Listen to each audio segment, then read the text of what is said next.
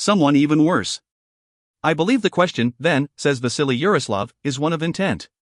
I am aware that the court might disagree with me. This court has always ruled on the side of effect rather than intent, but you cannot seriously fine an honest, modest businessman such a hefty fee for an unintentional damage, can you? Especially when the damage is, well, one of abstraction. A cough echoes in the courtroom, dashing the pregnant pause. Through the window the shadows of drifting clouds race across the walls of Bulikov. Governor Turian Muligesh suppresses a sigh and checks her watch. If he goes on for 6 more minutes, she thinks, we'll have a new record.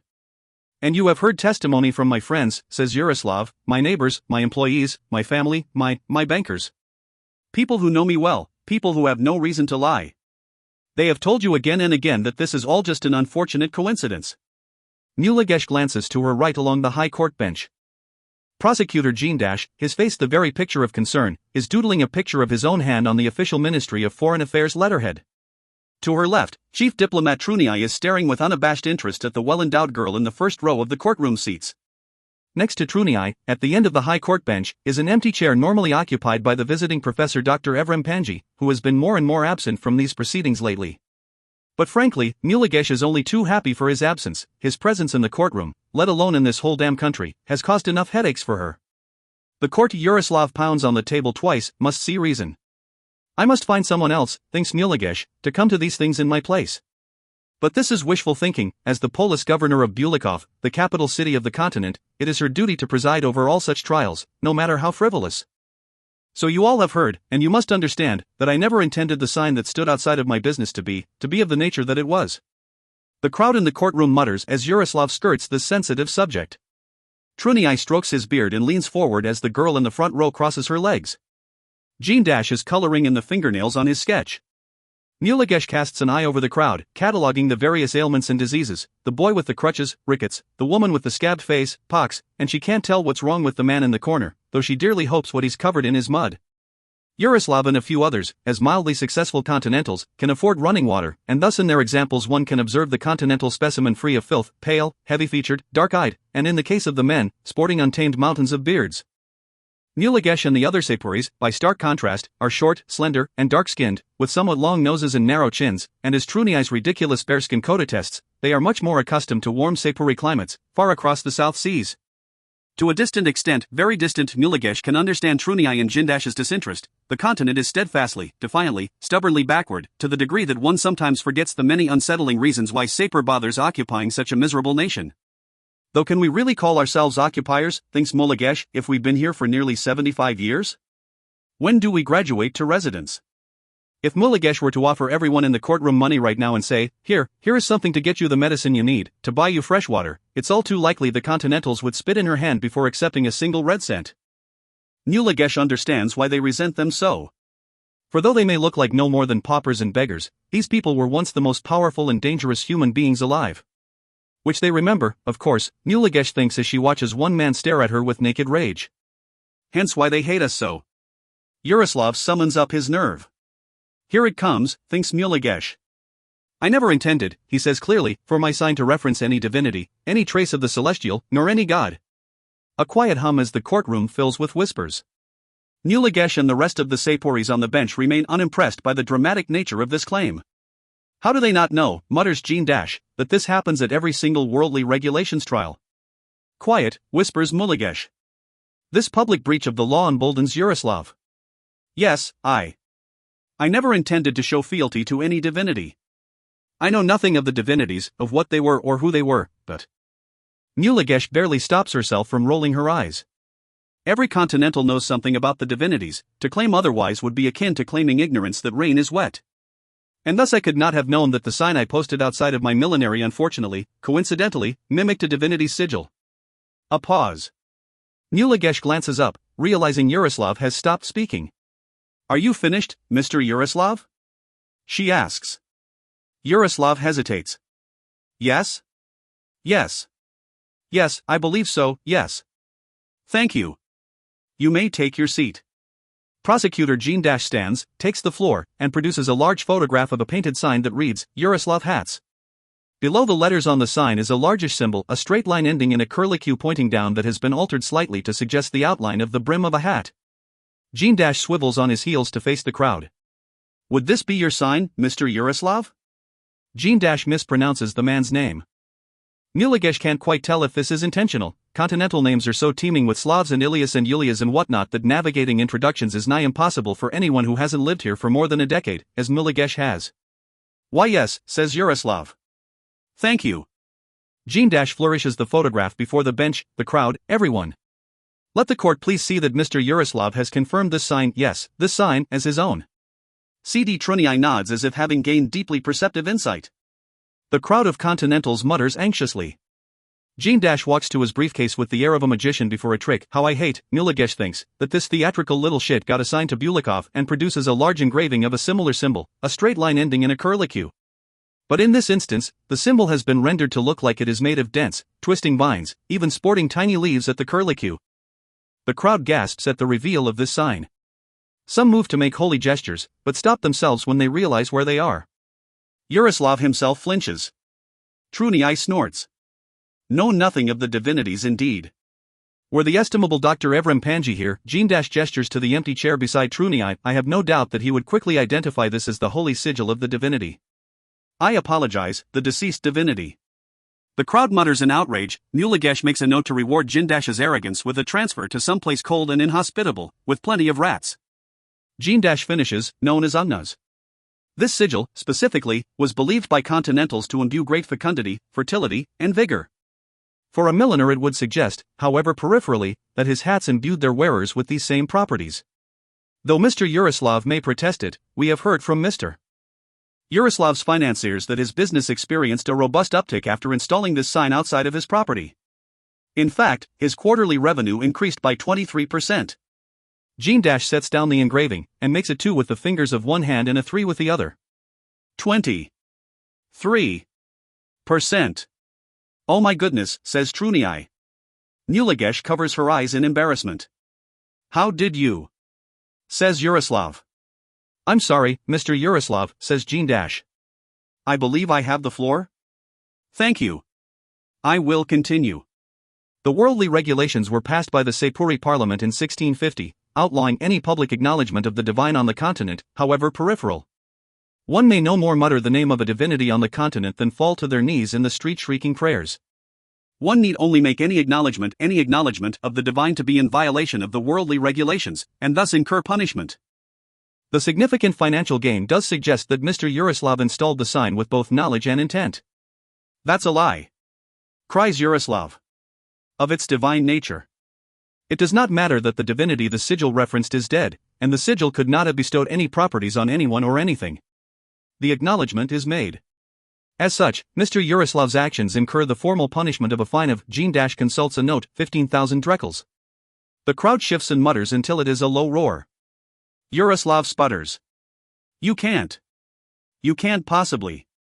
Jean retakes his seat at the bench. He gives Muligesh a proud smile. Muligesh strongly considers smashing it with her fist. She wishes she could somehow bypass all this pomp and pageantry. Worldly regulations cases usually only go to court every 5 months or so. The vast majority of all WR infractions are settled out of court, between Muligesh's office and the defendant. Very, very rarely does anyone feel confident or righteous enough to bring their case to court, and when they do, it's always a dramatic, ridiculous affair. Muligesh looks out over the packed courthouse. There are people standing at the back, as if this dull municipal trial were grand theater. But they are not here to see the trial, she thinks. She glances down the high court bench to Dr. Evrim Panji's empty chair. They're here to see the man who's caused me so many problems. However, whenever a WR case does go to trial, it's almost always a conviction.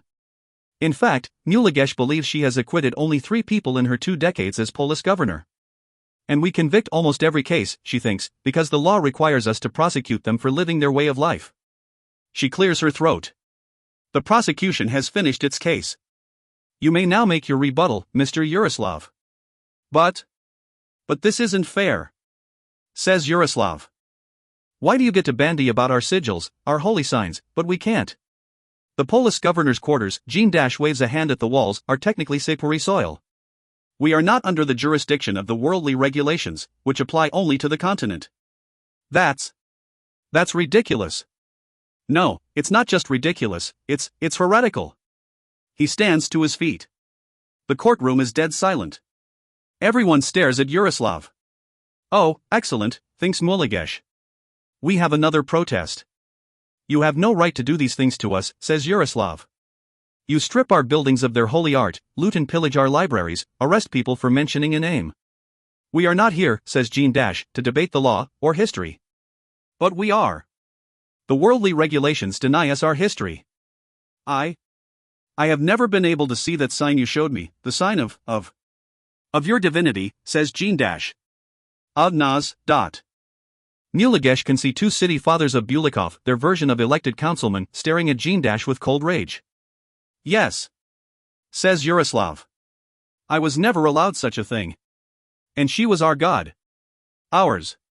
The crowd looks back at the court guards, expecting them to charge forward and hack down Yaroslav where he stands. This is not exactly a rebuttal, is it? Asks Truniai. And you let that man, Yaroslav points a finger at Dr. Evrim Panji's empty seat, come into our country, and read all of our histories, all of our stories, all of our legends that we ourselves do not know. That we ourselves are not allowed to know. Muligesh winces. She knew this would come up eventually. Muligesh is sensitive to the fact that, in the full scope of history, Sapir's global hegemony is minutes old. For many hundreds of years before the Great War, Sapir was the continent's colony established and enforced, naturally, by the continent's divinities, and few have forgotten this in Bulikov. Why else would the city fathers call the current arrangement the masters serving the servants? In private only, of course. So it was a show of enormous negligence and stupidity on the part of the Ministry of Foreign Affairs to ignore these tensions and allow the esteemed Dr. Panji to travel here, to Bulikov, to study all the history of the continent, history that the Continentals are legally prevented from studying themselves. Muligesh warned the ministry it'd wreak havoc in Bulikov, and as she predicted, Dr. Panji's time in Bulikov has not exemplified the mission of peace and understanding he supposedly arrived under. She has had to deal with protests, threats, and once, assault, when someone threw a stone at Dr. Panji but accidentally struck a police officer on the chin. That man, says Yaroslav, still pointing at the empty chair, is an insult to Bulikov and the entire continent. That man is the manifestation of the utter contempt Sapir holds for the continent. Oh, now, says Truniai, that's a bit much, isn't it? He gets to read the things no one else can read. Says Yaroslav. He gets to read things written by our fathers, our grandfathers. He is allowed to do so, says Jean Dash, by the Ministry of Foreign Affairs. His mission here is of an ambassadorial nature. And this is not part of your tria. Just because you won the war doesn't mean you can do whatever you like. Says Yaroslav. And just because we lost it doesn't mean you can strip us of everything we value. You tell them, Vasily! Shouts someone at the back of the room. Muligesh taps her gavel. Immediately, the room falls silent. Would I be correct in thinking, Mr. Yaroslav, she says wearily, that your rebuttal is finished? I reject the legitimacy of this court. He says hoarsely. Duly noted. Chief Diplomat Truniai, your verdict? Oh, guilty, says Truniai. Very much guilty. Incredibly guilty. Eyes in the room shift to Muligesh.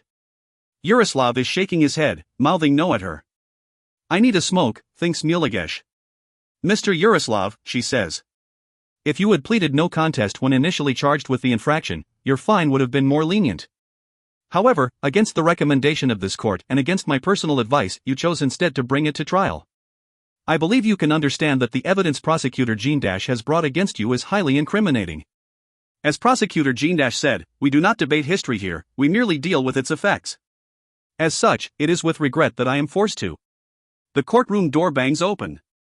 72 heads turn at once. A small Sapuri official stands in the doorway, looking nervous and alarmed.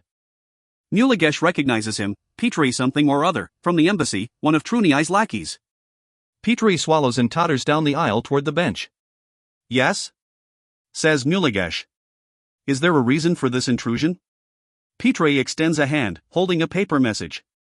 Muligesh takes it, unfolds it, and reads. The body of Evrim Panji has been discovered in his office at Bulikov University. Murder is suspected. Muligesh looks up and realizes everyone in the room is watching her. This damned trial, she thinks, is now even less important than it was before. She clears her throat. Mr. Yaroslav.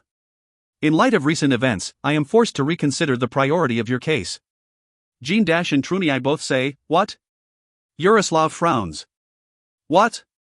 Would you say, Mr. Yaroslav, that you have learned your lesson? Asks Muligesh. Two Continentals creep in through the courtroom doors. They find friends in the crowd, and whisper in their ears. Soon word is spreading throughout the courtroom audience. Murdered? Someone says loudly. My lesson?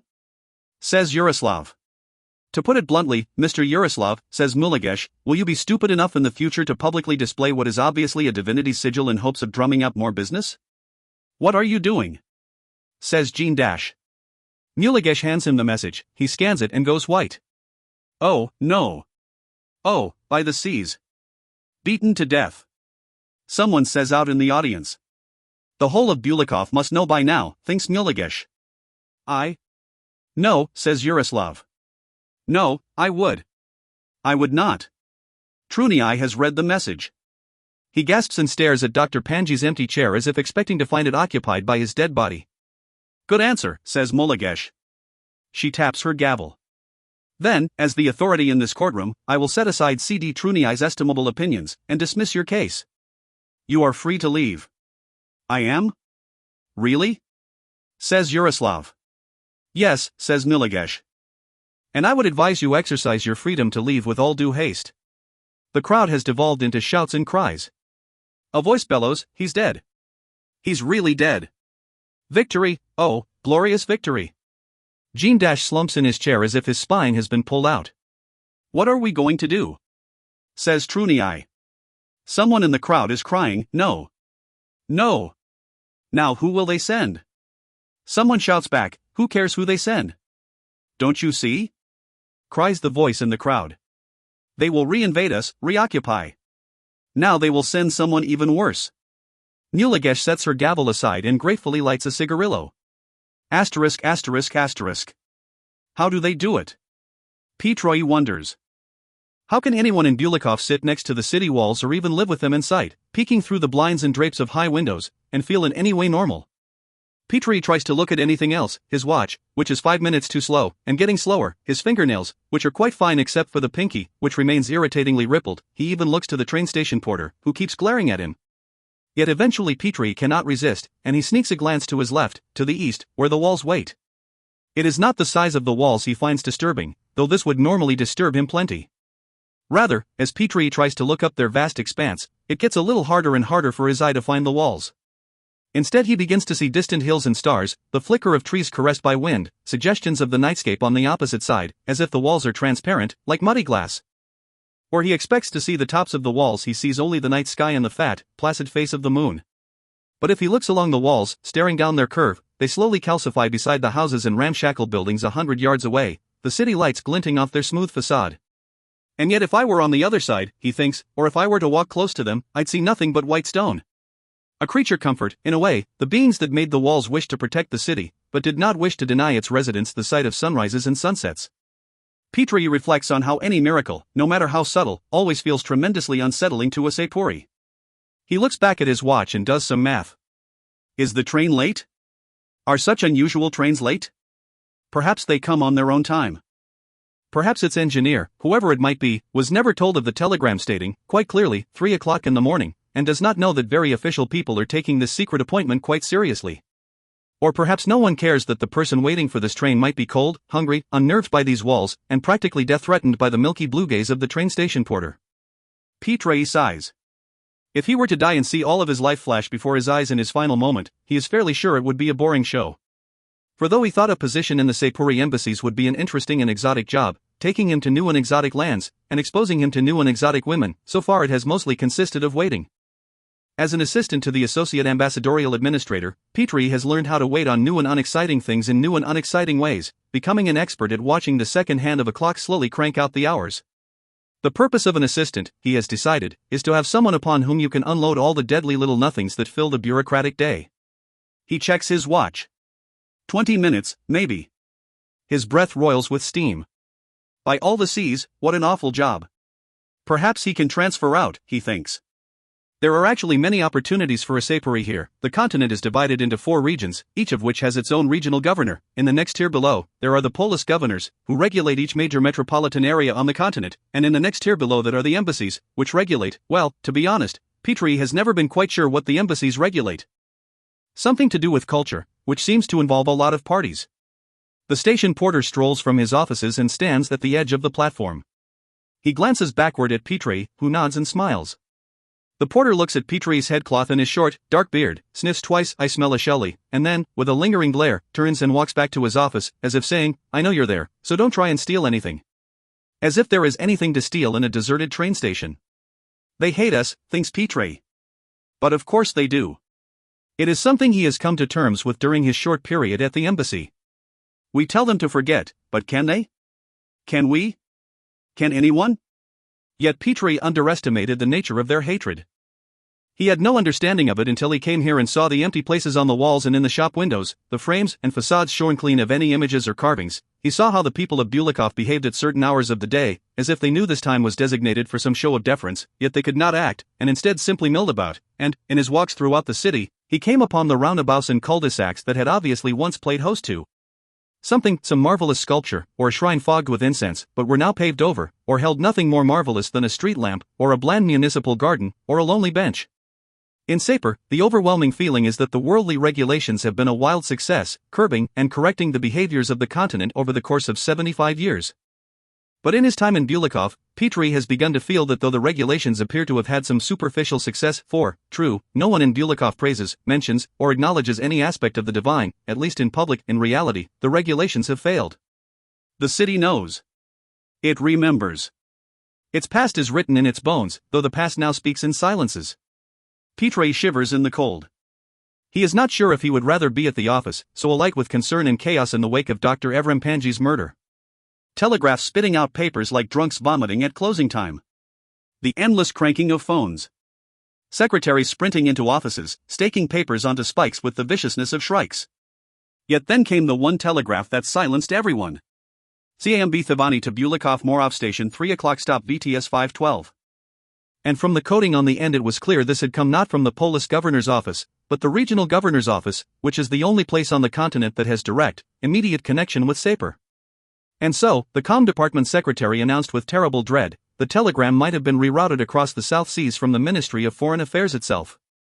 There was a flurry of discussion as to who should meet this Thavani person, because he had doubtless been sent here in reaction to the professor's death, bringing swift and terrible retribution, for had not Dr. Evrim Panji been one of Sapir's brightest and most favored sons? Had his ambassadorial mission not been one of the greatest scholarly endeavors in history? Thus it was quickly decided that Petrie, being young, cheerful, and not in the room at the time, would be the best man for the job. But they did wonder at the coding, CAMB, for cultural ambassador. Why would they send one of those? Weren't CAs the lowest caste of the ministry? Most of them were fresh-faced students, and often harbored a rather unhealthy interest in foreign cultures and histories, something metropolitan Saporis found distasteful. Usually CAs served as ornamentation to receptions and galas, and little more. So why send a simple CA into the middle of one of the greatest diplomatic debacles of the past decade? Unless, Petrie wondered aloud back at the embassy, it's not related at all. Maybe it's just coincidence. Oh, it's related, said Nida, who was assistant manager of the embassy com department.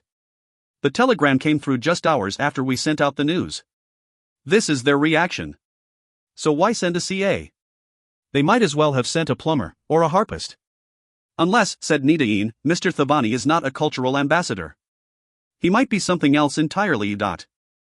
Are you saying, Petrie asked, fingers reaching up into his headcloth to scratch his scalp, that the telegram lied? Nida simply shook his head.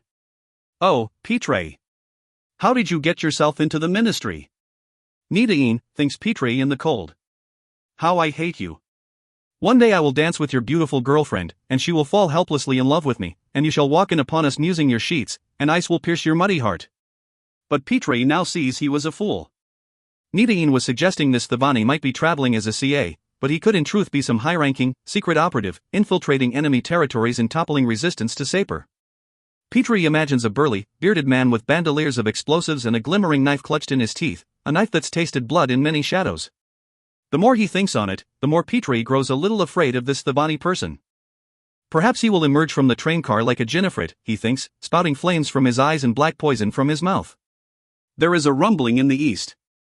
Petrie looks to the city walls and the tiny aperture in the bottom. From here it looks like a hole gnawed by vermin, but if he were closer it'd be nearly 30 feet tall. The dark little hole fills with light. There is a flash, a screech, and the train pounds through. It is not really a train, just a beaten, stained engine and a single sad little passenger car. It looks like something from coal country, a car the workers would ride in while being carted from mine to mine. Certainly nothing for an ambassador, even a cultural ambassador. The train thuds up to the platform. Petrie scurries over and stands before the doors, hands clasped behind him and chest thrown gallantly forward. Are his buttons set? Is his headcloth straight? Did he shine his epaulets? He cannot remember. He frantically licks a thumb and begins rubbing at one. Then the doors scream open, and there is red. No, not red, burgundy. A lot of burgundy, as if a drape has been hung across the door. Yet then the drape shifts, and Petrie sees it is split in the middle by a stripe of white cloth with buttons down the middle. It is not a drape. It is the chest of a man in a dark burgundy coat. The biggest man Petrie has ever seen, a giant. The giant unfolds himself and steps out of the car. His feet fall on the boards like millstones. Petrie stumbles back to allow him room. The giant's long red coat kisses the tops of immense black boots, his shirt is open-throated with no scarf, and he wears a wide-brimmed grey hat at a piratical angle. On his right hand is a soft grey glove, his left is bare except for a woven gold bracelet, a curiously feminine affectation. He is well over 6.5 feet tall, incredibly broad in the shoulders and back, but there is not an ounce of fat on him. His face has a lean, starved look. It is a face Petrie never expected to see on a Sepuri ambassador. The man's skin is pale with many pink scars, his beard and hair are blonde-white, and his eyes, or rather eye, for one eye is but a dark, hooded cavity, are so pale it is a whitish grey. He is a Drailing, a Northman.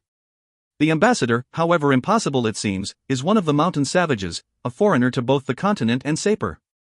If this is their response, thinks Petrie, then what an awful and terrible response it is.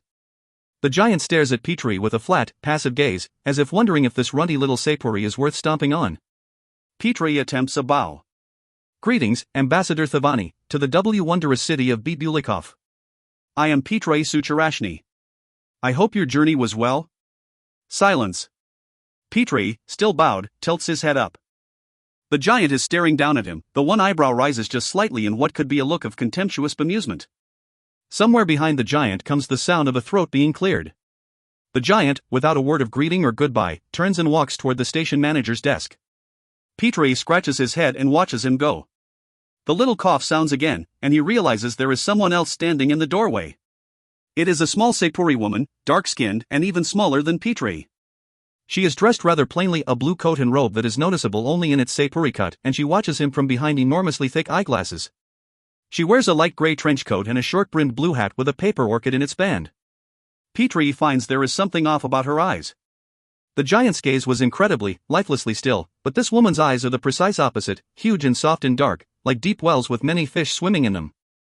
The woman smiles. The smile is neither pleasant nor unpleasant, it is a smile like fine silver plate, used for one occasion and polished and put away once finished. I thank you for coming to meet us at such a late hour, she says. Petrie looks at her, then back at the giant, who is cramming his way into the station porter's office, much to the porter's concern. AM Ambassador Thavani? She nods and steps off the train. A woman? Thavani is a woman? Why didn't they? Oh, damn the comm department. Damn their gossip and their lies. I trust that Chief Diplomat Trunii, she says, is busy with the consequences of the murder. Otherwise he would be here himself? Petrie does not wish to admit that he knows no more of CD Trunii's intentions than he does the movements of the stars of the sky. She blinks at him from behind her eyeglasses. Silence swells to engulf Petrie like the tide. He scrambles for something to say, anything. He lands on, it's very nice to have you here in Bulikov. No, absolutely wrong. Yet he continues, I hope your journey was pleasant. Wrong. Worse. She looks at him a moment longer. Petrie, you said your name was? Why yes. There is a shout from behind them. Petrie looks, but Thavani does not. She keeps watching Petrie as one would an interesting bug. Petrie sees that the giant is prying something from the station porter's hands, some kind of clipboard, which makes the porter none too pleased. The giant stoops, removes the grey glove from his right hand, and opens his fingers to show something. The porter, whose face previously had been the color of old beets, goes quite white. The giant tears out a sheet of paper from the clipboard, gives the clipboard back to the porter, and exits. Who is? That is my secretary, says Thavani. Sigrud. The giant takes out a match, lights it on a thumbnail, and sets fire to the piece of paper. Secretary? Says Petrie. Flames lick the giant's fingers. If this pains him, he does not show it. After he deems the paper has sufficiently burned, he blows on it, puff, and embers dance across the station platform. He tugs the gray glove back on and surveys the station coldly. Yes, she says. Now, if it does not trouble you, I believe I would like to go straight to the embassy. Has the embassy informed any of the officials of Bulikov about my arrival? Well. I see. Do we have possession of the professor's body? Petre's mind whirls. He wonders, perhaps for the first time, what happens to a body after it dies. This suddenly seems much more perplexing than the whereabouts of its spirit. I see, she says. Do you have a car with you? Petre nods. If you would, please lead me to it. He nods again, perplexed, and takes her across the shadow-laden station to the car in the alleyway. He cannot stop glancing over his shoulder at her. This is who they send? This tiny, plain girl with the too-high voice? What could she possibly hope to accomplish in this endlessly hostile, endlessly suspicious place? Could she even last the night? Even today, after we have attempted so much research and recovered so many artifacts, we still have no visual concept of what they look like. All the sculptures, paintings, murals, bas-reliefs, and carvings render the figures either indistinct or incoherently. For in one depiction Kulkin appears as a smooth stone beneath a tree, and in another, a dark mountain against the bright sun, and in yet another, a man made of clay seated on a mountain. And these inconsistent portrayals are still a great improvement over others, which render their subjects as a vague pattern or color hanging in the air, no more than the stroke of a brush. For example, if we are to take the continent's ancient art at its word, the divinity Zhukov mostly appeared as a storm of starlings. As in so many of these studies, it is difficult to conclude anything from such disparate scraps. One must wonder if the subjects of these works of art actually chose to present themselves this way. Or, perhaps, the subjects were experienced in a manner that was impossible to translate in conventional art. Perhaps no one on the continent ever quite knew what they were seeing. And now that the divinities are gone, we might never know. Time renders all people and all things silent. And gods, it seems, are no exception. The nature of continental art. Dr. Evrim Panji. We must civilize them. She watches. She watches the crumbling arches, the leaning, bulky vaults, the tattered spires and the winding streets. She watches the faded tracery on the building facades, the patchwork of tiles on the sagging domes, the soot-stained lunettes, and the warped, cracked windows. She watches the people, short, rag-wrapped, malnourished, stumbling through oblong portals and porticos, beggars in a city of spectral wonders. She sees everything she expected to see, yet all these dreary ruins set her mind alight, wondering what they could have been like 70, 80, 90 years ago. Bulikov. City of walls. Most holy mount. Seat of the world. The city of stairs. She'd never figured that last one out. Walls and mounts and seats of the world, that's something to brag about. But stairs? Why stairs? Yet now Shara, or just Shara, usually, finally sees. The stairs lead everywhere, nowhere. There are huge mountains of stairs, suddenly rising out of the curb to slash up the hillsides. Then there will be sets of uneven stairs that wind down the slope like trickling creeks, and sometimes the stairs materialize before you like falls on whitewater rapids, and you see a huge vista crack open mere yards ahead. The name must be a new one. This could have only happened after the war. When everything broke. So this is what the blink looks like, she thinks. Or, rather, this is what it did. She wonders where the stairs went before the war. Not to where they go now, that's for sure. She struggles with the reality of where she is, of how she came here, of how this could possibly really be happening. Bulikov. The divine city. She stares out the car window. Once the greatest city in the world, yet now one of the most ravaged places known to man. Yet still the population clings to it, it remains the third or fourth most populated city in the world, though once it was much, much larger. Why do they stay here? What keeps these people in this half-city, vivisected and shadowy and cold? Do your eyes hurt? Asks Petre. Pardon? Says Shara. Your eyes. Mine would swim sometimes, when I first came here. When you look at the city, in certain places, things aren't quite right. They make you sick. It used to happen a lot more, I'm told, and it happens less and less these days.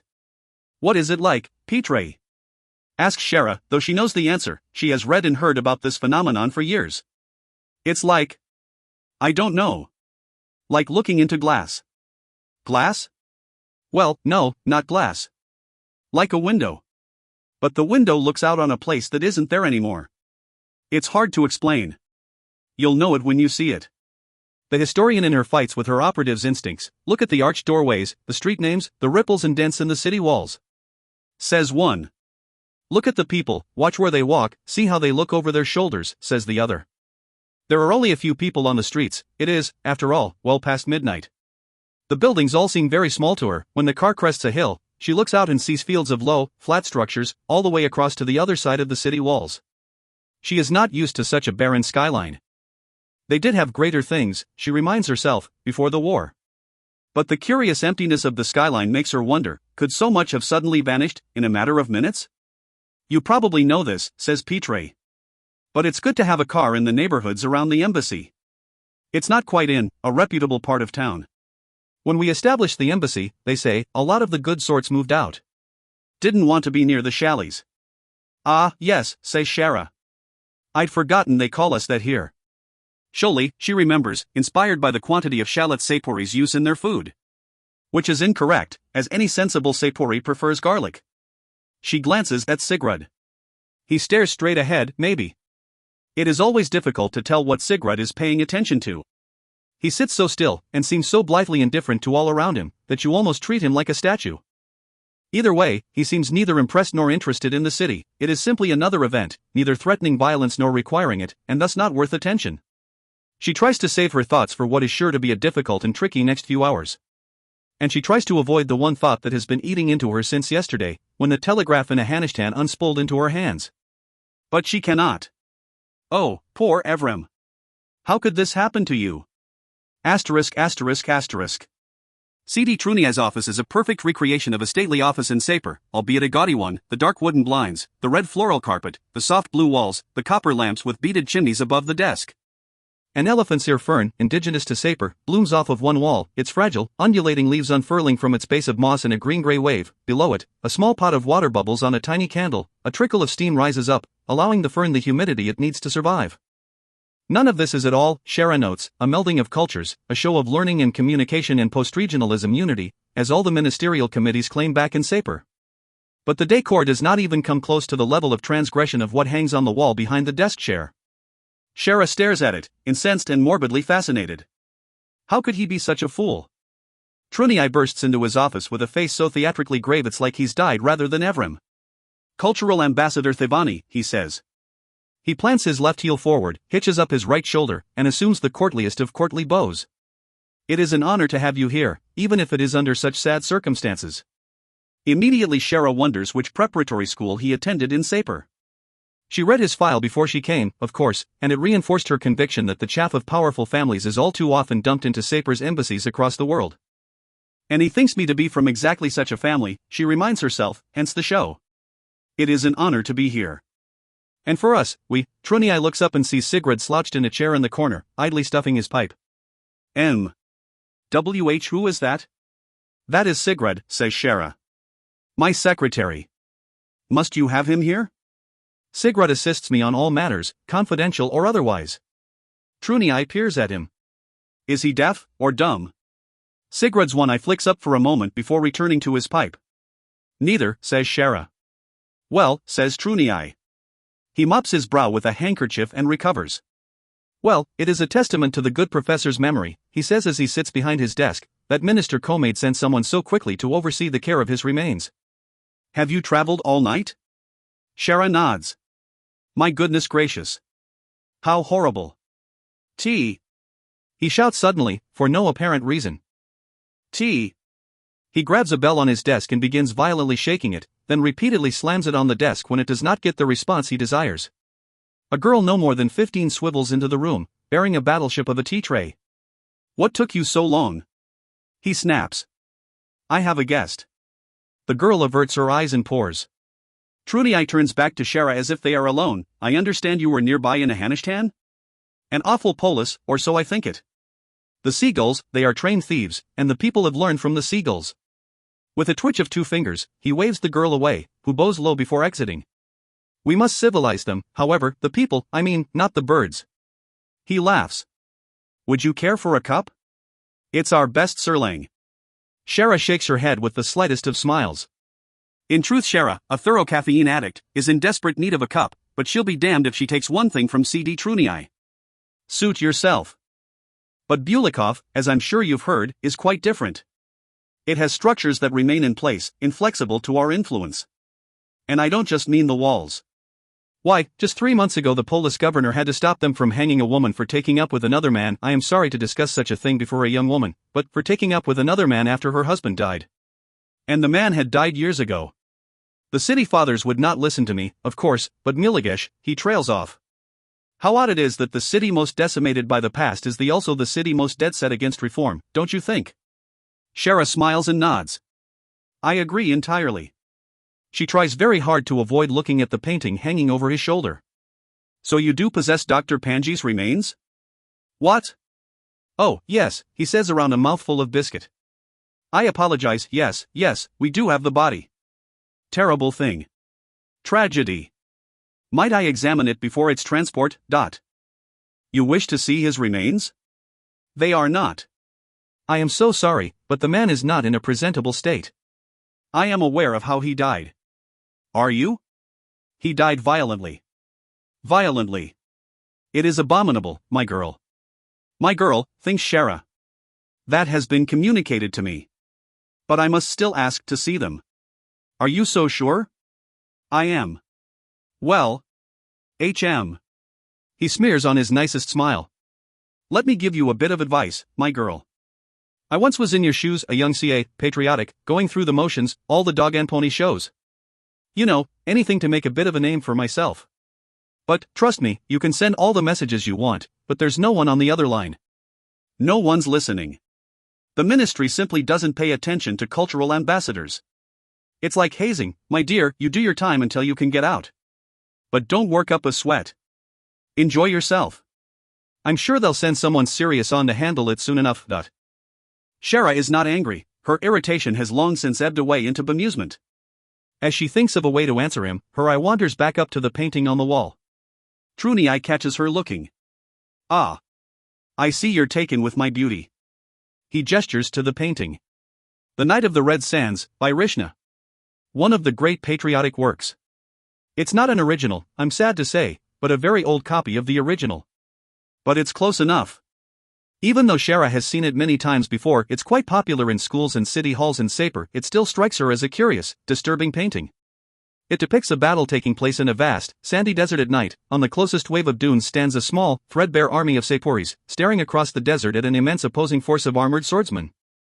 The armor they wear is huge and thick and gleaming, protecting every inch of their bodies. Their helmets depict the glinting visages of shrieking demons. Their swords are utterly immense, nearly 6 feet in length, and flicker with a cold fire. The painting makes it plain that these terrifying men of steel and blade will cleave the poor, ragged Sapuris in two. Yet the swordsmen are standing in a state of some shock. They stare at one Sapuri, who stands on the top of one tall dune at the back of his army, brave and resplendent in a fluttering coat, the general of this tattered force, surely. He is manipulating a strange weapon, a long, thin cannon, delicate as a dragonfly, which is firing a flaming wad up over his army, over the heads of the opposing force, or it strikes something. Perhaps a person, a huge person, rendered in shadow. It is difficult to see, or perhaps the painter was not quite sure what this figure looked like. Shara stares at the Sapuri general.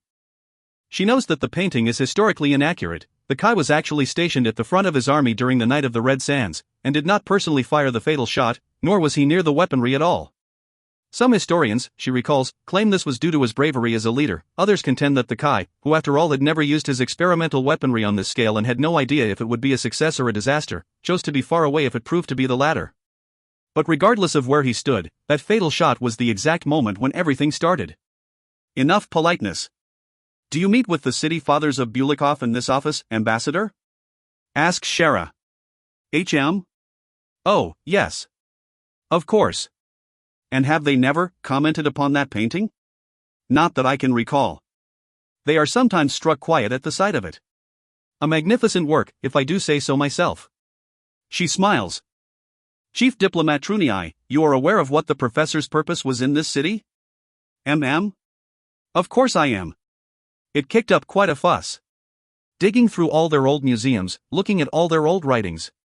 I got a lot of letters about it. I have some of them here.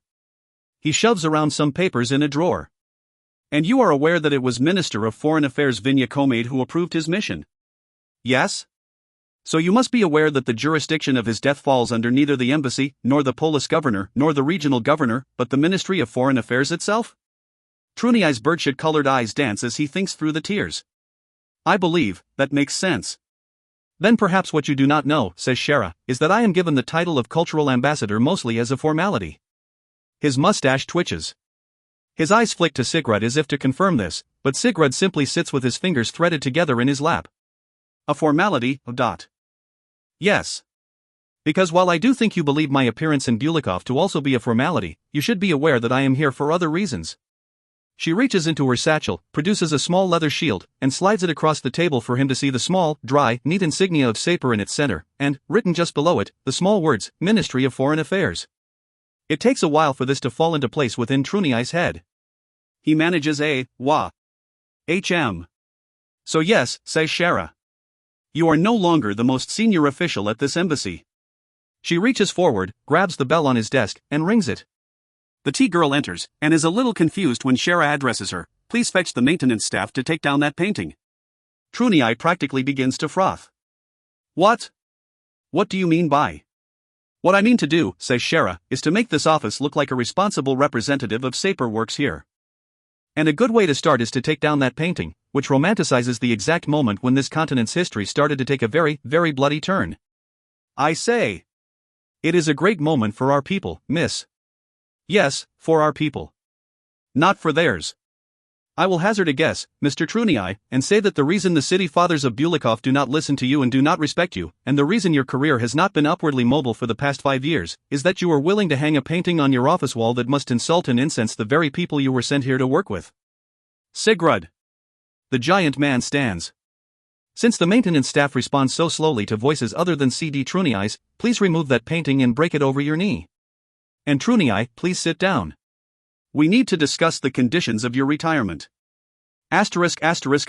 Dot. Afterward, when Trunai is bustled away and gone, Shara returns to the desk, pours herself a generous cup of tea, and downs it. She is happy to see the painting gone, unpatriotic as these feelings may be, more and more in her service for the ministry. Such displays of jingoism put a bad taste in her mouth. She looks over to Sigurd, who sits in the corner with his feet up on the desk, holding a scrap of the now demolished canvas. Well, she says. Too much? He looks up at her. What do you think? Good, says Shara. I'm pleased to hear it. It was quite enjoyable, I admit. Sigurd clears his throat, and says in a voice made of smoke and mud, and an accent thicker than roofing tar, who is Shara Thavani? A mildly unimportant CA stationed in Jakashtan about 6 years ago. She died in a boating accident, but she was rather surreally good at filing paperwork. Everyone had records of her, and what she'd done.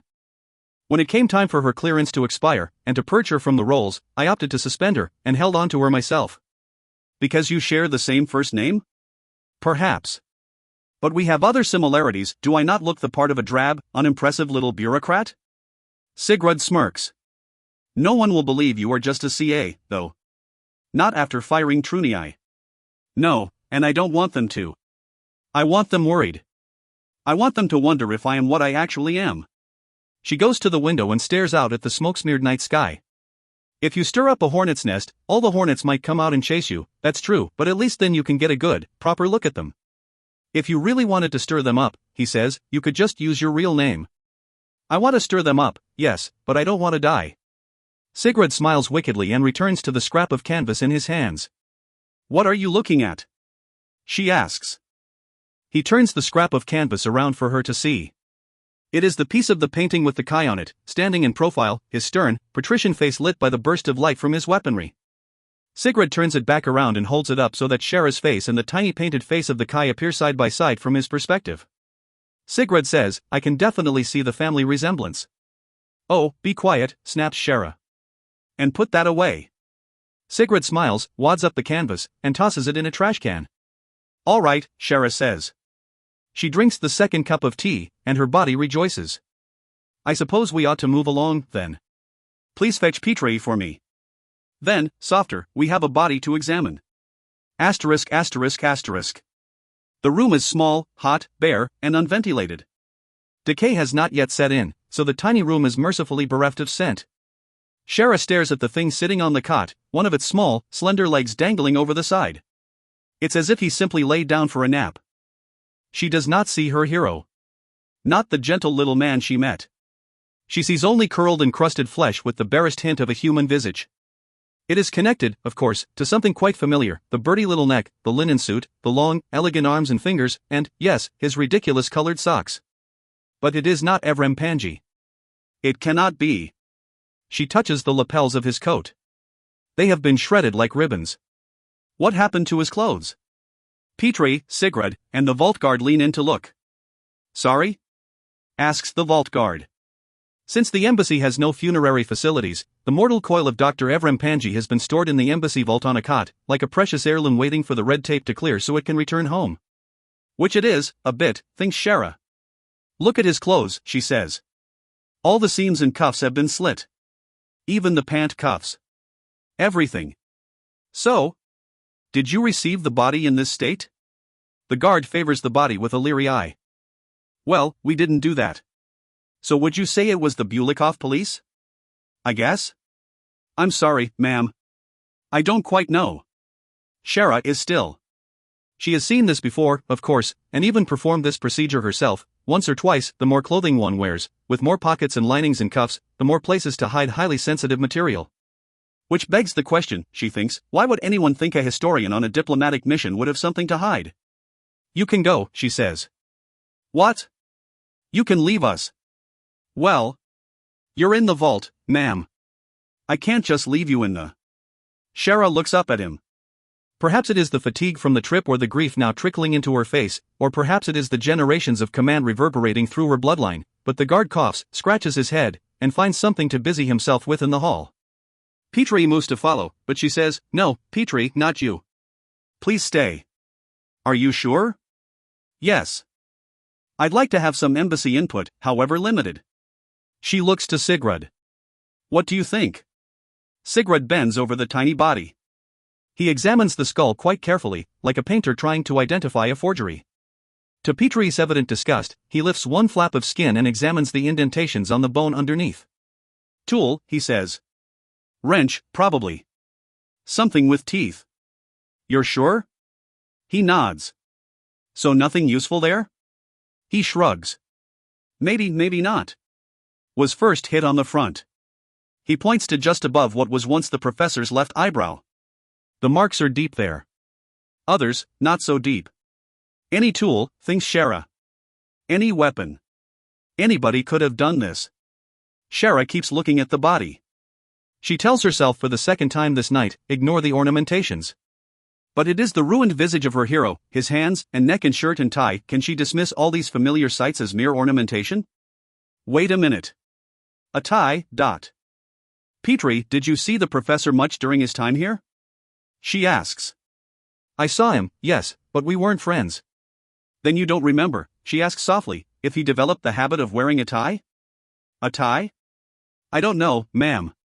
Shara reaches over and plucks up the tie. It is striped, red and creamy white, made of exquisite silk. A northern affectation, and a recent one. The Evren Panji I knew, she says, always preferred scarves.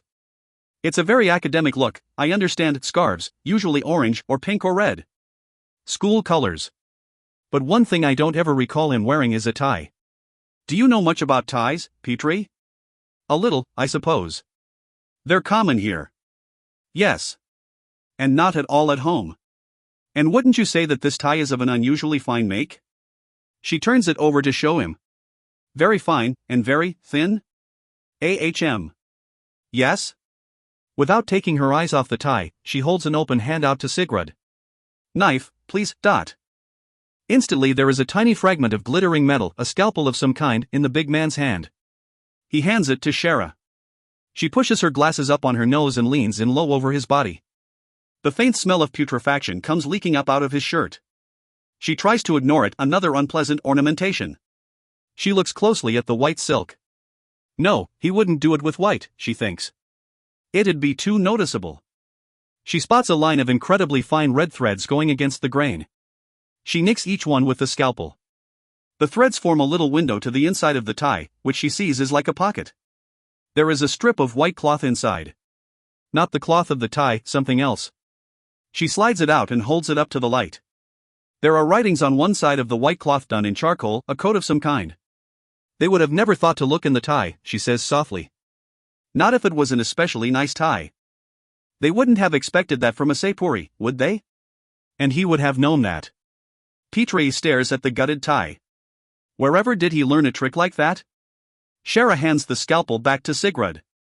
That, she says, is a very good question. Asterisk asterisk asterisk. Dawnlight crawls through her office window, creeping across the bare desk and the rug, which is riddled with indentations from the furniture she had them remove. She goes to the window. It is so strange, the city walls should prevent any light from entering the city unless the sun is directly above, yet she can see the sun cresting the horizon, though it is rendered somewhat foggy by the strange transparency of the walls. What was the man's name, Shara thinks, who wrote about this? She snaps her fingers, trying to remember. Vacek, she says. Anton Vacek. That's right. A professor at Bulikov University. He'd theorized, however many dozens of years ago, that the fact that the miracle of the walls still functioned, one of Bulikov's oldest and most famous miraculous characteristics, was proof that one or several of the original divinities still existed in some manner. Such an open violation of the WR meant he had to go into hiding immediately, but regardless, the continental populace did not much appreciate his theory, for if any of the divinities still existed, where were they, and why did they not help their people? This is the problem with the miraculous, she recalls Evrem saying. It is so matter of fact.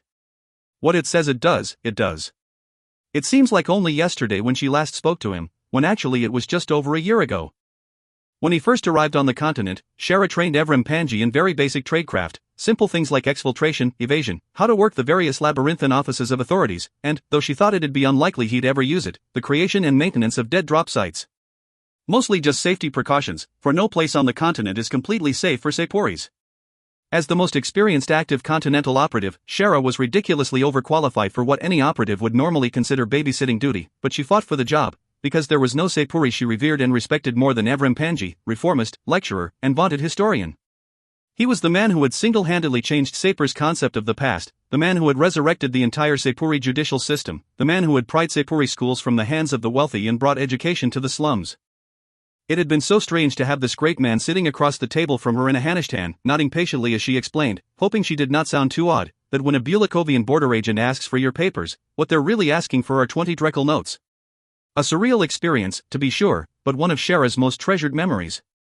She sent him off, wondering whether they'd ever meet again. And just yesterday she caught a telegram floating across her desk reporting he'd been found dead, no, not just dead, murdered. That was shock enough for Shara, but now to find secret messages sewed into his clothing, tradecraft she certainly didn't teach him. I suddenly doubt, she thinks, if his mission was truly one of historical understanding after all. She rubs her eyes. Her back is stiff from the train ride. But she looks at the time, and thinks. Nearly 8 in the morning in Sapor. Shara does not wish to do this, she is too tired, too weak, but if she doesn't do it now, she'll pay for it later. So many simple oversights, like failing to communicate a jaunt to Bulikov, can be mistaken for treachery. She opens the door to her new office and confirms there is no one outside. She shuts the door, locks it. She goes to the window and closes the shutters on the outside, which is a relief. She is tired of the queer, murky side of the sun. Then she slides the window shut. She sniffs, wriggles her fingers. Then she licks the tip of her index and begins writing on the top pane of glass in the window. Shara often does illegal things in her trade. But it's one thing to violate a country's law when you're actively working against that country, and it's another to do what Shara is doing right now, which is so horrendously dreaded in Sapor and so fervently outlawed and regulated and monitored on the continent, the birthplace of this particular act. Because right now, in C.D. Truniai's office, Shara is about to perform a miracle. As always, the change is quite imperceptible. There is a shift in the air, a coolness on the skin, as if someone has cracked a door somewhere. As she writes, the tip of her finger begins to feel that the glass's surface is softer and softer, until it is like she is writing on water. The glass changes, it mists over, frost creeping across the pane, then the frost recedes, but the window no longer shows the shutter on the outside, as it should. Instead, it is like it's a hole in a wall, and on the other side is an office with a big teak desk, at which is a tall, handsome woman reading a thick file. How odd it feels, thinks Shara, to literally change the world. Shara likes to think she is above such sentiments, though it does irk her that Sapor's considerable technological advances still have yet to catch up to most of the divine tricks. The divinity Alvos originally created this little miracle hundreds of years ago, specifically so she could look into one frozen lake and see and communicate out of a different frozen lake of her choosing miles away. Shara has never been quite sure why the miracle works on glass. The generally accepted theory is that the original continental term for glass was very similar to ice, so the miracle unintentionally overlaps, though the divine were fond of using glass for many strange purposes, storing items, and even people within a hair's breadth of glass like a sunbeam caught in a crystal. The woman in the glass looks up. The perspective is a little peculiar, it is like peering through a porthole. But what is really on the other side of the glass, Shara knows, is the shutter on the embassy window, and after that a 100-foot drop. It is all a play of images and sound. Somewhere in Bangladesh, across the South Seas in Sapir, a single pane of glass in this woman's office is showing Shara herself, staring out from Truniai's rooms. The woman appears quite startled, and her mouth moves. A voice accompanies the movement of her lips, yet it is soft and tinny like it is echoing up a drainpipe. Oh. Oh. You look like you expected someone else, says Shara. No. I wondered if you'd call, but I didn't expect the emergency line. Despite the distortion, her voice is quite low and husky, the voice of a chain smoker. You'd prefer I didn't use the emergency line? You so rarely use the tools I give you, says the woman, and she stands and walks over, for the purposes for which they are intended. It is true that this is not quite an emergency, says Shara. I wanted to let you know that I have picked up an operation in Bulikov. The woman in the glass smiles. Despite her mature age, she is quite striking. Her coal-black hair falls in thick locks about her shoulders, the front forelock shot through with a streak of gray, and though she is at an age when most women begin to abandon any attempt at a fetching figure, she still retains nearly every curve, many more than Shara could ever aspire to. But Auntie Vinya's allure, Shara feels, has always gone beyond her beauty. It is something in her eyes, which are both wide and widely set, and deep brown. It is like Auntie Vinya is always half remembering a long life most people would have killed to lead. Not an operation, says Vinya. An outright diplomatic mission. Shara sighs inwardly. What tipped you off? The Thivani identity, says Vinya. You've been sitting on it for years. I tend to notice things like that. When someone, how shall I say, walks by the buffet and tucks a biscuit or two in their sleeve. Then suddenly the name gets activated the very night we hear about poor Evrem. There's only one thing you could be doing, couldn't you? This was a mistake, thinks Shara. I should not have done this when I'm so tired. Shara, what are you doing? Says Vinya gently. You know I never would have approved this. Why not? I was the closest agent, and the most qualified. You are not the most qualified, because you were personally connected to Evrem. You are better used elsewhere. And you should have sent in a request first. You might wish to check your mail, says Shara. A shadow of irritation crosses Vinya's face. She walks to the mail slot in her door, flips through the waiting bundle, and takes out a small slip of paper. 4 hours ago, she says. Very timely. Quite. So, says Shara, I've made all the official overtures. I have violated no rules.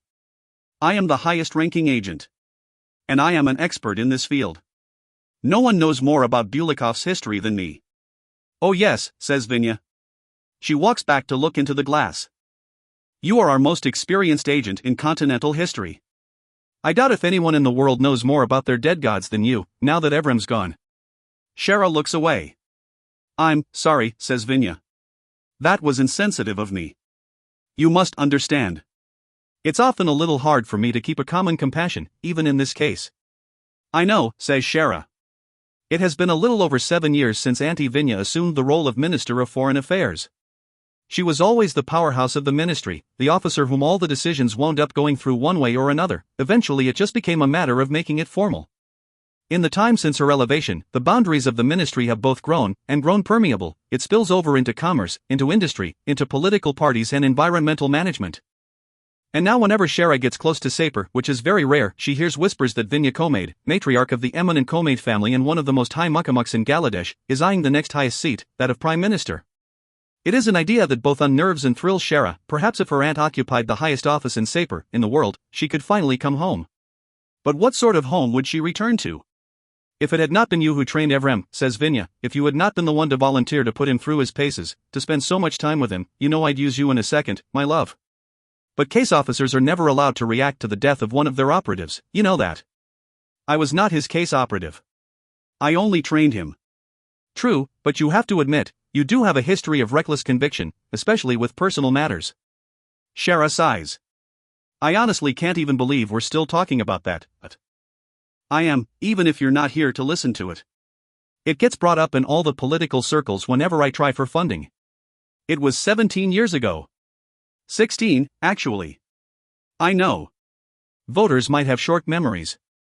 Politicians do not. Have I ever in my history abroad caused even a whisper of a scandal? You know me, Auntie. I am quite good at what I do. I will not deny that you've been a blessing to my work, darling, no. Then Vinya sighs, and thinks. Shara keeps her face still and closed as she rapidly reviews the last 5 minutes. This conversation has not gone at all as she anticipated. She expected a harsh rebuke from her aunt, because it certainly seems to Shara that she has stumbled across some deeper, much more dangerous operation, one in which Panji was apparently involved. But so far Auntie Vinya has reacted as if Panji was just a simple historian on a diplomatic mission. Which means she either doesn't know, thinks Shara, or she doesn't want me to know that she knows. So Shara waits. If you wait and watch, she's found, things so often reveal themselves, despite your adversary's best efforts. And though Vinya may be her aunt, there never was a relationship between a commander and their operative that wasn't somewhat adversarial. Well, then, says Vinya. I suppose you ought to brief me. What's the situation there? Interesting, thinks Shara. Poor. Mutinous. It would be an understatement to say C.D. Trunei did not maintain the embassy to the best of his abilities. Trunei. My God, I'd forgotten they'd stuck him there. Are there any young girls about? Shara thinks of the tea girl. 1. Was she pregnant? Not that I could see. Well. Thank the seas for small gifts. What about Muligesh, the Polish governor? She's been very hands-off with Bulikov. Still a keeper to the policies, in essence. Can I rely on her? Probably. She's old military, fought in the rebellions. The brass is in her bones. You always do quite well with her sort. Now, what about the professor? I'm collecting information as we speak, says Shara glib, trite, serviceable. And once you know who killed him, and why, what will you do? Asks Vinya. Take stock of the situation and see what threat it poses to Sapir. So vengeance doesn't cross your mind? One has no room for vengeance, says Shara, when the eyes of the world are watching. We must be judicious and bloodless. I am to be, as always, a simple tool in the hands of my nation. Enough with the rhetoric, says Vinya. I've no idea who it actually works on anymore. She looks away to think. I'll tell you what, Shara. I will be generous with you. I'll give you a deadline on this, 1 week. Shara stares at her, incensed. 1 week. Yes. 1 week to see if there's something of importance to Sapir. The entire populace of Bulikov wished the poor man dead, darling. It could have been a janitor, for all you know.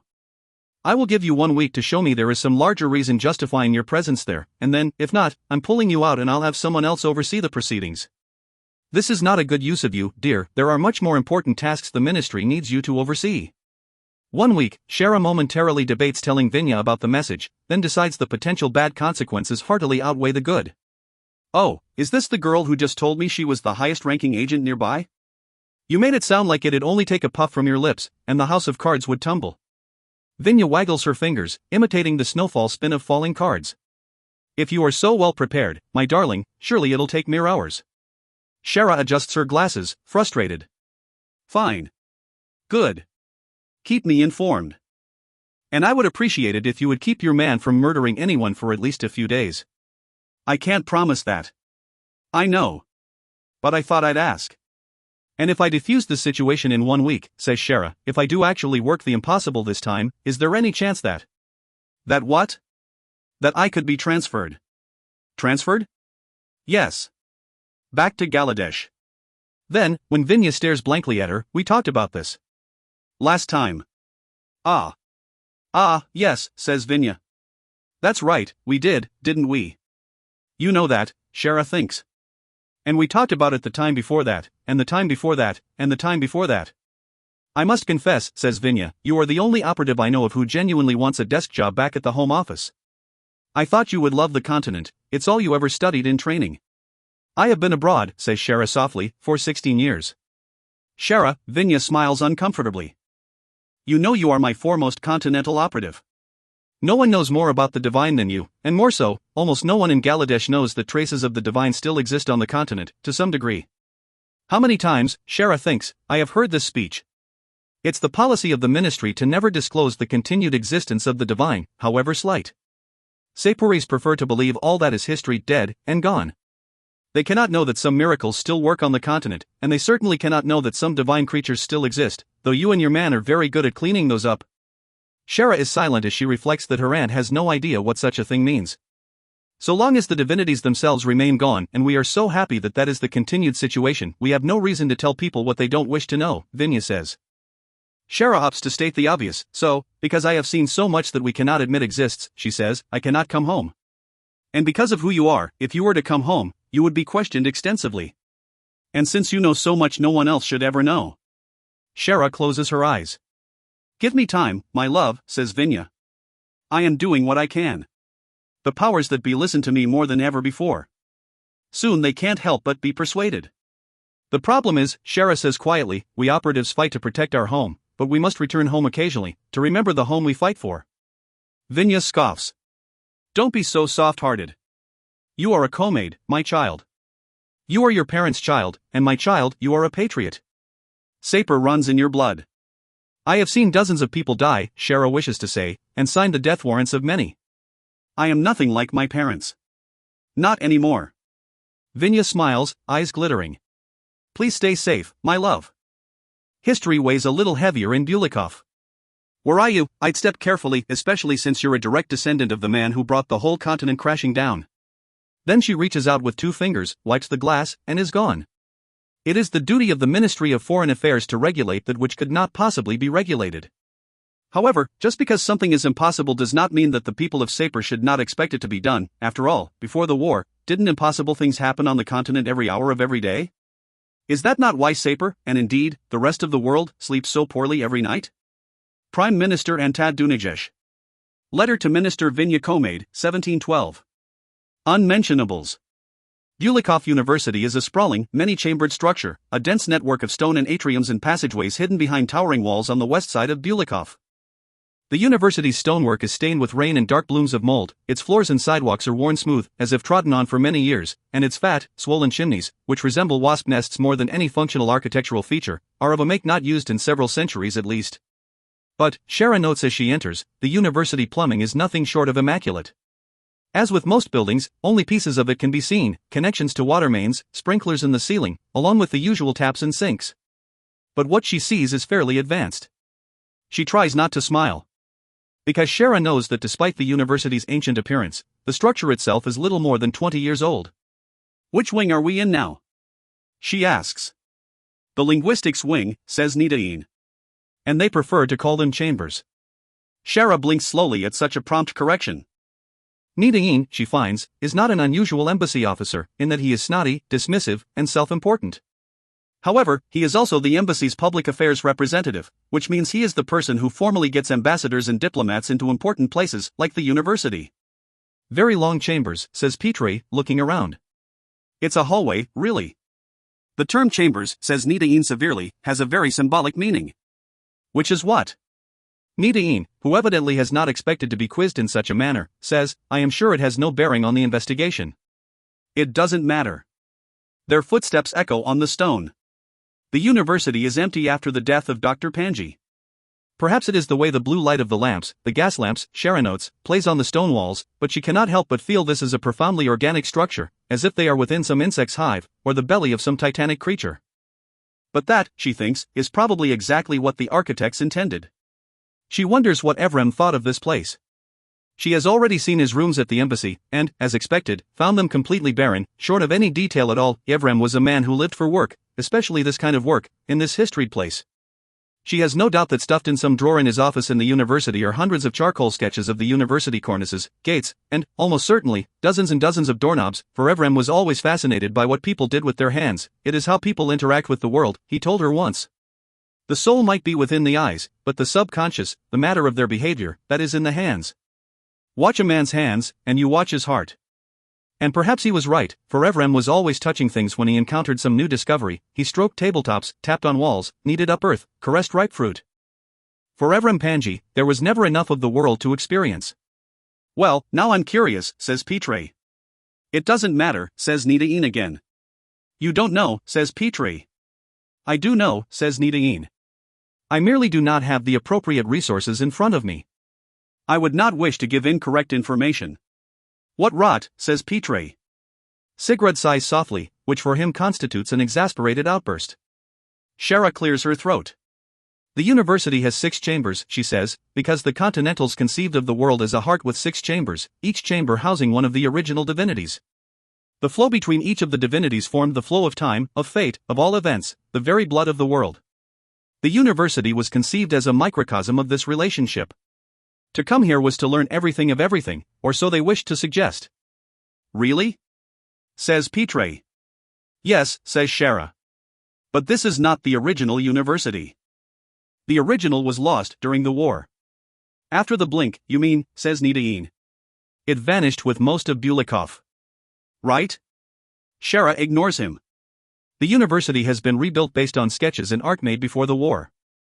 Bulikov was very insistent it be recreated exactly as it was. They tore down a great deal of the surviving ancient architecture so the university could be rebuilt with genuine ancient stone.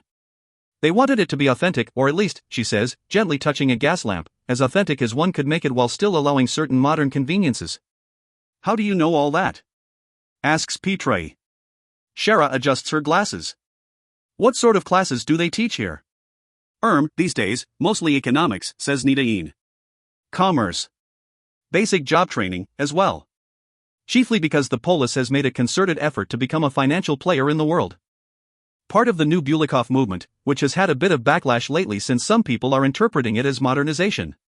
Which it is, really. There are sporadic protests around the university campus, most of the time. Either about new Bulikov, or, well, about Dr. Panji, says Shara. Yes. I suppose, says Petre as he absently examines the doors, that they can't teach history. Not much, no, says Nidain.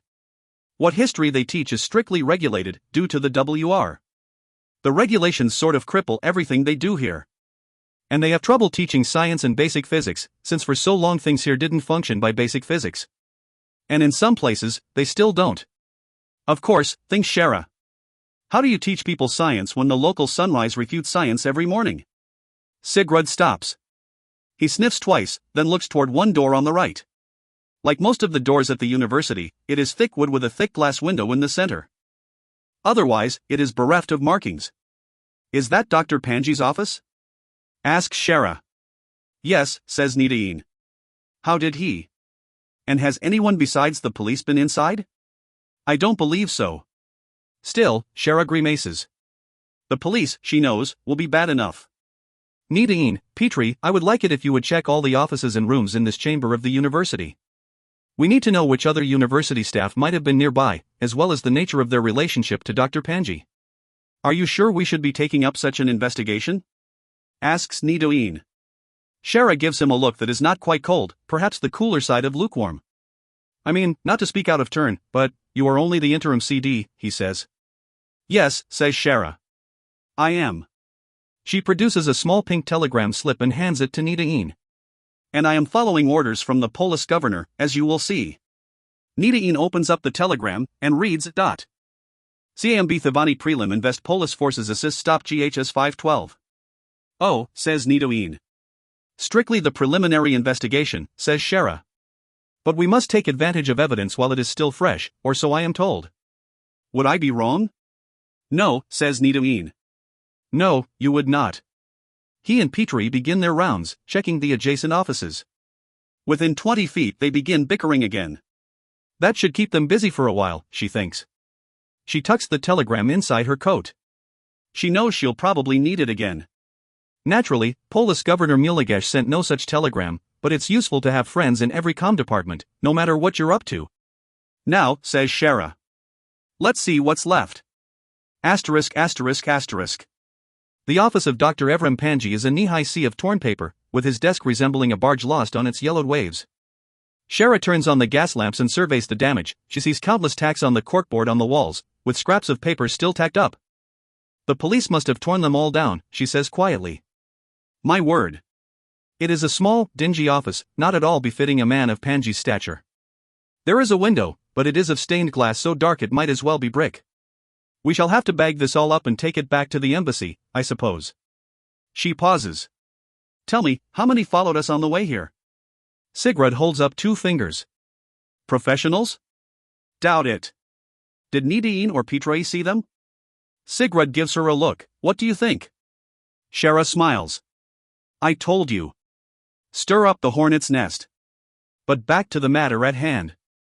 What do you think? He sniffs and rubs his nose. Well, obviously someone was looking for something. But I think they did not find it. Shara nods, pleased to see her own conclusions were correct. Sigurd's one grey eye dances along the tides of paper. If they were looking for one thing, and found it, they would have stopped. But I see no sign of stopping. Good. I see the same. Which leaves the question, what were they looking for? The message in Panji's tie? She isn't yet sure, but more and more, Shara doubts if Panji was murdered simply for committing heresy in Bulikov. Assume nothing, Shara reminds herself. You do not know until you know. All right, says Shara. Where?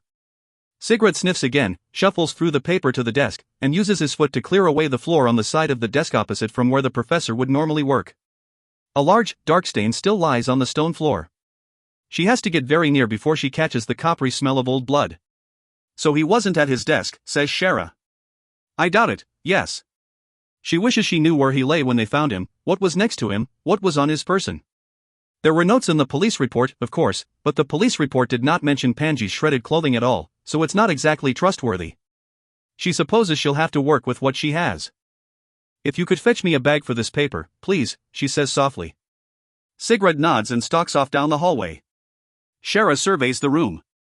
She walks forward gingerly, and stoops and picks up a scrap of paper. But the contention is that the Kai's history as an unusually entitled Seipuri does not undermine his actions. His father was a collaborator with the continent, yes, and we know nothing of his mother. We know that Kai was a scholar and something of a scientist, performing experiments in his home, and though he did not lose any of his own in the massacre, She picks up another.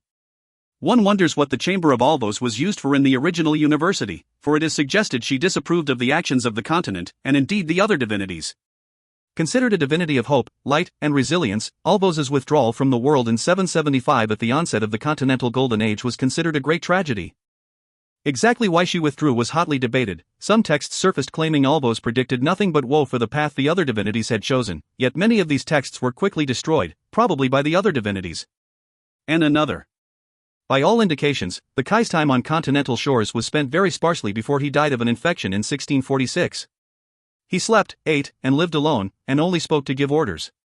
Sagrisha, his lieutenant, records in her letters, it was as if he was so disappointed in the homelands of those who had conquered and ruled over his people for so long that it wounded him. Though he never said so, I could hear him thinking it, should not the land of the gods be fit for gods? Though of course the Kai could not know that he was almost directly responsible for the devastation of the continent, for it was the Kai's successful assassination of the divinity Talhavras that brought about the blink. Shara recognizes a lot of this as Evrem's older writings, already published. He must have brought his old volumes here, and the police shredded them during their search. Perhaps they enjoyed destroying so much celebrated Seipuri writing, she thinks. That is, if it was really the police who did this. Her eye catches a bulky form in the corner. Upon examination, it is a dense, impressive safe, and what's more, its door is ajar. She inspects the lock, which is terribly complicated. Shara is not a skilled lockpick, but she's met a few in her time, and she knows they'd blanch at this. Yet the lock shows no sign of damage, nor does the door or the rest of the safe, nor is there any scrap or sign of what the safe once held. As she sits back to think, she notices one corner of paper jutting up from the wreckage that is starkly different. It is not a page from an academic publication, but an official form with the Ministry of Foreign Affairs seal in the upper left corner, and in the upper right, the seal of the Polish governor's office. She fishes it out. It's a request form filled out by Evrem. Exactly what it is requesting is hard to tell. The request itself is reduced down to a code, ACCWHS 14-347. Evrem has signed the bottom, but there's another signature needed, and underneath the blank are the words, Turian Muligesh, Polish Governor, Bulikov. Found something? Says Sigurd's voice from the door. I'm not sure yet, says Shara. As they bag up all the material, Shara finds that this is not the only document of the Polish governor's that's found its way into Evrem's possession. Among the scraps of paper is a hefty number of entry permission stubs, probably handed to him by a guard when he was approved to enter, somewhere. Shara counts them when they're done. There are a total of 19 permission stubs here in the office. Shara knows Evrem probably didn't keep them intentionally, they'd likely be worthless once his visit was over. He must have just emptied his pockets once he came back to his office. Shara glances back at the safe in the corner. And perhaps he brought back more than ticket stubs. Nidain and Petri both stumble in looking quite harassed. Nidain holds a long, smudged piece of paper in his hands. Well, he says. We've finished. We have a sum of 63 names, and we've recorded their departments, tenure, relation to the professor, and. Good work, says Shara. Sigrid, if you could please add that to our collection. I believe we've done what we need to here. We'll be back to the embassy now. And then, Petrie, you will probably need to fill up the car again. I believe a short excursion beyond Bulikov is in order. Where are we going? Asks Petrie. Shara fingers the permission stubs in her pocket. To be frank, she says, I don't quite know. Asterisk asterisk asterisk. When they exit the university and begin to cross to the car, Shara slows down. Sigrid walks behind her. There is a soft hiss as he exhales through his nose. She glances down and to the side, at his hands. He makes a tiny gesture with his right index and middle finger, no more than a tap against his thigh. She glances to the right. They look like ordinary people sitting at the cafe, but that of course they would, a man buried in a thick grey coat, with oily hair and 2 days' worth of beard, who is slowly peeling back the packaging on a cigar, the other, a woman of about 50 or 55, with skinny, bitter features, purplish, worn hands, and grey hair pulled back in a severe bun. The woman refuses to look up from her sewing, yet Shara can see her hands are trembling. No. Not professionals. We'll drop you around the corner, says Shara. Then, follow them. Sigrid nods and climbs into the car. Asterisk asterisk asterisk. To get out of Bulikov by road involves a parade of admittance papers, of checkpoints, of bottlenecks and choked traffic, red and white striped gates and crossing guards and page after page of lists. All of the attendants, dressed in black or purple uniforms with dozens of brass buttons, are continental. Have we so deeply regulated this city, thinks Shara, that its very citizens are willing to choke it? Her papers act as a magic ward, eliciting frenzied handwaves, sometimes even a salute, and she and Petrie navigate the network of checkpoints within a half an hour, something a citizen of Bulikov accomplishes only if they wake up very, very early. A Polish governor's quarters are always a tricky subject on the continent. Shara knows that the official stance of Sapir on governor's quarters, both of the regional and Polish variety, is that they are only temporary. It's practically part of her script, as a Sapuri official. The official stance goes on to state that the governor's quarters are monitoring stations established by Sapir solely to keep the peace until the peace is self-sustainable. But, as everyone on the continent asks every day, when exactly will that be? Judging by the 20-foot concrete walls, fixed cannonry, iron gates, and soldier shouts echoing over the walls, which are less than 2 miles from the walls of Bulikov, the impression given by Polish Governor Miligesh's quarters is that the peace will not be self-sustainable for some time. The facility is imposing, stately, mostly barren, and definitely permanent. Upon entering, floor-to-ceiling windows stand behind the governor's desk, and through them Shara sees green, rolling hills encircled by the concrete wall. She can also watch soldiers drilling on the parade grounds, dozens of soft blue headcloths bobbing up and down as the commandant barks out orders. Governor Miligesh will be with you shortly, says the attendant, a chiseled-faced young man with a starved, mean look to him. She's currently taking a constitutional. I'm sorry, she's what? Asks Shara. He smiles in a manner he apparently believes to be polite. Exercise. Oh. I see. Then I'm happy to wait. He smiles again, as if to say, how charming to think you had another option. Shara looks around the office. It has all the soul and ornamentation of an axe, everything is clean gray surfaces, strictly designed to function and function well. A small door on the side of the room opens. A shortish woman of about 45 marches in wearing a standard-issue gray tank top, light blue breeches, and boots. She is drenched in sweat, which runs in beads down her immensely large and immensely brown shoulders. She stops and examines Shara with a cold eye, then smiles in a manner just as cold and marches over to the desk. She grabs hold of the corner, kicks her right foot up, and grasps the ankle with her right hand, stretching out her quadriceps. Well, hi, she says. Shara smiles and stands. Turian Miligesh is, much like her offices, cold, spare, brutal, and efficient, a creature so born and bred for battle and order that she cannot tolerate another manner of living. She is one of the most muscular women Shara has ever seen, sporting wiry biceps and a sinewy neck and shoulders. Shara has heard stories of the feats Miligesh performed during the minor rebellions in the aftermath of the Summer of Black Rivers, and she finds herself believing all of them when she studies the immense scarring along Miligesh's left jawline, not to mention her ravaged knuckles. She is, needless to say, a very unusual sort of person to occupy what's fundamentally a bureaucratic position. Good afternoon, Governor Miligesh, says Shara. I am. I know who you are, says Miligesh. She releases the stretch, opens a drawer, and takes out a cigarillo. You're the new girl. Though, what is it? Chief Ambassador. Yes. Ashara Thivani, formerly cultural. Yes, yes. Cultural ambassador. Came in last night, right? That's correct. Nilagesh dumps herself down in her chair and puts her feet up. Seems like only 2 weeks ago they swept Trunai in here. I'm surprised I still have a job. I thought the man burned down all the city in my time here. Just, honestly, a fucking oaf. She looks up at Shara. Her eyes are steel gray. But maybe he got the fire started. After all, I mean, Panji died under his watch. She points to Shara with the butt end of the cigarillo. That's why you're here, right? That's one reason, yes. And another reason, I'm sure, says Mulagesh as she lights the cigarillo, would be for the ministry to determine whether my actions or inactions could have contributed to their cultural emissary's death. Because it also, in a way, happened under my watch. Right? That is not my priority, says Shara. I commend you, she says. You have evidently got the diplomat thing down to an art. It's the truth, says Shara. I believe it's the truth for you. Just probably not for the ministry. Nilagesh sighs, wrapping her head in a wreath of smoke. Listen, I'm glad you're here, because if you tell them what I've been saying for the past year, maybe they'll listen.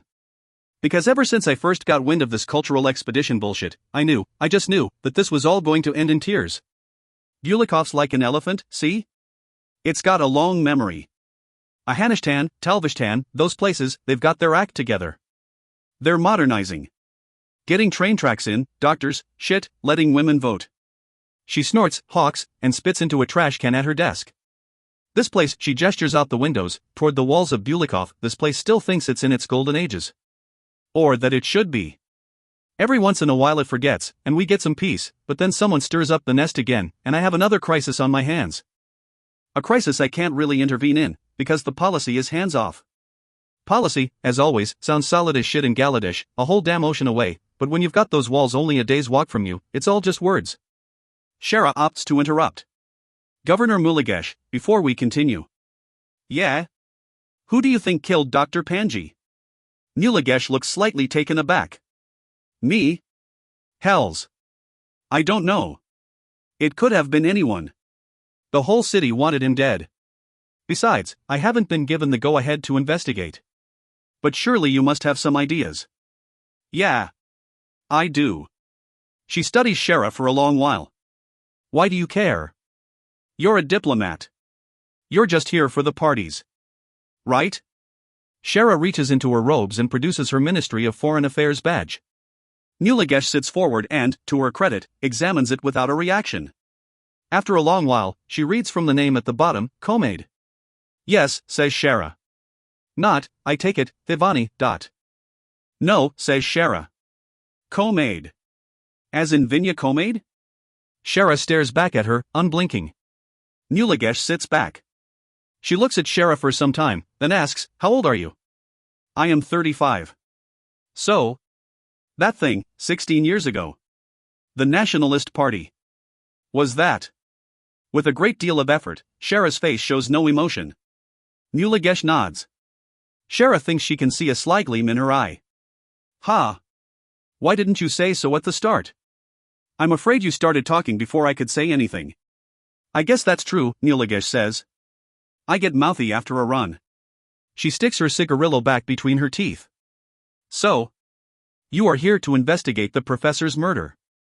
I am here, says Shara as she puts away her badge, to see if anything in Bulikov poses a threat to Sapir. In Bulikov? Shit. It's only crawled out of total squalor in the past 15 years or so. When I got here it was probably no different than when the Kai captured it. People were still shitting in buckets. It's hard to imagine how it could pose a threat. They thought the same before the summer of Black Rivers, when we introduced the regulations and Bulikov rebelled, and the city was in an even worse state then. The passion of Bulikov far outweighs its limitations, it seems. Poetic, says Mulagesh. She runs a thumb along the scar on her jaw. But probably true. She slouches back farther in her chair, a feat Shara hadn't realized was possible, and appears to think. Shara knows she is wondering if it's wise to extend a hand to this new, mysterious official, so often in the ministry good deeds and charitable actions win only woe, when someone loses their footing and all those who supported them get punished. I need your help, Governor, says Shara. I cannot depend on the embassy. Mulagesh snorts. Who can? Quite right. And I am willing to do what is necessary to win your support. Oh, really? Yes. I wish to put this all to bed as quickly as possible. And I'd need your help to do so. Mulagesh chews the end of her cigar. I don't know if you can give me what I want. You may be surprised. Maybe. I don't mind being a servant, Ambassador Komayd. And that's what we are, civil servants. But I've served enough. I want to go someplace a lot better than this backward ruin. Shara thinks she already knows where she's going. Afghanistan? Mulagesh laughs. Afghanistan? You think I want more responsibility? By the seas, no. What I want, Ambassador, is to get stationed in Javrat. Javrat? Says Shara, surprised. Yes. Way out in the South Seas. I want to go someplace with palm trees. Sunday. With beaches. Someplace with good wine, and men whose skin doesn't look like beef fat. I want to get far away from the continent, Ambassador. I don't want anything to do with this anymore. Shara is a bit taken aback by this. The polis of Afghanistan contains the only functioning international port on the continent, and as trade has become more and more naval since the war, that makes Afghanistan one of the few continental polises with any wealth. In addition, since Saper's military strength lies almost exclusively in its ships, Afghanistan is also the city with the closest connection to Saper, making its polis governor one of the more powerful figures in the world. Presumably every Sapuri official on the continent would love to get the job, but requesting the tiny island of Javrat would mean Mulagesh wants essentially to step out of the political game altogether, and Shara has never really met any Sapuri whose ambition didn't keep them in the game in perpetuity. So do you think, says Mulagesh, that that's possible? It's possible, certainly, says Shara. But I expect the ministry will be a little confused. I don't want a promotion, says Mulagesh. I've got, 2 decades left of my life? Less? I want to take my bones someplace warm, Ambassador. And all this gamesmanship. I find it sickening nowadays. I will most certainly see what I can do to get that arranged. Mulagesh gives her a grin that would not look out of place on a shark. Excellent. Then let's get started. Asterisk. I'll tell you that this new Bulikov movement in the city has stirred up a big bucket of shit, says Mulagesh. It's been brewing for a while. People see there's money to be made in modernization, in cooperation with Saper, in other words, and they mean to make it. The rich folk in Bulikov, they don't want to cooperate at all, and they make enough noise that the poor ones listen. What would this have to do with Dr. Panji? Well, the big argument in the anti-Anu Bulikov movements is that they're straying from the path.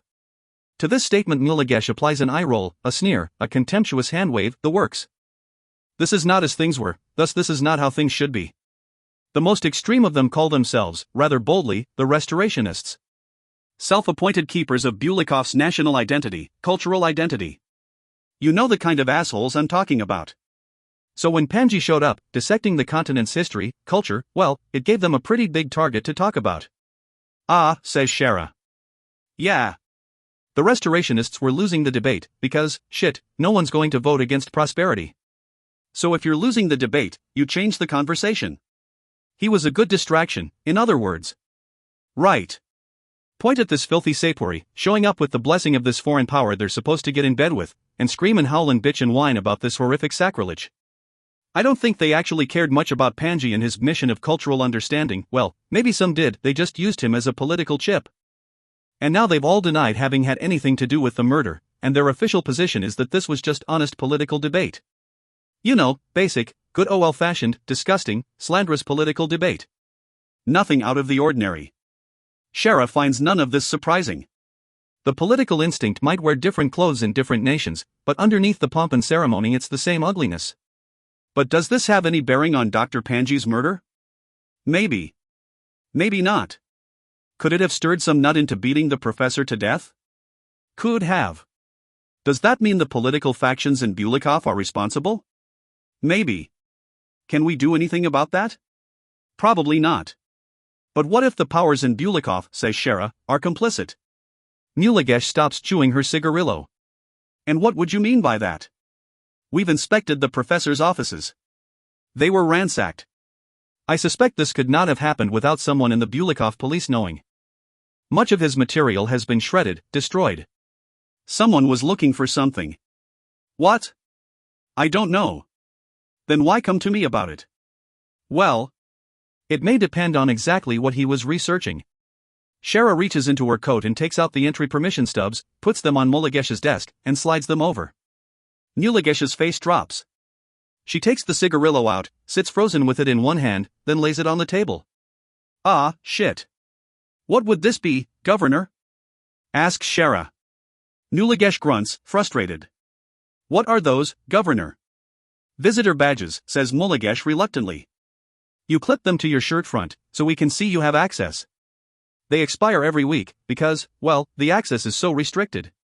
I guess he must have taken the expired ones home, though he had strict orders to destroy them. This is what you get for giving this sort of work to civilians. Access to, what? Mulligesh puts the cigarillo out on the tabletop. I thought you'd know. I mean, everyone sort of knows about the warehouses. When Shara hears this, her mouth falls open. The warehouses? As in, the unmentionable warehouses? Mulligesh nods reluctantly. They're real? She sighs again. Yeah, they're real. She scratches her head, and again says, ah, shit. Asterisk. They showed it to me in my first week as governor, says Mulligesh. Years ago. Drove me out in the countryside. Wouldn't tell me where we were going. And then we came across this huge section of bunkers. Dozens of them. I asked what was in them. They shrugged. Nothing special. Nothing extraordinary. Grain, tires, wire, things like that. Except in one. One was different, but it looked just like all the others. Camouflage, you see. Hiding it in plain sight. Very clever people, us Sepuris. They didn't open the doors, though. They just said, here it is. It's real. And the safest thing you can do about this is never talk about it or think about it again. Which I did. Until the professor came, of course. Shara gapes at her. And, this is where Dr. Panji was going? He was here to study history, says Mulligesh with a shrug. Where is there more history than in the unmentionable? That's why it's so dangerous. Shara sits in stunned silence. The unmentionable warehouses have always been a somewhat ridiculous fairy tale to everyone in the ministry. The only suggestion of their existence lies in a line in a tiny subsection of the worldly regulations. Any and all items, art, artifacts, or devices treasured by the peoples of the continent shall not be removed from the territory of the continent, but they shall be protected and restricted should the nature of these items, art, artifacts, or devices directly violate these regulations. And as Shara and any other student of the history before the Great War knows, the continent was practically swimming in such things. Before the Kai invaded, the daily life of people on the continent was propelled, maintained, and supported by countless miraculous items: teapots that never went empty, locks that responded only to a drop of a certain person's blood, blankets that provided warmth and protection regardless of the weather. Dozens upon dozens were cited in the texts recovered by Sapir after the Great War. And some miraculous items, of course, were not so benign. Which begged the question, where are such items now? If the divinities had created so many, and if the WR did not allow Sapir, in what many felt was an unusual and unwisely diplomatic decision, to remove them from the continent altogether or destroy them, then where could they be? And some felt the only answer could be, well, they're all still there. Somewhere on the continent, but hidden. Stored somewhere safely, in warehouses so secret they were unmentionable. But this had to be impossible. In the ministry, where everyone was tangled up in everyone else's work, how could they hide storage structures of such size, of such importance? Shara herself had never seen anything indicating they existed in her career, and Shara saw quite a lot. How is that? How could that be? Asks Shara. How could something that huge be kept secret? I think, says Mulligesh, because it's so old. People think there's a lot of them, but there's only the one, really. It predates all intelligence networks in operation today. Hells, it's older than the continental governances for sure, way before we started communicating so closely with the continent. The ministry lets you know if you need to know, and you never did. But here? In Bulikov? Not in Bulikov, no. Nearby. After the Kai died, his lieutenants took all the miraculous things he found and locked them up. They locked up so many that no one could ever move them without anyone on the continent finding out where they were. So they had to keep them here, and build around them. How many? Thousands. I think. You think? Well, I sure never wanted to go inside it. Who knows what's in there? It's all filed, organized, locked away, sure, but I never wanted to know. Things like that are supposed to be dead. I wanted them to stay that way. Shara, with a great deal of effort, manages to return to the issue at hand. But Panji didn't? He was here to study the past in a way no one ever had before, says Mulagesh. I'm willing to bet that the warehouse is probably the real reason he came. We've been sitting on top of a stockpile of history, and I guess someone at the ministry got impatient. They wanted to open the box. Shara feels more than a little betrayed to hear this news. Evram never mentioned anything like this. No wonder he was such an apt student in tradecraft, she thinks. He had already been hiding many secrets of his own. It feels quite impossible that Vinya would have no knowledge of any of this. Do I really want, Shara wonders, to keep turning over these rocks? This is not the first time she's gotten accidentally involved in one of her aunt's projects, and each time she's done so, it's been a wise career move to turn a blind eye. But she remembers how Evram lay on the cot in the embassy vault, his skull wearing the crude mask of his small, delicate face. Something cold blooms in Shara's belly.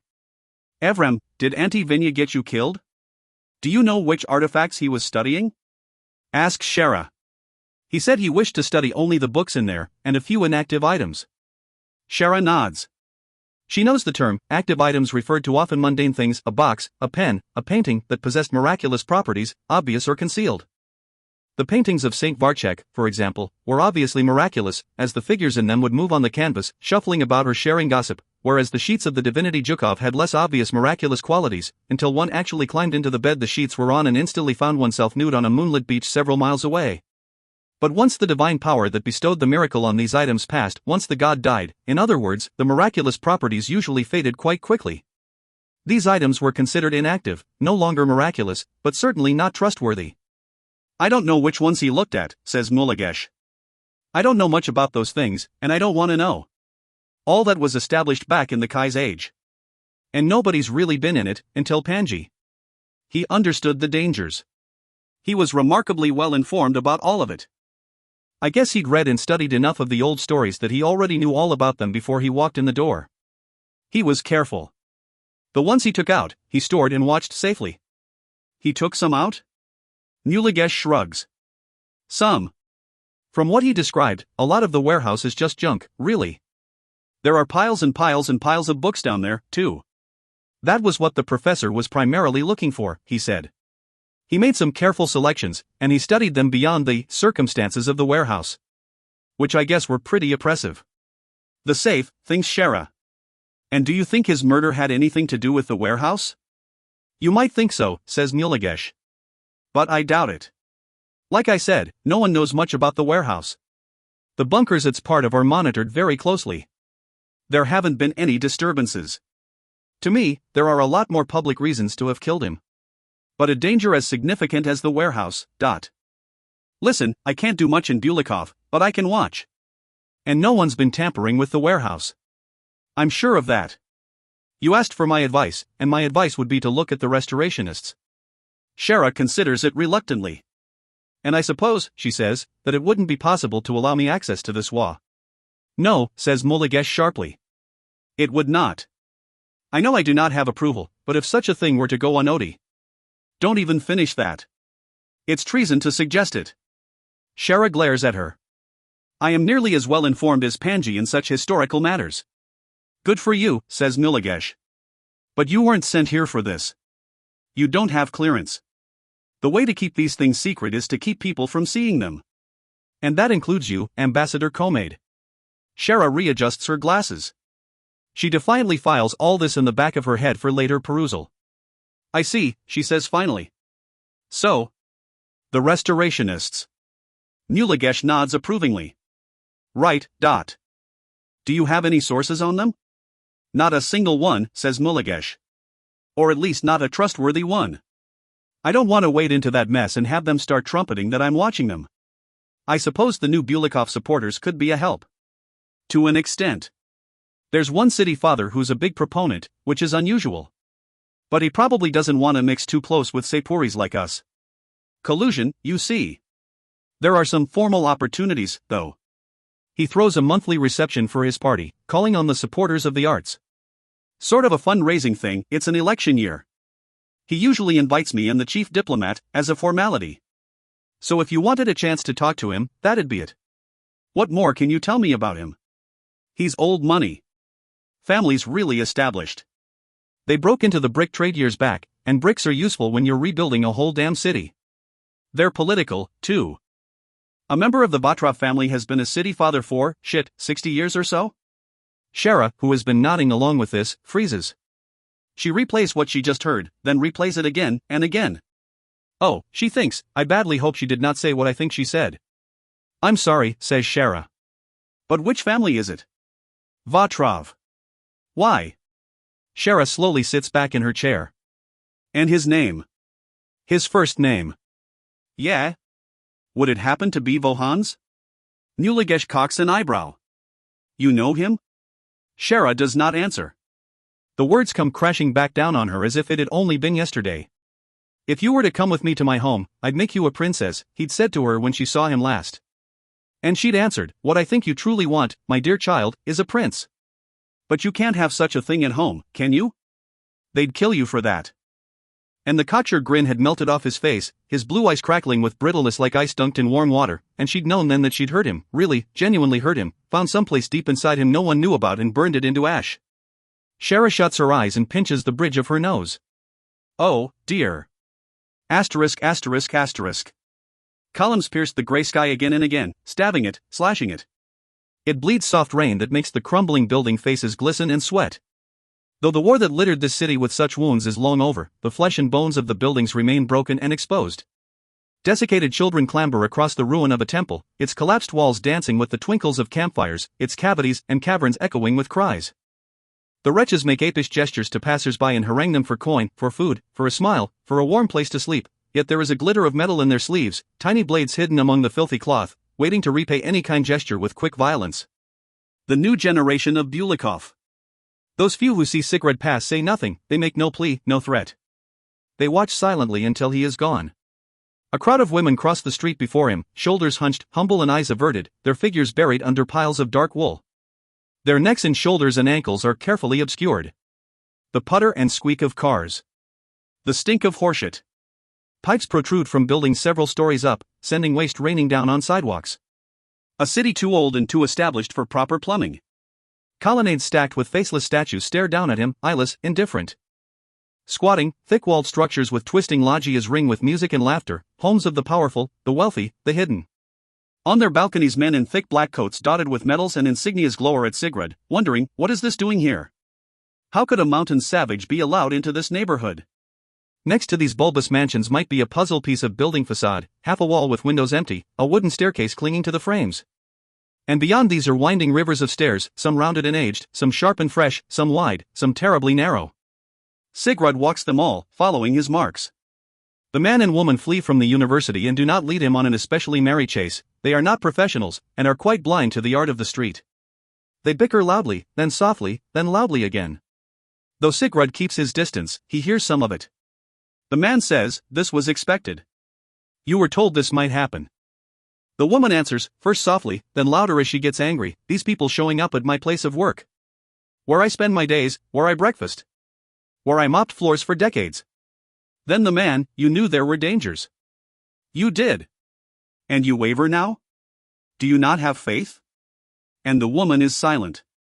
Sigrid rolls his one eye. The incompetence of it all is dispiriting. He's not even sure whether he wants to bother hiding himself anymore.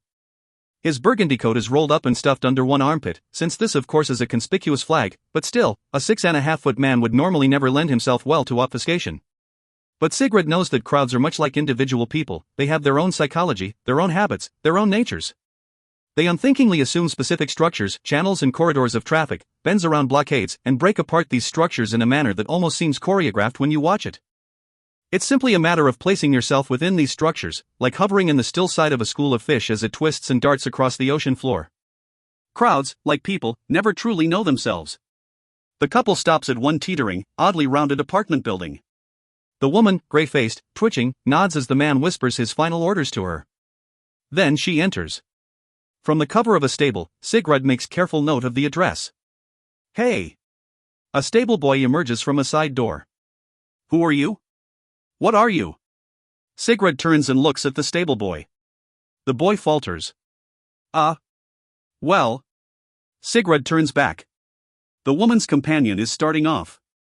Sigurd stalks out of the stable and follows. This chase is a little different. The man plunges ahead into a part of Bulikov that was obviously much more ravaged by the blink, the war, and whichever other catastrophes happened to get wedged within that rocky period of world history. The number of staircases practically triples, or quadruples. It's a little hard for Sigurd's eye to count them. Spiral staircases rise up to halt completely in midair, some only 10 feet off the ground, some 20 or 30. There is something faintly osseous about them, resembling the rippled horns of some massive, exotic ruminant. Birds and cats have nested in the top steps of some. In one ridiculous instance, a huge basalt staircase slashes down through an entire hill, sinking a sheer 40 feet into the earth in a veritable chasm that has apparently managed to undermine several small houses, whose remains totter unnervingly on the lip of the gap. Sigurd's quarry, thankfully, never mounts or starts down any of these truncated steps, but trots through the alleys and the streets, which are often just as schizophrenic as the stairs. Sigurd casts a bemused eye on the buildings that have seemingly been blended into other buildings, like toys shoved together by a child. What appears to be a rather stodgy law firm has 1/4 of a bathhouse sticking out of its side like some kind of unseemly growth. In some places these invasive buildings have been messily excised. A chunk of a shoe store has obviously just been tugged out from where it was previously lodged inside of a bank. The pace of the hunt quickens. Sigurd's quarry zags left. Sigurd follows. His quarry ducks through the crumbling remains of a large wall. Sigurd stalks through a different gap, but maintains visual contact. His quarry, who Sigurd is almost positive remains ignorant of his surveillance, sprints up a wobbly staircase to mount the roof of an old church. Sigurd, with some strategic, ginger steps, hops up after him, closing the gap. Sigurd crests the top and peers out over the roof. He sees his quarry running toward the edge, but the man shows no sign of stopping. Not when he is 30 feet away from the edge, or 20, or 5, and then he jumps. The last thing Sigurd sees of the man is the flutter of his grey coat as he plummets to the street below, arms outstretched and fingers spread. Sigurd frowns, climbs onto the roof, and walks to the edge. The street is nearly 40 feet below. Yet there is no body, nor any mark of one ever being there. There is nothing the man could have jumped to. All the walls near this spot are blank and sheer. It is as if he fell, and then simply vanished. Sigurd grunts. This is inconvenient. He considers trying to scale the wall and decides this would be unwarranted. So he returns down the stairs and out to the street. There is no one, nothing. This part of Bulikov appears powerfully deserted. Sigurd touches each cobblestone. None of them are warm, all of them are solid. He sighs. Working with Shara Komayd has introduced Sigurd to many confounding events, and dozens of things wondrous and terrifying and strange. However, he has never found any of them particularly awe-inspiring or moving. He chiefly finds them to be irritating. He turns around to start back to the embassy. But as he does, he gets the queerest feeling. Did the street just change? Just at the corner of his eye? Though it seems impossible, he's sure it did. For 1 second, he did not see the tumble-down building fronts and deserted homes, but rather immense, slender skyscrapers of gleaming white and gold. It is virtually impossible to gauge the amount of damage caused by the blink. This is not just a measure of the blink's destruction, which was huge. Rather, the nature of the blink's destruction is of a sort so bizarre and so complex that we, Sapuri, Continental, or anyone who lived through it or came after it, cannot understand what was lost. The facts, however, are simple, though perhaps superficially so. In 1639, after having successfully completed the first assassination of a divinity and overthrowing the continental outposts in Sapur, Shara Komayd, freshly crowned as Kai, assembled a small, ragged fleet of ships and sailed for the continent, then called the Holy Lands, of course. The Holy Lands were utterly unprepared for such an action. Having lived under the protection of the divinities for nearly 1,000 years, it was inconceivable that anyone, let alone a Sapuri, could invade the Holy Lands, or, much more inconceivable, actually kill a divinity. The Holy Lands and the remaining 3 divinities, as all those in Kulkan had departed long ago, had grown quite concerned about the long absence of the divinity Vortya, not aware that Vortya and her forces had been slaughtered in the Night of the Red Sands in 1638. So when a fleet was spotted off the south shore of Afghanistan, the divinities reacted quickly, thinking it to be their missing friends. Such was their downfall. The Kai had anticipated a coastal battle, and had outfitted several ships with the same machinery he'd used to assassinate Vortya. And the divinities' concern was so great that it was Talhavras himself, the leader of the divinities, who met the fleet in the port of Afghanistan. The recorded impressions of the Kai sailors vary widely on exactly what happened. Some reported seeing a man-like figure, 12 feet high, with the head of an eagle, standing on the port. Others reported an enormous statue, vaguely mannish, covered in scaffolding, yet it somehow managed to move. And others reported only seeing a beam of blue light stretching up to the heavens. However Talhavras presented himself, the Kai directed his machinery at him and struck him down, just as he had Vorcha. But since Talhavras was the builder god, all that he had built vanished the moment he vanished, and judging by the enormous devastation of the blink, he had built much more than anyone knew. Talhavras had, in fact, made significant alterations to the very fundaments of the continent's reality. The nature of these alterations probably cannot be understood by mortal minds. However, once these alterations vanished, one imagines supports, struts, bolts and nuts and so on falling out of place, the very reality of the Holy Lands abruptly changed. The Kai's sailors did not witness the blink, they recorded only experiencing a terrible storm that kept them from landing for 2 days and 3 nights. They assumed that it was a divine defense, and they only persisted through the determination of the Kai himself. They could not know the cosmic collapse occurring mere miles away. Whole countries disappeared. Streets turned to chasms. Temples turned to ash. Stars vanished. The sky clouded over, marking the permanent change to the continent's climate. What was once a dry, sandy, sunny place would soon be cloudy, wet, and bitterly cold, much like the Drailing lands to the north. Buildings of divine nature imploded into a single stone, taking all their occupants with them to what one can only assume was a terrible fate.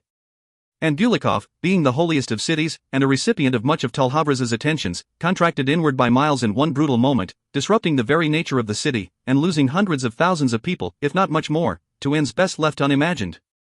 The seat of the world itself, the temple and meeting place of the divinities, completely disappeared, leaving behind only its bell tower, which shrank to only a few stories tall. In short, a whole way of life and the history and knowledge of it died in the blink of an eye. Upon History Lost, Dr. Evrim Panji, 1682. Dead languages. The tiny graphite strokes blend together in the light of the lamps. Shara Tsks lights another lamp, sets it at her desk, and tries to read again. Damn this city, she thinks.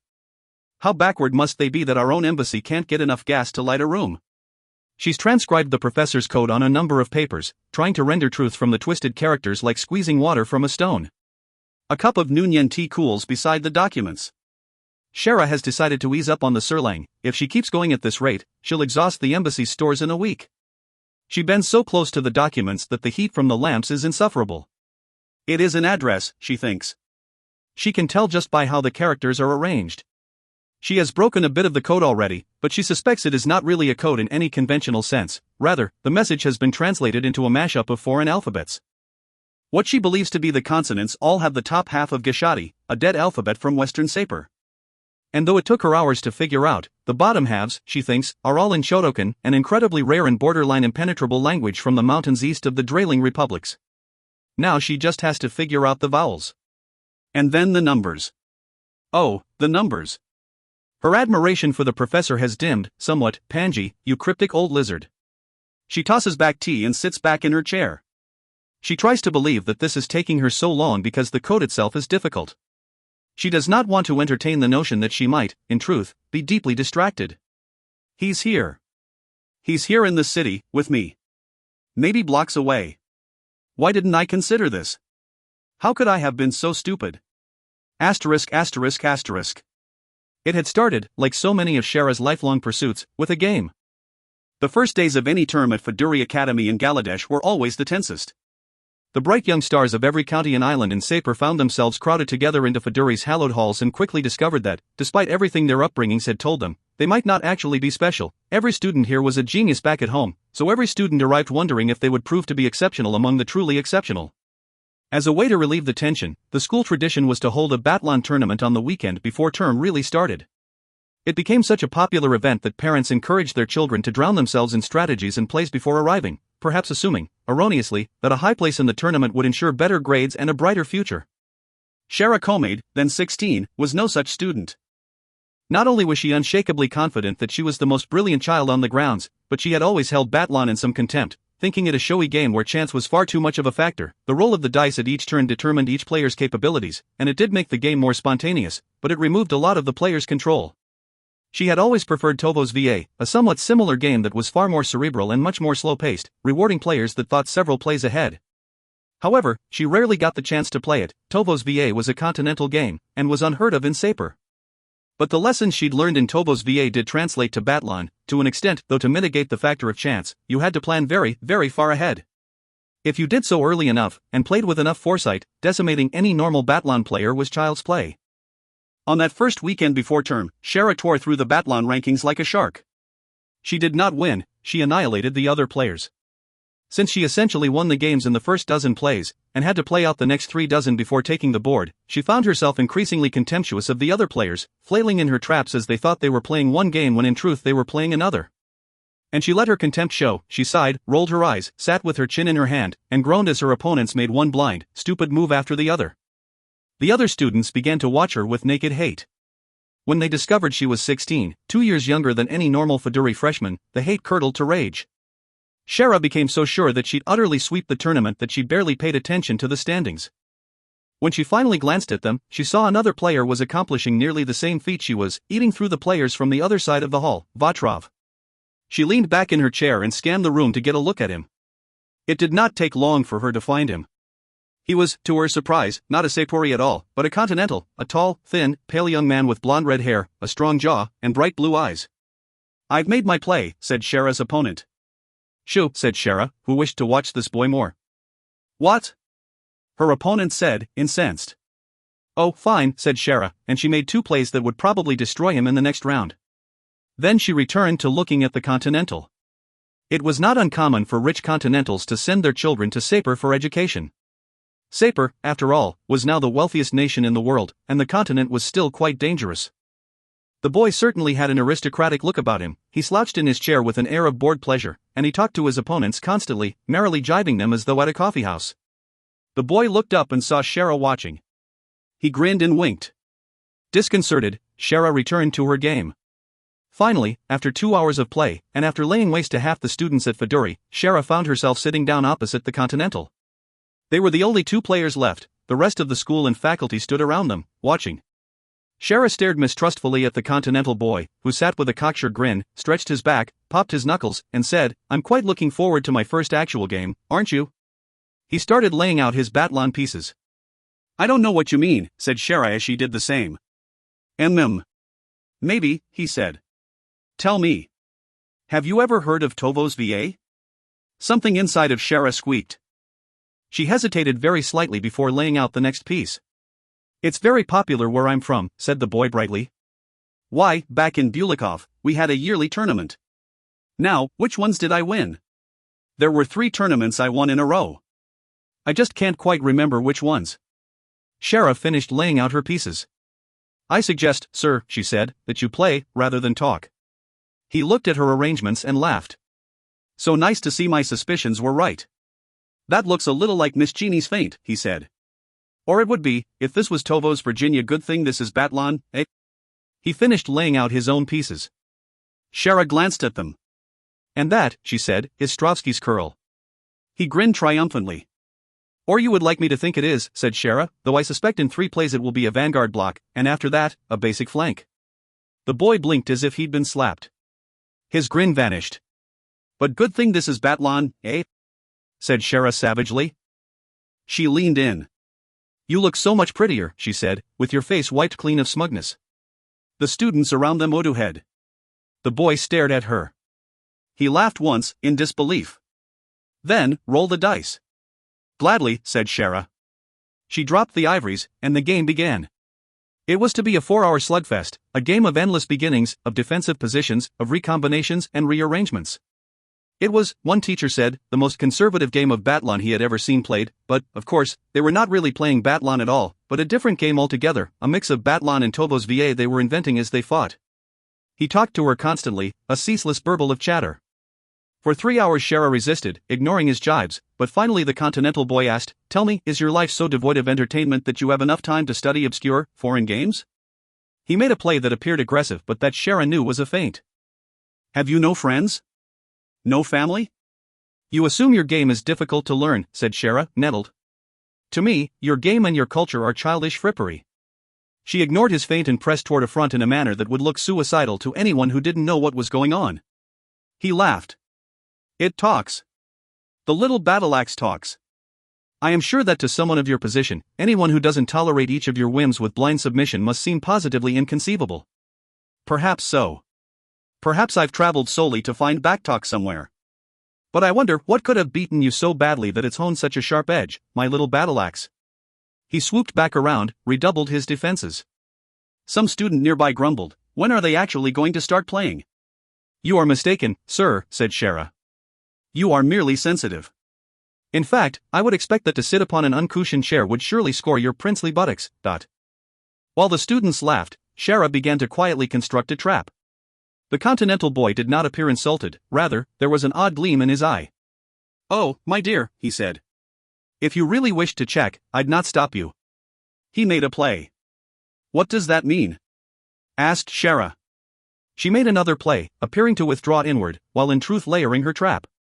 Don't claim to be so innocent, he said. You brought the subject up, my dear. I am simply yielding to you. He made another play, blindly. You don't seem to be yielding, said Shara. She withdrew farther, adding bait, thinking, why is he suddenly playing so poorly? Appearances, said the boy, can be deceiving. He rolled the dice, thrust out again. True, said Shara. So? Do you want to end it now? To end what now? The game. We can just walk away now, if you like. What, as a draw? No, said Shara. I just won. It'll take a few plays for it to happen, but... Well. I did. The other students glanced at one another, perplexed.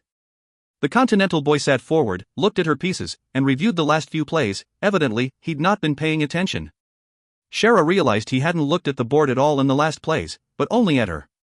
The boy's mouth fell open. Oh, he said. Oh. I see. Yes, said Shara. Well. No. Let's do the honorable thing and play it out, shall we? It was a formality, one extended by a few lucky rolls of the dice, but soon Shara was picking his pieces off the board. Yet to her irritation, the boy didn't seem shamed or abashed, he just kept smiling at her. She made what she knew to be the second to last play. I must ask, how does it feel to be beaten by a Sepuri girl?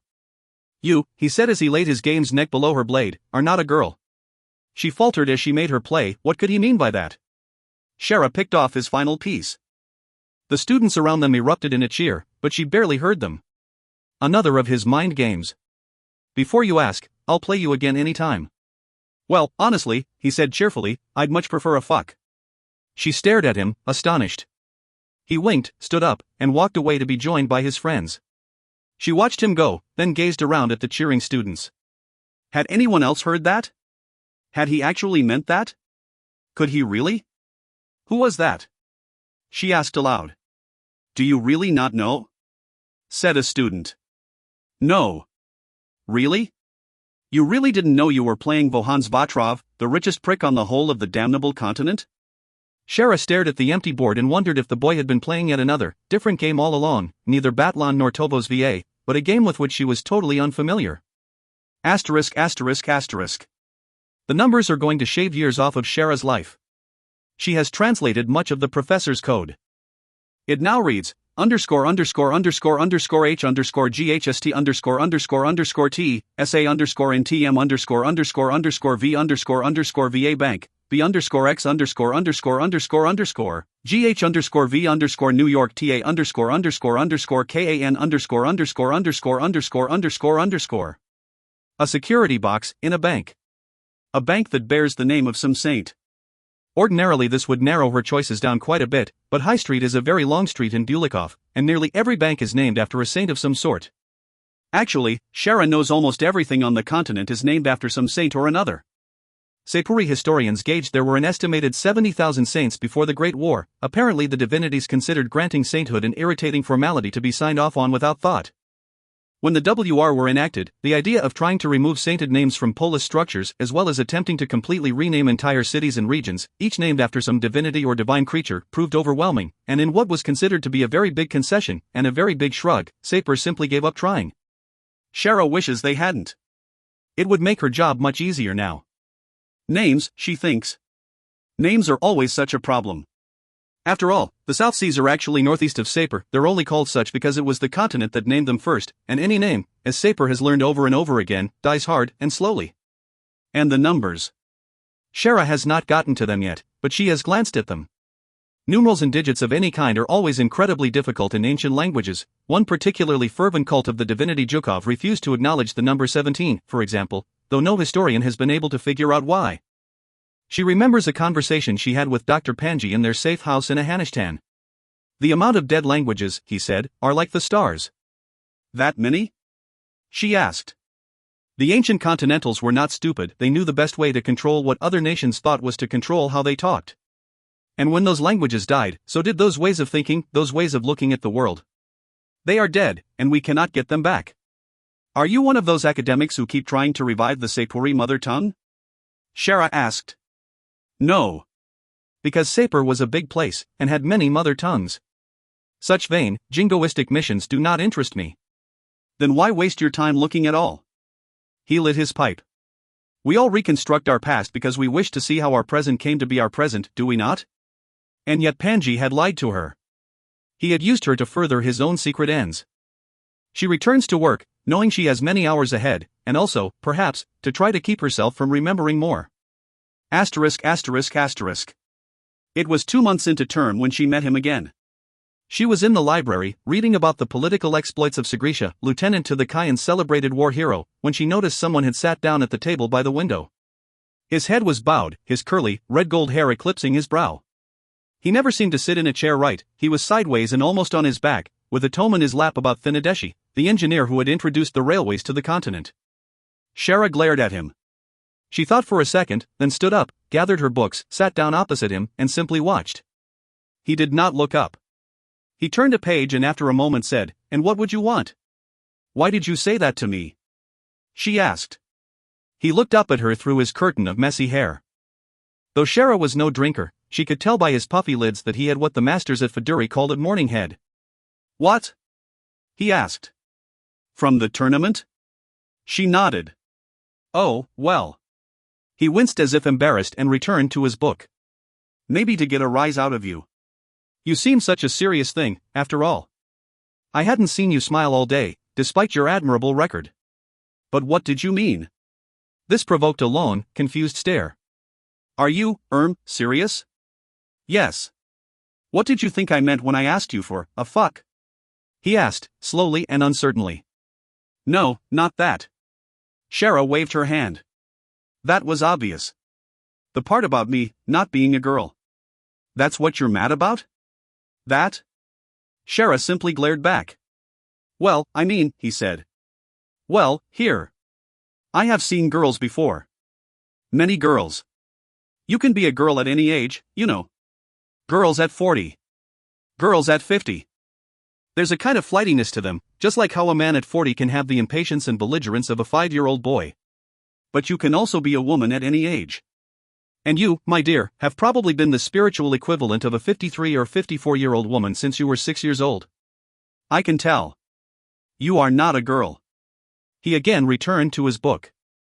"You are very much a woman. Probably an old one." Shara considered this. Then she took out her own study materials and began to read opposite him, feeling confused, outraged, and strangely flattered. "That biography of Thinadeshi is shit, just so you know," she said. "Is it?" "Yes. The writer has an agenda. And his references are suspect." "Ah. His references. Very important." "Yes." He flipped a page. "Incidentally," he asked, "did you ever give much thought to the thing I said about fucking?" "Shut up." He smiled. They started meeting in the library nearly every day, and their relationship felt like a continuation of their Batlon game, a long, exhausting conflict in which little ground was ever ceded or gained. Shara was aware throughout that they were playing reversed roles, considering their nationalities, for she was the staunch, mistrustful conservative, zealously advocating the proper way of living and building a disciplined, useful life, and he was the permissive libertine, arguing that if someone wished to do something, and if it hurt no one, and moreover if they had the money to pay for it, then why should anyone interfere? But both of them agreed that their nations were in a bad, dangerous state. "Sapur has grown fat and weak off of commerce," Shara said to him once. "We believe we can buy our safety. The idea that we must fight for it every day, never crosses our minds." Vohans rolled his eyes. "You paint your world in such drab cynicisms." "I am right," she insisted. "Sapur got to where it is through military strength. Its civilian leadership is far too permissive. What would you do? Have Sapuri children learn yet another oath, another pledge to Mother Sapur?" Vohans laughed. "My dear Shara, do you not see that what makes your country so great is that it allows its people to be human in a way the continent never did? You admire Sapur?" As a continental? Of course I do. Not just because I wouldn't catch leprosy here, which I can't say of the continent. But here, you allow people to be people. Do you not know how rare a thing that is? I thought you would wish for discipline and punishment, said Shara. Faith and self-denial. Only Kalkashtani continentals think that, Vohan said. And it's a bastard way to live. Trust me. Shara shook her head. You're wrong. Fervor and strength is what keeps the peace. And the world hasn't changed that much. You think the world is such a cold and bitter place, my dear Shara, said Vohans. If your great-grandfather taught you anything, I'd hope it'd be that one person can vastly improve the lives of many. Saying something so admiring of the Kai on the continent would get you killed. A lot of things on the continent would get me killed. Both simply assumed that, as educated children of power, they would change the world, but neither could agree on the best way to change it. One day Shara would wish to write a grand, epic history of Sapir, of the world, and the next she would consider running for office, like her aunt. One day Bohans would dream of funding a grand art project that would completely remake the continental polises, and the next he would be shrewdly planning a radical business venture. Both of them hated the other's ideas, and gleefully expressed that hatred with unchecked vitriol. In retrospect, they might have started sleeping together solely out of conversational exhaustion. But it was more than that. Deep down, Shara knew she had never really had anyone else to really talk to, until she met Vohans, and she suspected he felt the same. They were both from famous, reputable families, they were both orphans, and they were both intensely isolated by their circumstances. Much like the game they'd played in the tournament, their relationship was one they invented day by day, and it was one only they could understand. When she was not studying in her first and second year of college, Shara was engaged in what she would later feel to be a simply unfathomable amount of sex. And on the weekends, when the academy maids would stay home and everyone could sleep in, she'd stay in his quarters, sleeping the day away in his arms, and she would wonder exactly what she was doing with this foreigner, this boy from a place she was supposed to hate with all of her heart. She did not think it was love. She did not think it was love when she felt a curious ache and anxiety when he was not there. She did not think it was love as she felt relief wash over her when she received a note from him. She did not think it was love when she sometimes wondered what their lives would be like after 5, 10, 15 years together. The idea of love never crossed her mind. How stupid are the young, Shara would later think, that they cannot see what is right in front of them. Asterisk. Shara sits back in her chair and studies her work. 3411, High Street, St. Morn Viva Bank, Box 0813, Givany Torsken 63611. She wipes sweat from her brow, checks her watch. It is 3 in the morning. And once she realizes it, she finds it feels like it. Now the real difficulty, thinks Shara. How to get at whatever is in this box. There's a knock at her door. Come in, she says. The door swings open. Sigurd lumbers in, sits down before her desk, and begins to fill his pipe. How did it go? He pulls an odd face, confusion, dismay, slight fascination. Bad? Bad, he says. Good, some. Also, odd. What happened? He stuffs his pipe in his mouth with some hostility. Well, the woman of the two, she works at the university. She is a maid. Irina Torskany. Unmarried. No family. Nothing besides her work. I checked her rotation, she cleaned the professor's office, quarters. All of it. She has been assigned to Dr. Panji's offices since he got here. Good, says Shara. We'll look into her, then. The other one, the man, though, Sigurd recounts his confusing exploits in the ravaged neighborhoods of Bulikov. So the man just vanished? Asks Shara. Sigurd nods. Was there a sound of any kind? Like a whip crack? Sigurd shakes his head. Says Shara. If it had been a whip crack, I would have thought it. Parisi's cupboard. Parnisi. Whatever. Shara rubs her temple, thinking. Although Saint Parnisi has been dead for hundreds of years, his works continue to bother her. He'd been a priest of the divinity Zhukov who fell passionately in love with a Kalkashtani nun. As the divinity Kolkan held very dark views on the appeal of sex, Parnisi found it difficult to visit his lover in her nunnery. Zhukov, being a mercurial, clever divinity, created a miracle that would allow Parnisi to hide in plain sight from enemies both mortal and divine, a cupboard or an invisible pocket of air, which he could step inside at any moment, which allowed him to infiltrate the nunnery easily. But, of course, one could use the miracle for less jovial purposes.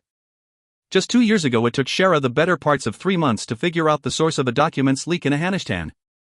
The culprits turned out to be 3 trade attaches who had, somehow, discovered the miracle, and if one of them had not been so liberal with his cologne, for Parnisi's cupboard does nothing to mask scent, Sigurd might have never caught him. But caught him he did, and things had turned quite grisly. Though the man did quickly surrender the names of his associates. I feared the miracle had become popularized after a Hanishtan, says Shara. Something like that. It could be catastrophic. But if it's not Parnisi. And you're sure he vanished? I can find people, says Sigrid with implacable, indifferent confidence. I could not find this man. Did you see him pull out a sheet of silver cloth? Zhukov's scalp supposedly did something similar. But no one's seen a piece of it in 40 years. It would look like a silver sheet. Your suggestions ignore a bigger problem, says Sigrid. Even if this man was invisible, he would have fallen several stories to his death. Oh. Good point. I saw nothing. I scoured the streets. I scoured the area. I asked questions. I found nothing. But what? There was a moment when I did not feel like I was where I was. What does that mean? I do not quite know, admits Sigrid. It was as if I was somewhere older. I saw buildings that were not really there. What sort of buildings? Sigrid shrugs. There are no words for what I saw. Shara adjusts her glasses. This is troubling. Progress? Asks Sigrid, looking at the clutch of lamps and mounds of paper. I see you have drunk what looks like 3 pots of tea. So the news will be either very good or very bad. Like you, the news is both. The message is a safety deposit box in a bank. The only question is, how to get to it. You are not sending me to rob a bank, are you, Good gracious, no, says Shara. I can only imagine the headlines, and, she thinks, the body count. Are there no strings you can pull? Strings? You are a diplomat, says Sigrid. The city fathers, they are puppets, more or less, right? Can't you use them? To a small extent. I could force them, perhaps, unless the box is being watched. And it seems Panji was being watched very, very closely. He was dealing with things that I did not know he was dealing with. He did not tell me, it seems, the whole truth. She looks up at Sigrid. I am not sure if I should tell you, in fact. But I will, if you ask. Sigrid shrugs. I do not really care, to be frank. Shara does not bother to hide her relief. One of the things she values most about her secretary is how little he cares for the intricacy of obfuscation. Sigrid is a hammer in a world of nails, and he is satisfied knowing only that. Good, says Shara. I would not wish to make it known that we have unusual interest in Panji's researches, for them to know that we do not know what Panji knew would be. Well. Unwise.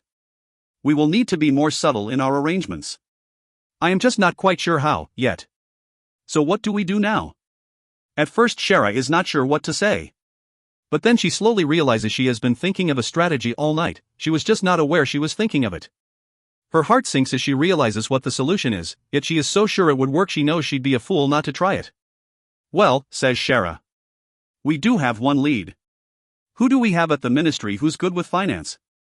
Finance? Yes. Banking, specifically. Sigrid shrugs. I think I recall hearing Yanji is still there. She makes a note of it. He'll do. I'll have to contact him very soon to check. I think I am right. But I will need him to confirm the exact financial arrangements. So we are still on our own? Just you and I against the whole of Bulikov? Shara finishes her note. No. I doubt if that will do. Start sending out feelers. I expect we will need to recruit at least a few bodies, or a few eyes. They cannot know this has any involvement with the ministry. But you are usually quite good with contractors. How much are we willing to pay them? Shara tells him. That is why I seem so good with contractors, he says. Very good. Now the last thing. I must ask you, do you have any party clothes? Sigrid lazily gestures at his mud-spattered boots and smog-stained shirt. What about this, he asks, isn't appropriate for a party? Asterisk. In the pre-dawn light, Shara waits for sleep and remembers. It was toward the middle part of their relationship, though neither she nor Vohans knew it then. She had found him sitting beneath a tree, watching the rowing team practicing in the Kamarda River, next to the academy. The girls' team had just set their shell in the water and was climbing in. When Shara joined him and sat in his lap, as she often did, she felt a soft lump pressing into her lower back. Should I be worried? She asked. About what? He said.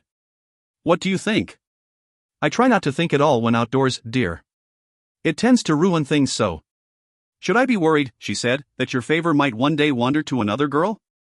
Vohans laughed, surprised. I didn't know you were so jealous, my battle axe. No one is jealous until they have reason to be. She reached around, grabbed the lump. And that seems like a reason. He grunts, not displeased. I hadn't realized we were quite so formal. Formal? This is an issue of formality? It is to me. So, what is it to be, then? Are you saying you assume you are mine, and I yours, dear? Are you sure you wish to be my girl, forever and ever, and belong only to me? Shara was silent. She looked away. What? Said Vohans. Nothing. What? He said again, frustrated. What have I said now? It's nothing. It's obviously not nothing. The very air has just turned colder. It should be nothing. It's my thing. Sepuri thing. Oh, just say it already, Shara. Let me learn it, at least. I suppose it doesn't mean anything to you, does it? Calling someone yours. Saying they belong to you. Me being your girl. But we don't say things like that here. And you might not understand, but then, your people have never been owned. And it sounds very different coming out of your mouth, Vohans took in a sharp breath. Oh, gods, Shara, you know I didn't mean to. I know you didn't. I know that to you, it was a perfectly innocent thing to say. But being owned, and making someone yours, they have different meanings here.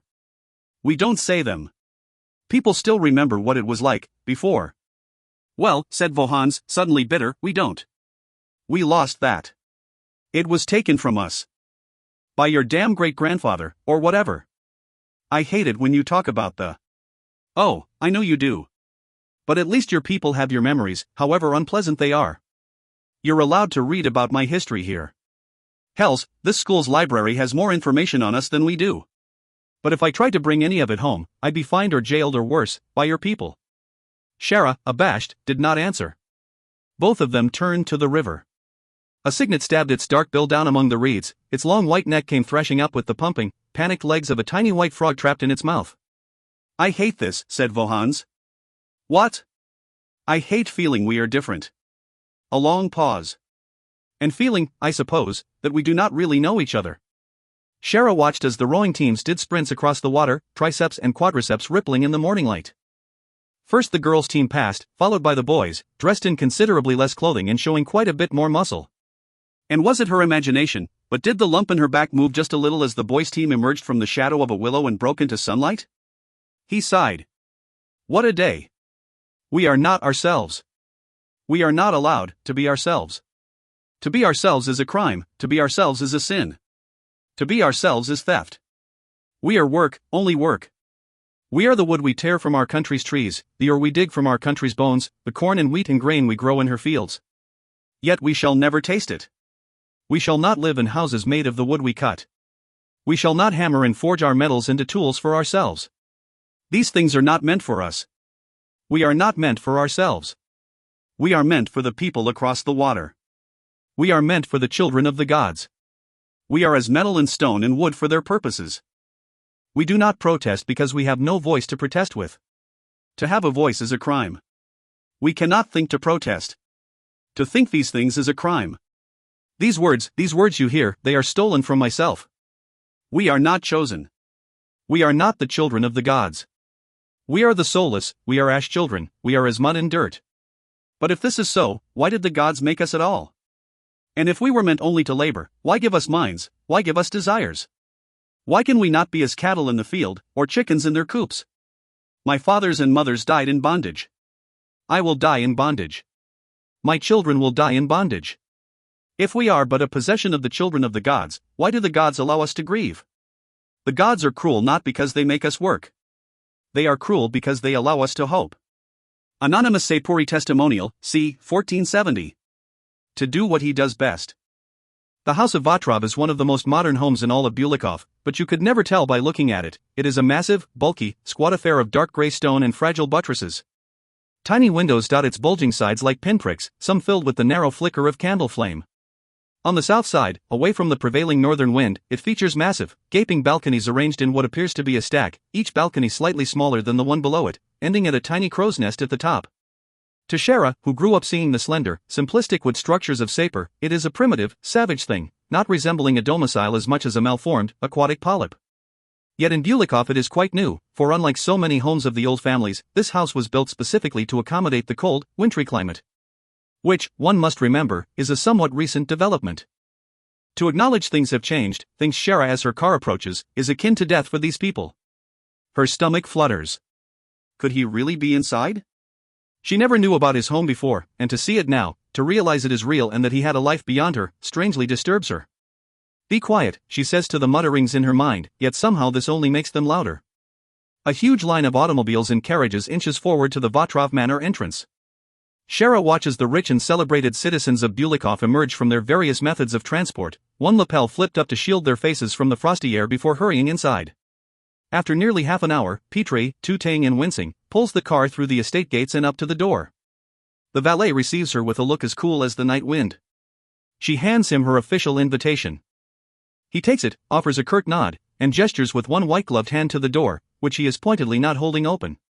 With a chorus of squeaks from the car's shocks, Sigrid emerges and mounts the bottom step. The valet twitches almost imperceptibly, bows low to Shara, and opens the door. She steps over the boundaries. How many parties have I been to in my life, thinks Shara, with warlords and generals and proud murderers. And yet this one I dread more than any of those. In stark contrast to the exterior, the interior is stunningly lavish. Hundreds of gas flames line the entry hall, each filtering through tinted chimneys to provide a flickering, golden hue. A staggeringly complicated chandelier of crystal slabs appears to drip down from the rounded ceiling, giving one the impression of a massive, glowing stalactite, and at the center of the room, two huge hearths are filled with roaring fires, and between them a set of curling stairs twists upward to ascend. The vaults of the home. A voice not dissimilar to Auntie Vinya's says, "You could have lived here with him if not for your pride." He did not love me, she says back, and I did not love him. Shara is not stupid enough to convince herself these are truths, but neither, she knows, are they holy lies. The reason it's so big, says a voice, is because he owns all the damn builders, of course.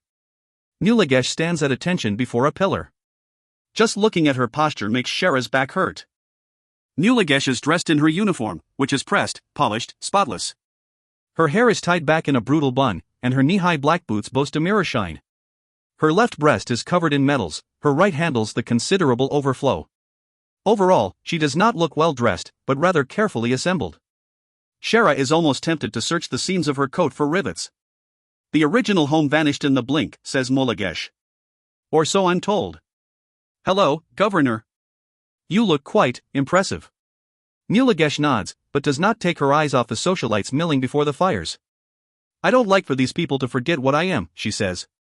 Despite all diplomatic pretenses, we are a military presence in their city. Once a soldier, thinks Shara, always a soldier. Beside the hearth on the right is a plinth with 5 short statues standing on it. And those would be the reason for the occasion? Asks Shara. They would be, says Nuligesh. She and Shara wander toward them. It's an art auction, benefiting the new Bulikov party and a number of other vaguely worthy causes. Vatrov's become well known as an art fan. Pretty controversial stuff, too. Shara can see why. While none of the stone figures are nude to the extent that they'd show anything one would actually wish to see, they come very close, with the fold of a robe or the neck of a guitar in just the right place to shield things from view. There are 3 female statues, 2 male, but none are particularly physically lovely. They are bulky creatures, with wide hips and shoulders and fat thighs. Shara squints as she reads the plate at the bottom of the plinth. Peasants in repose, she says. Yes, says Nuligesh. 2 things Bulikov doesn't like to think about, nudity and the poor. Especially the nudity, though. I am familiar with this city's stance on sexuality. Not so much a stance as a glower, though, says Nuligesh. She picks up a horn flute of ale from a passing footman and quaffs it. I can't even talk about it with them. Yes, I wouldn't expect you could. Their disgust for our more liberal marital arrangements is well known, says Shara. Nuligesh snorts. It didn't seem liberal when I was married. As nearly all Sapuris were treated as chattel under the Continental Empire, many were forced into marriage or divorced on the whims of whichever continental company or individual owned them. After the Kai overthrew the continent, Sapir's laws on marriage and personal freedom were greatly influenced by these traumas. In Sapir, 2 consenting spouses enter into a 6-year contract, which at its end they can either renew or allow to expire. Many Saporis have 2, 3, or even more spouses in their lifetimes, and while homosexual marriage is not formally recognized in Sapor, neither does Sapor's vehement observance of personal freedom allow the state to forbid it. Shara observes the scandalous protuberance underneath one statue's robe. So one could categorize this work as countercultural. Or as pissing in the eyes of the powerful, yeah. A crass way of putting it, says a voice. A tall, slender young woman dressed in a menagerie of furs walks to stand just behind them. She is terribly young, not much older than 20, with dark hair and high, sharp cheekbones. She manages to look both very continental and yet also very urbane, two characteristics that often conflict. I would instead say that it is embracing the new. Nulagesh raises her horn flute in a sardonic toast. That I shall drink to. May its feet find earth, and may it run fast and far. You do not sound like you think it likely, Governor. Nulagesh grunts into her ale. The young woman does not appear surprised, yet she says, I always find it disheartening that you are so doubtful of our efforts, Governor. I would hope that, as a representative of your nation, you'd lend us support. I am not in a position to lend anything, especially support. Nor am I in a position to officially say much. But I am compelled to listen to your city fathers quite frequently, Miss Ivania. And I am not sure your ideas, ambitious as they are on fertile ground. Things are changing, says the young woman. That is so, says Nulagesh. She stares balefully into the fire. But not as much as you imagine. The young woman sighs and turns to Shara. I hope the governor has not saddled you with too much gloom. I would prefer if your first social event in Dulikov would have a lighter mood to it. You are our new cultural ambassador, are you not? I am, says Shara. She bows politely. Shara Thabani, cultural ambassador, second class, and acting chief of the Sapori embassy. I am Ivania Restroika, assistant curator to the studio that donated the pieces. It is a genuine pleasure to have you here with us, but I must warn you that not everyone here will greet you so warmly. Fusty old attitudes are sometimes so hard to shrug off. Yet I hope that at the end of the night, you will count me a friend. That is extremely kind of you to say, says Shara. Thank you. Come, allow me to introduce you to everyone, says Ivania. After all, I am sure that the governor will not wish to sully herself with such social responsibilities. Nulagesh picks up another ale. It's your funeral, ambassador, she says. But watch that one. She has a taste for trouble. I merely have good taste, says Ivania, smiling beatifically. It immediately becomes clear that despite her youth, Miss Ivania Restroika is a seasoned socialite. She carves through groups of the glamorous and the powerful like a shark through a school of fish. Within an hour Shara has bowed before or shook the hand of nearly every luminary at the reception. I wish to be an artist, Ivania confides to Shara. But it simply didn't turn out that way. I didn't have I'm not sure. The imagination, I suppose, or the ambition, or both. You have to be a bit outside things to make something new, but I was always very much inside things. A small hubbub breaks out before one of the hearths. What could that be? Says Ivania, but Shara can already see. Sigrid stands with one foot up on the hearth, reaching into the fire to pull out a small, flaming coal. Even from here she can hear it sizzle as it touches his fingertips, but his face registers no pain as he lifts it to his pipe, sucks twice, exhales a plume of smoke, and tosses the coal back. Then he skulks away to a shadowed corner where he crosses his arms, leans up against a wall, and glowers. Who is that creature? Asks Ivania. Shara coughs. That is my secretary. Sigrid. You have a Drailing as your secretary? Yes. But aren't they savages? We are all products of our circumstances. Ivania laughs. Oh, ambassador. You are so much more provocative than I could have ever hoped. This will be a grand friendship. Ah. What perfect timing. She breaks off from Shara and trots away to a tall, bearded gentleman slowly descending the stairs, picking his way down with a white cane. His right hip bothers him. Every other step, his right hand snaps down to steady it, but he maintains a regal posture, dressed in a trim, somewhat conservative white dinner jacket and sporting an ornate gold sash. And there's my darling. It took so long for you to come down. I thought it was women who took forever to get dressed, not men. I am going to put in some sort of pulley lift in this damn house, he says. These stairs will kill me, I'm sure of it. She drapes herself around his shoulders. You sound like an old man. I feel like an old man, But do you kiss like one? Ivania pulls him in, though he resists a little before indulging her. Someone in the crowd gives a soft whoop. No, she concludes. Not yet. Will I have to check every day, darling? You will have to make an appointment, if so. I'm terribly busy, you see. Now. Who do we have sponging off me tonight? He asks merrily. He looks up at the crowd. The firelight washes over his face. Shara's heart goes cold. She assumed the man was old, but he is not. In fact, he's hardly aged a day. His hair is longer, and though it is streaked with gray at the temples, it still has that odd reddish hue to it. His beard is bright copper red, but it is short and closely cropped, rather than the mountainous ball of fluff popular among wealthy continentals. Shara can still see the strong jaw, the ever-present smirk, and though his eyes have lost a bit of their wild gleam, they are still the same bright, penetrating blue she remembers so well. The dilettantes and socialites gently descend on him. "Oh, goodness," he says. "Such a crush. I hope you brought your pocketbooks," he laughs as he greets them. Though he could only know a handful of them, he treats them as his oldest friends. Shara watches, fascinated, horrified, terrified. How little he has changed, really, she thinks. And she is surprised to find that she hates him for this. It is so terribly, unbearably rude for him to pass through all these years and come out the same person on the other side. "Have you seen the pieces?" Ivania asks him. "You must see them when you can, darling.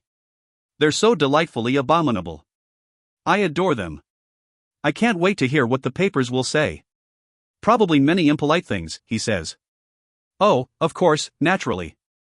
Huffing and puffing. As one should hope. Rivigny from the Foundry is here. You wanted him to attend for some time, didn't you? Well, he finally showed up. I thought he'd be a rough sort of fellow, being a fellow captain of industry, but he's quite svelte, I think. You must talk to him. I will get you an envelope for the check. Oh, and we have the new cultural ambassador here, and do you know she has a Northman as her assistant? As in a secretary? And he's here, darling." He reached into the fire with his hands and it was just absurd.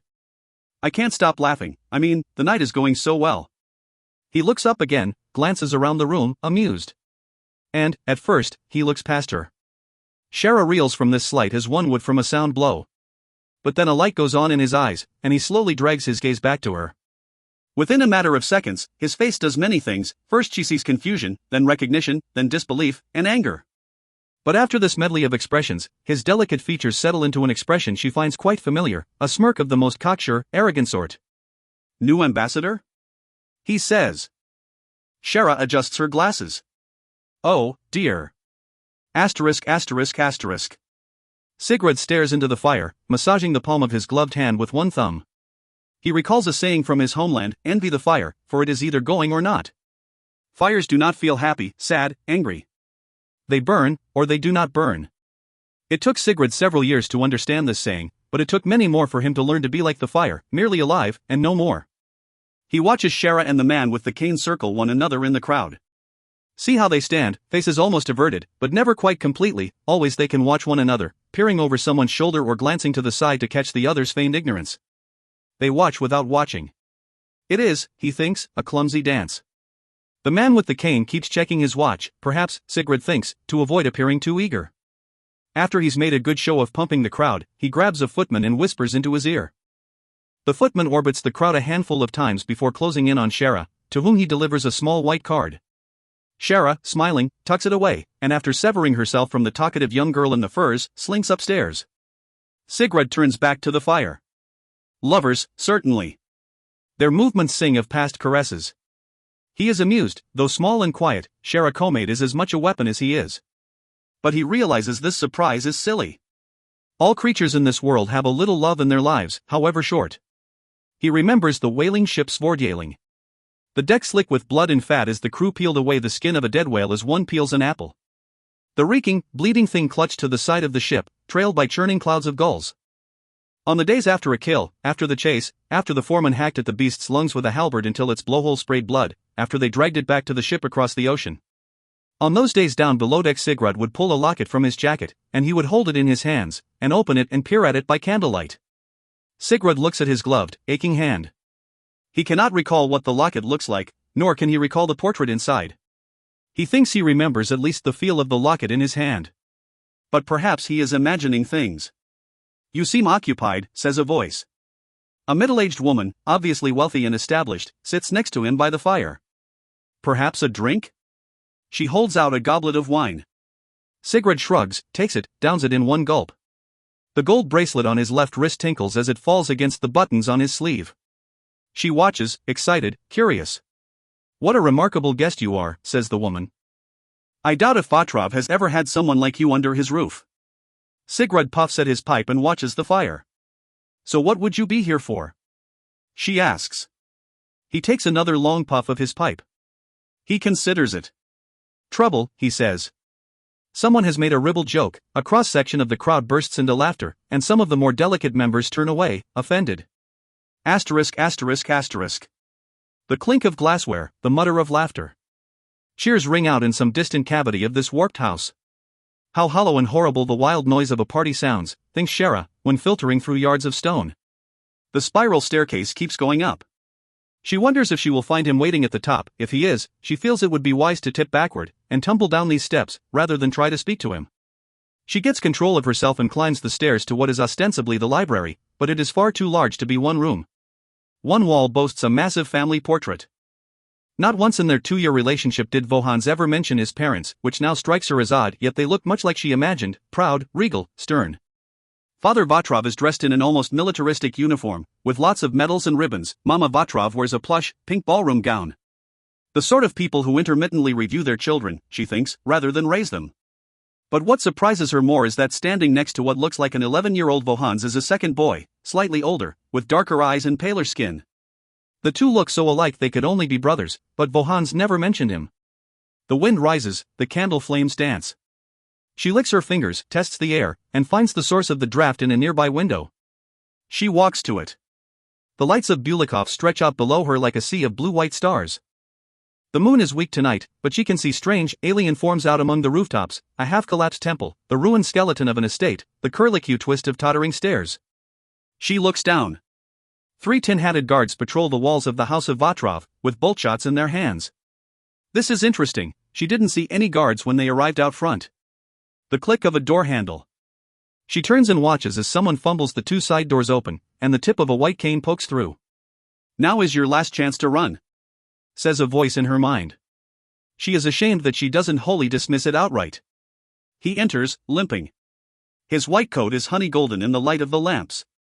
He half looks at her, he avoids eye contact and walks to a drink trolley and pours himself something. Then he begins to hobble over. "This room," he says, "is far too large. Do you not agree? That would depend on what it's used for." She is not sure what to do with her hands, her body, how many dignitaries she has met before, how many nobles, yet now such awkwardness comes plummeting down on her. "I'm sorry to take you away from your party." "Oh, that. I've seen it before. Know how it ends." He grins at her. It is still a blinding smile. "I am not, as they say, on tenterhooks about the whole thing." "Enjoying the view?" "It's quite splendid. That's one word for it." He joins her at the window. "My father would talk endlessly about the view around here. About what used to be there, I mean. He'd point and say, there, at that corner, that was where we had the Talon of Kivri. And there, across the park, that was Adnaz as well, and the line of people would stretch down the street. I was impressed, enamored, until I figured out the timeline and realized dear Papa had not been alive to see any of this. That was all long before his time. He hadn't really known. He'd just been guessing. And now, I don't really care to know what he meant, or what all those old things were." Shara nods stiffly. Vohans glances sidelong at her. "Well, go on." "Go on with what?" "Go on and tell me. I know you're bursting at the seams to." "Well," she coughs. "If you really want to know." The Talon of Kivri was a tall metal monument with a small door in the front. Visitors would walk in through the door and find something waiting for them, something that would change their lives. Sometimes it would change their lives for the good, a bundle of medicine to bring home to a sick relative, or sometimes it would change their lives for the worse, a bag of coins, and the address of a prostitute who would later bring them to ruin. Interesting. It was probably a testament to the divinity Zhukov's strange sense of humor, a long, ongoing joke on everyone, in other words. "I see. And the well?" "Oh, just healing waters. The divinity Adnaz had them all over the continent. He shakes his head, smiling. Still an insufferable know-it-all. She gives him a taut, bitter grin. "And you're still so smugly, blithely ignorant. Is it ignorance if you don't care to know it?" "Yes. That is almost the definition of ignorance, actually." He looks her up and down. You know, you don't look anything like I expected you to. Shara is too affronted for words. I thought you'd be all in jackboots and military grey, Shara, he says. Like Nulagesh down there, but louder. Was I such a terror? You were a bright, blessed little fascist, says Vo, or at least a savage little patriot, as many children of Sapir are. And I'd expect you to come in here the conquering hero, rather than slip in through the back door, like a little mouse. Oh, shut up, Vo. He laughs. How remarkable it is that we so quickly fall into our old patterns after so many years apart. Tell me, should I arrest you for violating the WR? I noticed you mentioned a few forbidden names, but... I think there's a clause in there, says Shara, specifying that any ground the ambassador walks on is considered Sapuri soil. Do you know, your asinine little speech was probably the longest I've ever heard you talk about your family? Is it? You never talked about them at all while we were at school. Shara nods toward the painting on the wall. You definitely never told me you've got a brother. He looks almost exactly like you. Bohanza's grin grows fixed. Had a brother, he says. And I probably didn't tell you because he wasn't a very good one. He taught me Tobo's VA, so I suppose we should thank him for having brought us together. Shara tries to scan his comment for irony, and comes up inconclusive. He died before I ever went to school. He didn't die with my parents, not during the plague years, but after. I'm sorry. Really? I wasn't, not much. Like I said, he was not a very good brother. Your family did leave you a magnificent home. You never talked about that, either. That's because it didn't exist yet. He raps the stone floor with his cane. I tore the old Vatrov manor down the second I came back from school, and had this one built. All my various legal guardians, the old trolls, followed me around like ducklings after mama. Honestly, all of them were horrified, just horrified. But it wasn't even the real Vatrov manor. Not the centuries-old one everyone talked about, at least. No one knows where the hells that is anymore, just like the rest of Bulikov. We all just pretended that house had always been the house, and nothing ever happened, no blink, no great war, nothing. I regret including all these stairs, though. He winces and touches his hip. That's how you injured yourself? He allows a pained nod. I'm sorry, she says. Is it bad? When it's wet out, yes. But be honest with me. He spreads his arms and turns his head so light catches the side of his face. Beyond that, how cruel has time's blade been to me? Am I still the beauty you fell head over heels for at first sight? I am, admit it. Shara resists the urge to push him out the window. You are a horrific ass, Vo. That hasn't changed. I'll take that as a yes. I won't let you pull your polite little mouse roll with me, Shara. The edges on the girl I knew could never be sanded down. Perhaps you didn't know me as well as you thought, says Shara. Do you wonder if your parents would approve of the house, as well as your little party? He grins broadly at her. I expect they'd approve of them just as much as they'd approve of me having a discussion with a Sapuri intelligence officer. Someone downstairs crows laughter. There is the tinkle of broken glass, and a sympathetic awe from the crowd. Shara thinks, and so we come to it. I am happy to see you're not surprised, says Vohans. You didn't seem to be hiding it, anyway. There is no way that Shara Komayd, top of her class at Feduri, niece of the Minister of Foreign Affairs, great-granddaughter of the damnable Kai, could rise only to the lowly position of cultural ambassador. She smiles mirthlessly at his flattery. And though Shara is a name as common as water, he says, Komayd, well, you'd have to get rid of that right quick. Hence the Thivani. I could have married, says Shara, and taken my husband's name. You are not married, says Vohans dismissively. He tosses the rest of his drink out the window. I know married women. There are signals and signs, none of which you possess. Aren't you worried someone will recognize you? Who? Says Shara. No one from Feduri is on the continent besides you and me. All the politicos my family ran with are back in Galadesh. There's just continentals and the military over here, and none of them know my face. And if someone went hunting for Shara Komayd, then they'd discover records indicating she retired from the public eye to teach at a small school in Tome, in the south of Sapir, a school that I think closed down about 4 years ago. Clever. So, the only possible reason someone of your level, whatever it is, would come to be in Bulikov now. Well, it'd have to be Panji, wouldn't it? But I've no idea why you've come to me. I avoided the man like the plague. Too many political consequences. Shara says, the restorationists. Vohans nods slowly. Ah. I see. How very political of you. Who better to tell you about them than one of the people they hate most in the world? Vohans considers it. Let us discuss this somewhere else, he says. Somewhere with less of an echo. Asterisk asterisk asterisk.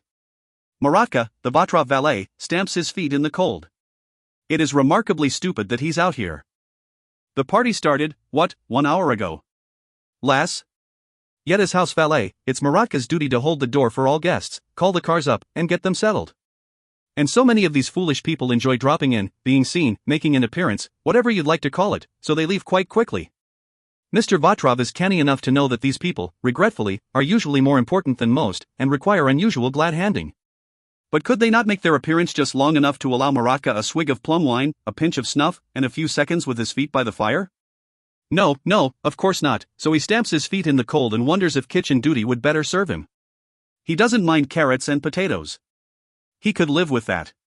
There is a clunking to the west, like a can rolling along the street. Curious, he peers out. He sees one guard on the west manor wall, but shouldn't there be two? Mr. Vatrov prefers that his guests do not see the ugly necessities his rather radical positions require, but usually once the reception begins, its security is normal. Maratka grunts. Perhaps the fool is wise enough, he thinks, to shirk outdoors duty when he can. Yet then he squints. Is there something on the wall? Something moving very slowly toward the remaining guard? Headlights flare at the end of the drive. A car coughs to life and trundles toward the house. Oh, no, says Maratka. He steps out and waves his arm. No. What are you doing? The car continues toward him. As it wheels around the drive, Maratka shouts, You come when you're called, all right? I haven't flagged you yet. I don't care what your master says, you come when you're called. As the car pulls up before him, Maratka sees movement on the manor wall. Out of the corner of his eye, a dark figure peeps up, points something at the remaining guard. There is a click, and the guard goes stiff and tumbles backward, his tin hat bouncing off the wall to clatter and clunk to the street below. There is the glimmer of a bullpoint in the window of the car. A voice says, But we have been called. Then a harsh click, and the car seems to fall away. Asterisk asterisk asterisk. Sigurd stares into the fire, lost in his memories. The blood in the water, the halberd in his hands. The monstrous shadow in the sea, thrashing, moaning, spouting gore. How he thought those days hellish, but he'd not known hell yet. The leather of his gloved hand squeaks as he clenches his fist. Are you all right? Asks his companion. The woman examines him. Would you need another glass of wine? She gestures to a footman. Yet then Sigurd hears it, terribly faintly, but there, a very soft click, out at the front of the house. And he knows that sound very well. At last. A distraction. Here, says the woman. She turns back around with another goblet. Here you g. But she can only stare at the empty seat beside her. Asterisk asterisk asterisk. The enemy of old Bulikov, says Vohans, is not Saper, and it is not me, or the new Bulikov movement. It's time. They sit on a bed in one of the guest rooms. It is, like most of this floor, decorated in deep, warm reds and gold gilt. The estate grounds end just outside the window, and the walls gently curve around the house below. There's a tremendous age gap in Bulikov. You see, after the Great War and the Blink, it took so long for life to return to normal. So there's a dying portion of the population that still remembers the old ways, and devoutly clings to them, and there's a growing new portion of the population that never knew anything about them, and doesn't care. They just know they're poor, and they don't have to be. The new Bulikov movement, says Shara. Vohans waves a hand at her. That's just a name. What we're seeing is much bigger than politics. It's a generational shift, and I am definitely not its creator, I'm just riding the wave. And the restorationists hate you for it. Like I said, they're fighting history. And everyone loses that fight. Have they threatened you in any way, Vo? Don't be ridiculous. Then why the guards out front? He pulls a face. Poof. I prefer to be discreet about that. But trust you to see. They have never threatened me directly, no. But there's lots of political talk that teeters toward the violent side. The biggest offender being Ernst Wiklov, who is, more or less, the biggest player in the restoration game. Another city father. Rather dogmatic fellow. Throws a lot of money around. I suppose you could say he's my political opponent. I never engage him, I don't really need to, but he depicts me less as a political opponent, and more like a demon shat straight out of hell. He sounds like a very wise man. Don't try to be cute. You're terribly bad at it, but. And this Wiklov, says Shara, would he have been one of the biggest agitators behind the protests against Panji? Bohan smiles savagely, a surprisingly ugly expression. Oh, yes. I've no doubt he's neck deep in all this, and I'd not weep to see you sick your dogs on him. The man is a reeking bag of goat shit with a beard. There are 2 other city fathers aligned with the new Bulikov movement, she says, but none attract near as much hate as you. Ah, well, says Vohans, I've become a bit of an iconic figure. I have always had a taste for fashion and architecture, you know that. And part of it is that it's fun to rile them up. I indulge in a bit of decadence right in the open, and offend their fusty old values of modesty and repression, and they let loose a string of hateful screeds that wins me however many new voters. A dainty puff of his cigarette. It's win-win, from my perspective. They also mistrust my background, though. Considering my education, they believe me half Sapori. Then a guilty look, but I do have a few projects of my own that may cause friction. Such as? Well, Sapor is the largest buyer of weapons in the world, of course. But all those soldiers are stuck using bolt shots rather than rifles, just mechanized bows and arrows. The issue, as you may know, is one of saltpeter. Sapor and her supporting nations have almost none of it, and you can't make gunpowder without it. The continent, however, has saltpeter aplenty. So you want to make munitions for Sapor? She asks, astonished. What she does not say is, how have I not heard about this? He shrugs. My family made bricks. Mining isn't that much different. But, Vo, that's. Are you an idiot? An idiot, dot. Yes.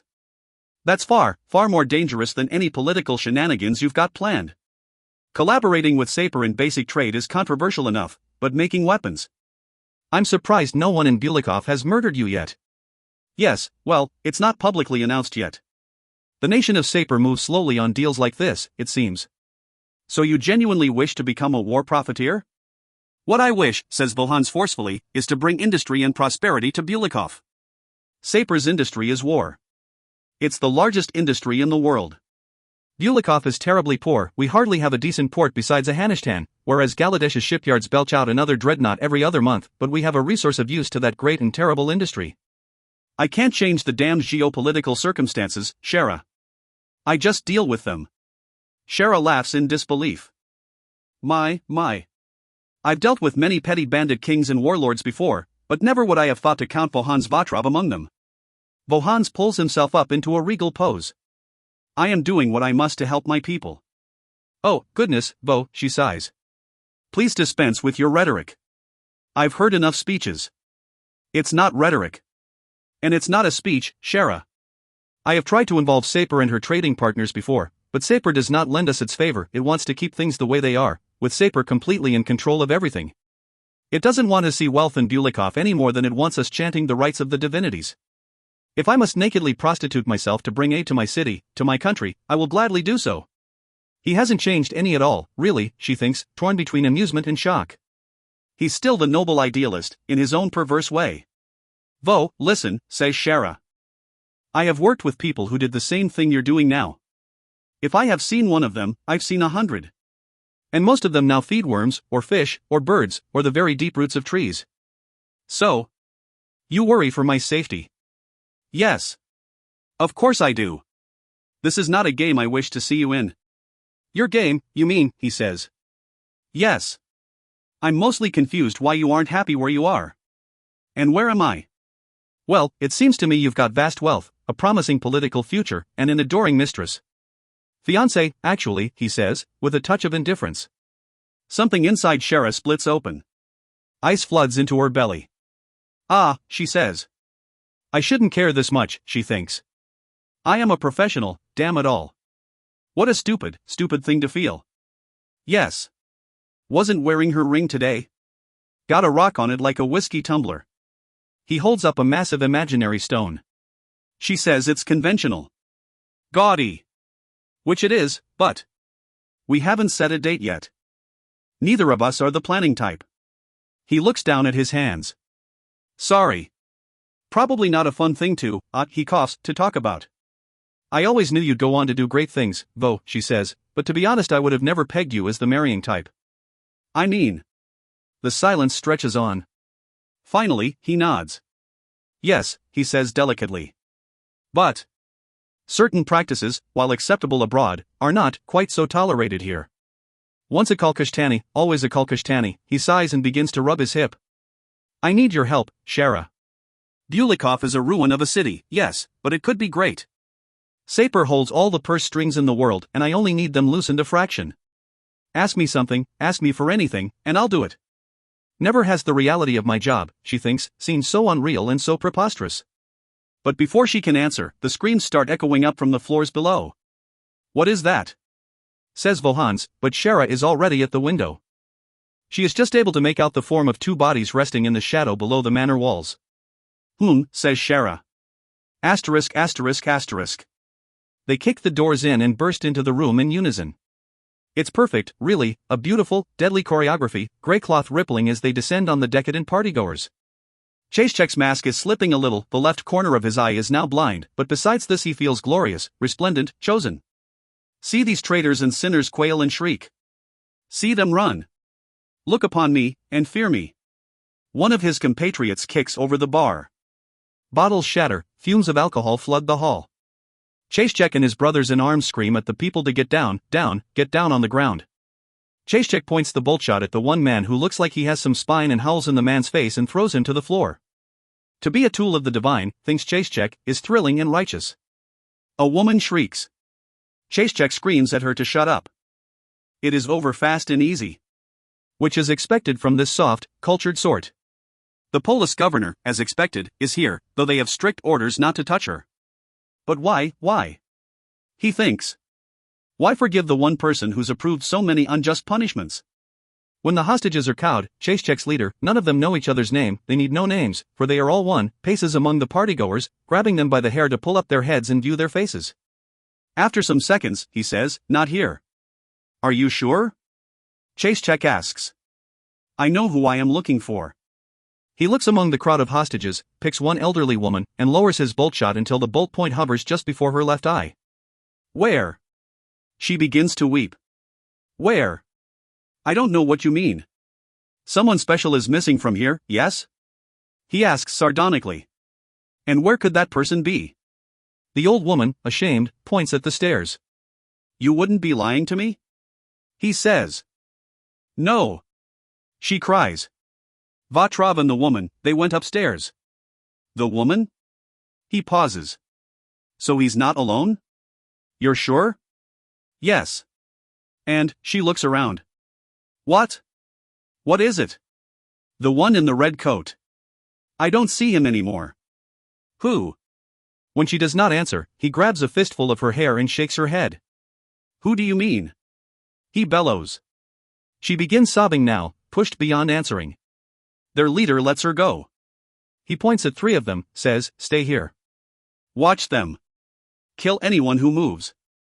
Then he points to Chayechek and the other 4. The rest of you, upstairs with me. They mount the stairs silently, rushing up like wolves through mountain forests. Chayechek is trembling with joy, excitement, rage. Such a righteous thing, to bring pain shrieking down on them out of the cold night, on the traitors and sinners and the filthy ignorant. He had expected to find them, perhaps, in the throes of some pornographic rite, their blood polluted by foreign liquors, the air stinking with incense as they shamed themselves willingly. Chayechek has heard, for example, of places near Kivos where, with the full allowance of sapir, of course, women walk the streets in dresses cut so short so that you can see there. He colors just to think of it. To imagine such a thing is sinful. It must be excised from the mind and the spirit. Their leader raises a gloved hand when they hit the 2nd floor. They stop. He swings his masked face around, peering through the tiny black eye holes. Then he signals to them, pointing, and Chayechek and 2 others fan out to search the floor while their leader and the others go upstairs. Chayechek sweeps the hallways, checks the rooms, but finds nothing. For such a large house, Vatrov keeps it terribly empty. Another damning indication of the man's excesses, thinks Chayechek. He even misuses his country's stone. He comes to a corner, knocks twice on the wall. He listens, and hears a second knock-knock, then a third from farther in the house. He nods, satisfied that his compatriots are close, and keeps patrolling. He looks out the windows. Nothing. Looks in the rooms. Nothing but empty beds. Perhaps Vatrov keeps his lovers here, one in each room, Chayechek thinks, feeling scandalized and unclean. Focus. Check in again. He knocks once more. He hears one knock-knock from somewhere else in the house, and then nothing. He pauses. Listens. Knocks again. Once more, there's a second echoing knock, but no third. Perhaps he is too far away to hear me. But Chasechek knows his instructions, and he begins to backtrack, following the halls back to the stairs. Once he reaches the stairs, he knocks twice on the walls again, and listens. This time, nothing, no second or third knock. He fights the growing panic in his chest and knocks again. Nothing. He stares around, wondering what could be going on, and it is then that he sees. There is someone sitting in the darkened second-floor foyer, sprawled back in a white overstuffed chair. Chasechek raises his bolt shot. The person does not move. They do not seem to have noticed him. Chasechek retreats to the wall, paces along the edge of the shadows with the sight of the bolt shot on the person at all times. Yet when he nears, he sees they are dressed in gray cloth, and there is a gray mask in their lap. Chasechek lowers the bolt shot. It is one of his comrades. Yet the man's mask is removed, and they were ordered to never remove their masks. Chasechek takes 2 more steps forward, and stops. There is a stripe of red and purple flesh running across the man's exposed neck, and he stares up at the ceiling with what can only be the eyes of the dead. Chasechek feels sick. He looks around for help, wishing to knock, to call for someone, but there is someone or something in the halls with them, and he does not want to give away his location.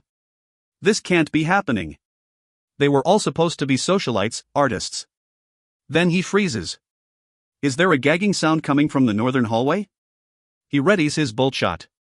His pulse pounds upon his ears. He stalks forward, rounds the corner, and sees. One of his compatriots is standing in a doorway along the side of the hall, almost out of sight.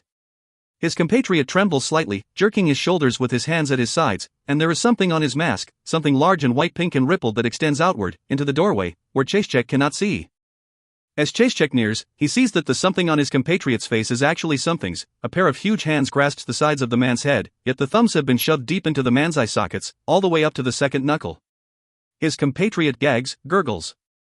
Blood spurts around the thumbs, painting the wrists, the walls, the floor. Chasechek sees now. There is a giant man standing in the shadows of the doorway, and he is murdering Chasechek's compatriot with his bare hands. The giant looks up, his one eye burning with a pale fire. Chasechek screams, and blindly fires the bolt shot. The giant man recoils, drops Chasechek's compatriot, and falls backward. Then the giant lies in the hallway, completely still. Chasechek, weeping freely, runs to his compatriot and rips his mask off. When he sees what is below, his screams turn to howls. He holds his dead compatriot in his arms. See what befalls the honored sons of my country, he wishes to say. See what happens to the righteous in such sullied times. But he does not have the control for the words. At least I killed him, he says to his dead friend, sobbing. Please let that be enough. Please. At least I killed the man who did this to Yo. There is an irritated grunt. Chasechek, startled, stops and looks around. With a curious determination, the big man slowly sits up and looks down at his hands in his lap. He opens his left hand. Inside it, glimmering in the light of the gas lamps, is Chasechek's bolt, which was apparently snatched out of midair before it could ever find its mark. The big man looks at the bolt with bemusement, as one with the strange toy of a child. Then he looks up at Chasechek, and his one eye is filled with a cold, gray-blue calm, like the heart of an iceberg. Chasechek fumbles to reload the bolt shot. There is a flurry of movement. Chasechek feels fingers around his throat, blood battering the backs of his eyes, the floor lifting away, and the last thing he sees is a glass window flying at him, breaking around him, before he is embraced by the cold night and, almost directly after, the street below. Asterisk. Shara is ready when the 2 men burst into the room. She is sitting perfectly still on the bed, hands raised. Bohans, however, does not follow the advice she just gave him, but leaps to his feet, cane thrust forward like a rapier, damning them for this and that. Hands in the air! Shouts one of the men. Clearly I have done that, says Shara. Get down on the ground! Bellows the other. They are dressed, she notes, in gray robes that have been tied tight around the joints and neck. It has the look of ceremonial wear, and they have strange, flat gray masks upon their faces. We will all sit down, says Shara. Bohans is nothing so placid. I will fuck the mouths of all your ancestors before I listen to one word you vandals have to say. Vo, says Shara calmly. Get down! Down! The second attacker shouts. Do it! Now! Grab him! Says the first. Listen, says Shara. Get fucked! Shouts Bohans. He stabs at one of the men with his cane. The man grunts. Stop that. Get down, damn you! Shouts the other attacker. But Vohan's is already moving for another strike.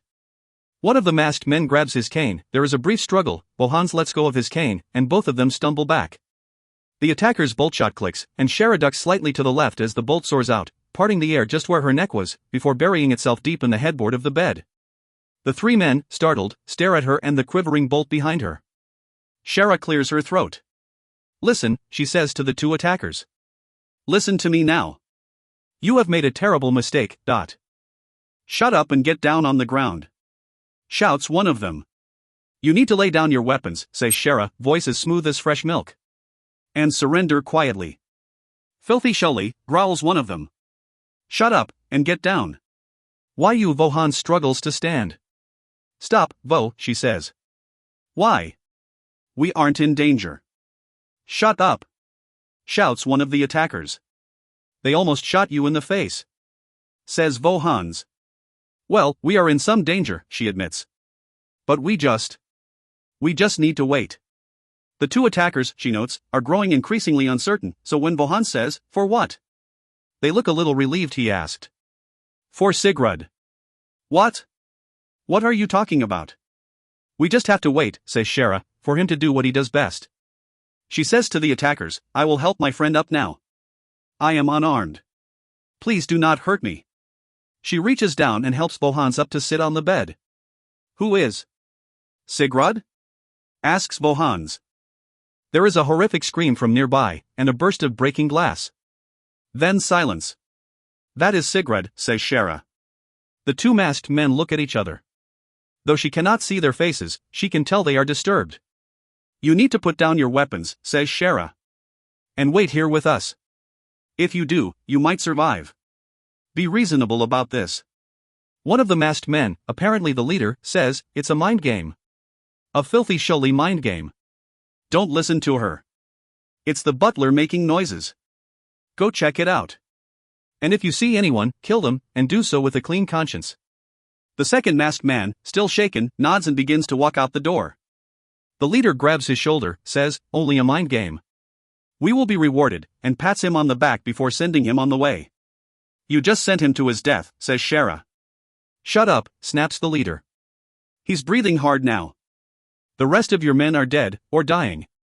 You need to surrender. That's what you all always say, isn't it? Surrender, surrender, always surrender. We're done surrendering. We can't give you any more. I ask nothing of you, says Shara.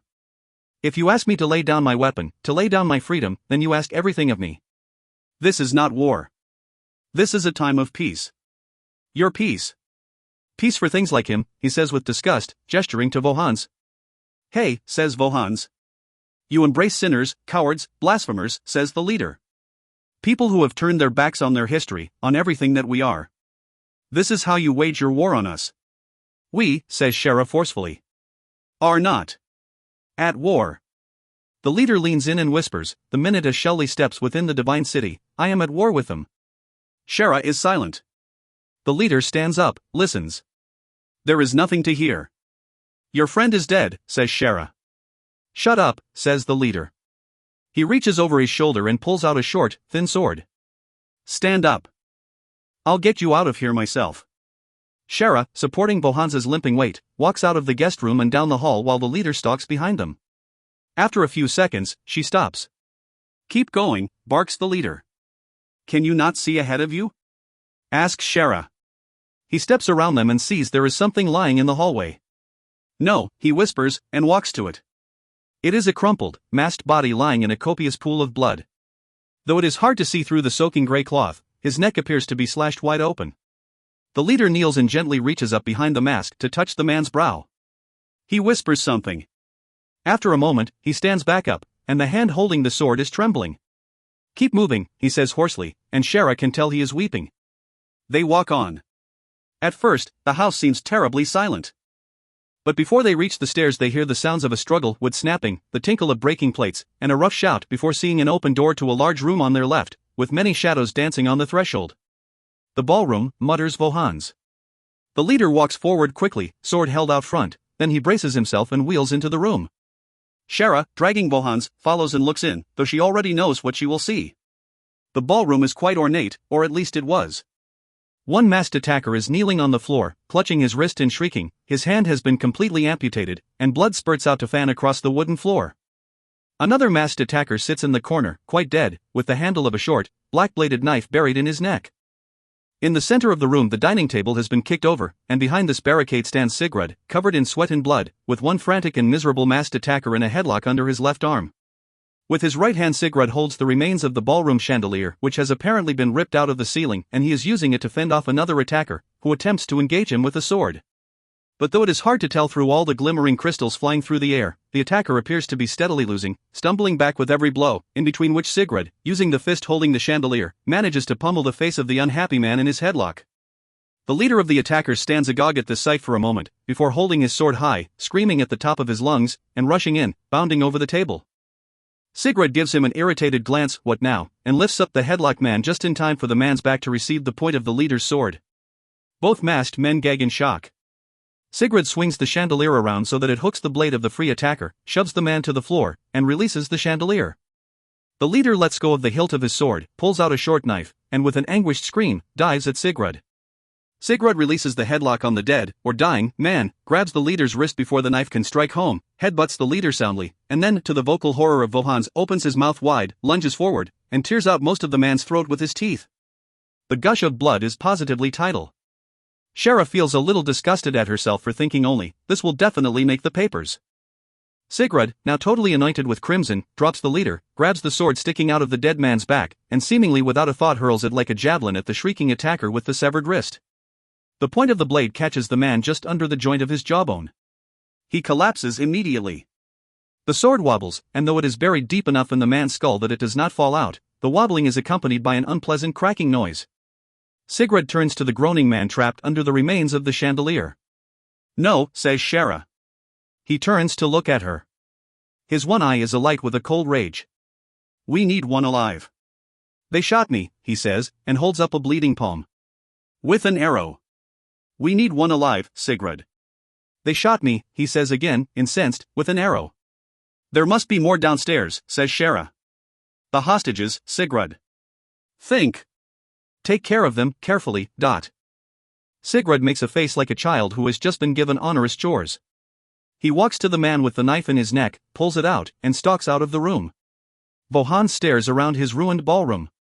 "This?" he says. "This is what your man does best." Shara approaches the masked man struggling to lift the chandelier and begins to disarm him. "We all have our talents." Asterisk asterisk asterisk. Sigurd spots no masked attackers guarding the hostages when he runs down the stairs. "Oh, thank goodness you came," says one woman, before fully seeing him. Then she begins shrieking. Nuligesh is not half so fazed. She clears her throat from beside a pillar in the foyer. The Polish governor is hunched over a robed figure and appears to be calmly garroting him with a festively colored ribbon. Nuligesh looks at him, her left eye blooming dark from what must have been a terrific blow, and says, "Two more."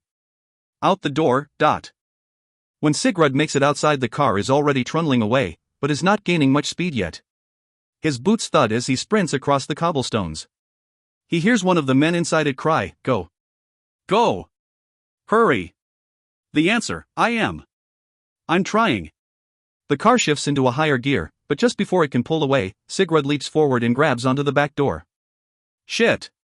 shrieks one of the men. "Oh, gods!" Sigurd's hands are so slick with blood that he almost loses his hold. He wedges a foot into the running board, then reaches up with his right hand and stabs his black knife into the roof of the car. "Shoot him, damn you!" cries a voice. A bolt shot appears in the window. Sigurd leans to the side.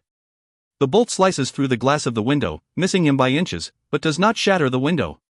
Sigurd punches through the window with his left hand, grabs the man who fired at him by the collar, and repeatedly slams him against the door and roof of the car. The driver, now totally panicked, begins swerving throughout the street. Sigurd can see coffeehouse patrons, restaurant attendees, and horse and cart drivers stare in amazement as they fly by. A small child points and laughs, delighted. Sigurd can feel it when the man goes unconscious, and he begins to haul the man out of the broken window with one arm, intending to hurl him from the car. But then the car makes a hard turn. He looks up. The corner of a building flies at them. Sigrid immediately sees that the driver intends to scrape the car along the building side, scraping off Sigrid as well. Sigrid considers climbing onto the roof of the car, judges that he doesn't have enough time, pulls his knife free, and dives away. It is a painful landing, but not as painful as what happens to the unconscious man dangling out the broken window of the car. There is a wet smack, and something goes tumbling across the stony streets. Sigrid can hear the driver begin to scream in horror, and what's left of the passenger slips out the window to roll into the gutter. The car makes a wide turn and roars down an alley. Sigrid, now quite frustrated, gets to his feet and sprints after it. He turns down the alley. The car has come to a stop several yards down. He runs to the car and flings open the driver's side door to see nothing. The car is empty. He looks around.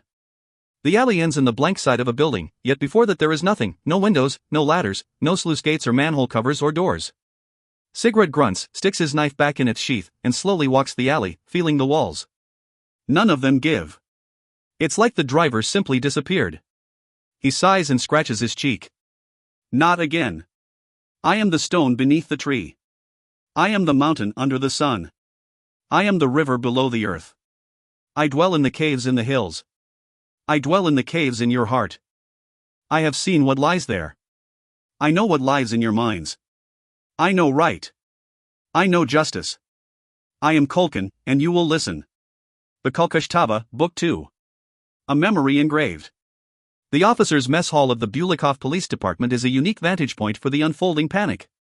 There are windows that allow the mess hall attendees to see into the front offices, where a full-scale riot is building, composed of politicians, reporters, outraged citizens, and family members of the hostages, and one can also see back into the halls of the interview rooms, where the Bulikov police are still confused as to who exactly is a suspect, who should get to go to the hospital, and what in the world to do with Sigrid. This is a new experience for me, says Shara. Really? Says Muligesh. I would have thought you'd been arrested at least a couple of times. No. I never get arrested. One of the perks of being a handler. It must be nice. You seem very calm for someone who's just been through an assassination attempt. How do you feel? Shara shrugs. The truth is she feels ridiculous, sitting here sipping tea with Muligesh while chaos surges around them. Their status immediately set them apart from the other rescued hostages, mostly due to Muligesh, whom all the police officers seem acquainted with. Muligesh holds a pack of ice to her eye and occasionally mutters curses about being too shitting slow or, alternately, too shitting old. She's already sent her orders to the local outpost, and a small squad of Sipuri veterans should be here shortly to take watch over the both of them. Though Shara has not said so, she privately dreads this. One's own security often makes it hard to penetrate that of one's opponents. And Sigrid often provides enough security, anyway. Sigrid, however, is currently cooling off in a holding cell. The captured attacker has gone totally untouched, stuck in a tiny cell normally reserved for the most violent offenders. An officer refreshes their teapot, which Shara promptly drains. That's your fourth pot, notes Muligesh. So, do you normally drink tea like that? Only when I'm at work. You seem like the type who is always at work. Shara shrugs mid-sip. If you continue at that pace, Ambassador, I would advise you familiarize yourself with a urologist. How's your eye? Humiliating. But I've had worse. It can't be too humiliating. He did wind up the loser of your scrap, beyond a doubt. There was once a day, sighs Muligesh, when I could dispatch such little cretins without bothering to breathe. No more, I suppose. What I would give, she winces, prodding her eye, for the vigor of youth. Though I doubt I could ever match what your man did in that house, even in my prime. Where did you find him? Someplace quite bad, says Shara simply. Then she slowly retreats back inside herself. The susurrus of faraway shouting fades, and internally she begins to compose a list. In Shara's estimation, lists form one half of the heart of intelligence, the second half being patience. Most espionage work, after all, is a matter of collecting data and categorizing it, who belongs to which group, and why, where are they now, and how are we so sure, and do we have someone else in the region, and now that we have catalogued those groups, what threat level should they be categorized under, and so on, and so on, and so on. So whenever Shara is really puzzled by something, she takes her thoughts and sorts them, threshing them out like chaff from wheat, tunneling down and through her mind as she tries to wring truth from everything she knows, a frequently endless list of annotations, qualifications, categorizations, and exceptions all collected as she interrogates herself. Fact, I have been attacked less than 1 week after Evrampanji. I don't know for sure if it was me they were attacking. Then who? 1. Vo wants to make munitions for Saper. So that's ample reason to kill him there. Then why not simply kill Vo when they had the chance? They could have shot him the moment they walked in the room. B. His deal is not official, and also not publicly known yet. 1. Doesn't mean anything, there could always be leaks. 2. Evrem was beaten to death with a blunt instrument in his office. These men were far more professional. A. You think. Whoever attacked Evrem has not been captured, a mark of professionalism if ever there was one. 1. Professionalism and the incompetence of the local authorities are very different things. B. Evrem may have been attacked in connection with the warehouse. Neither Vo nor I has any such connection. 1. I know it exists. Unlikely that that's enough to get me killed, though.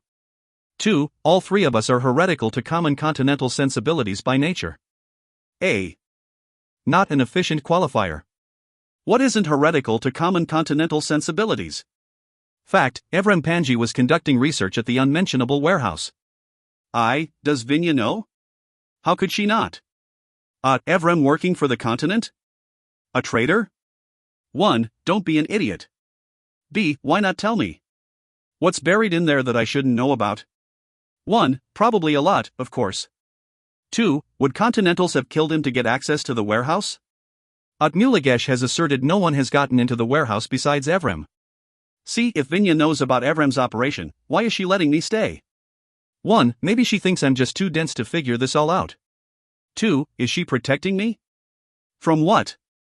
A. Don't be ridiculous. I just got attacked, of course she's not protecting me. 3. Does she want to get me killed? A. She's your aunt. 1. She's minister first, and second. A. Okay, then why would the minister want me dead? 2. If Vinya wanted me dead, I'd be dead, end of story. 4. Did Vinya want to get Evrem killed? It seems quite likely Evrem was a ministry operative. Why would you kill your own operative? Fact, I have not slept in 23 hours. I need more damn tea. Shara sighs. No sign of your Captain Nisrev yet? No, says Muligesh. Still not in. But it is 4 a.m, and he doesn't live nearby. You know where he lives? How would you know that? Don't pretend to be such an innocent daisy, Ambassador, says Muligesh. It doesn't suit you. Secretly, Shara smiles, vigor of youth, indeed. Anyway. Even though Nisrev and I have some history together, I'm not sure it's enough to make him amenable to the idea of a foreign ambassador taking over an investigation as huge as this. I'm not taking over, says Shara. They'll have their investigation, and I'll have mine. I just want to talk to the captured man first. How much simpler this would be in Kivos, she thinks. We could have just snatched him off the street and claimed he'd never been there in the first place. She briefly reflects on how civilized countries increasingly pose an inconvenience to her, and for a moment she envies Vohans for maintaining his idealism, however ineffective it may be. An idea strikes Shara, and she grabs an old newspaper from another table. She flips through the pages until she finds an article with the headline City Father Wiklov opposes immigrant quarters. Below this is a picture of a man with a round face pinched in a stern expression, and a mountain of a beard. To Shara, he looks like the sort of man who must constantly debate whether he should yell or merely talk very loudly. Why are you reading about Wiklov? Asks Muligesh.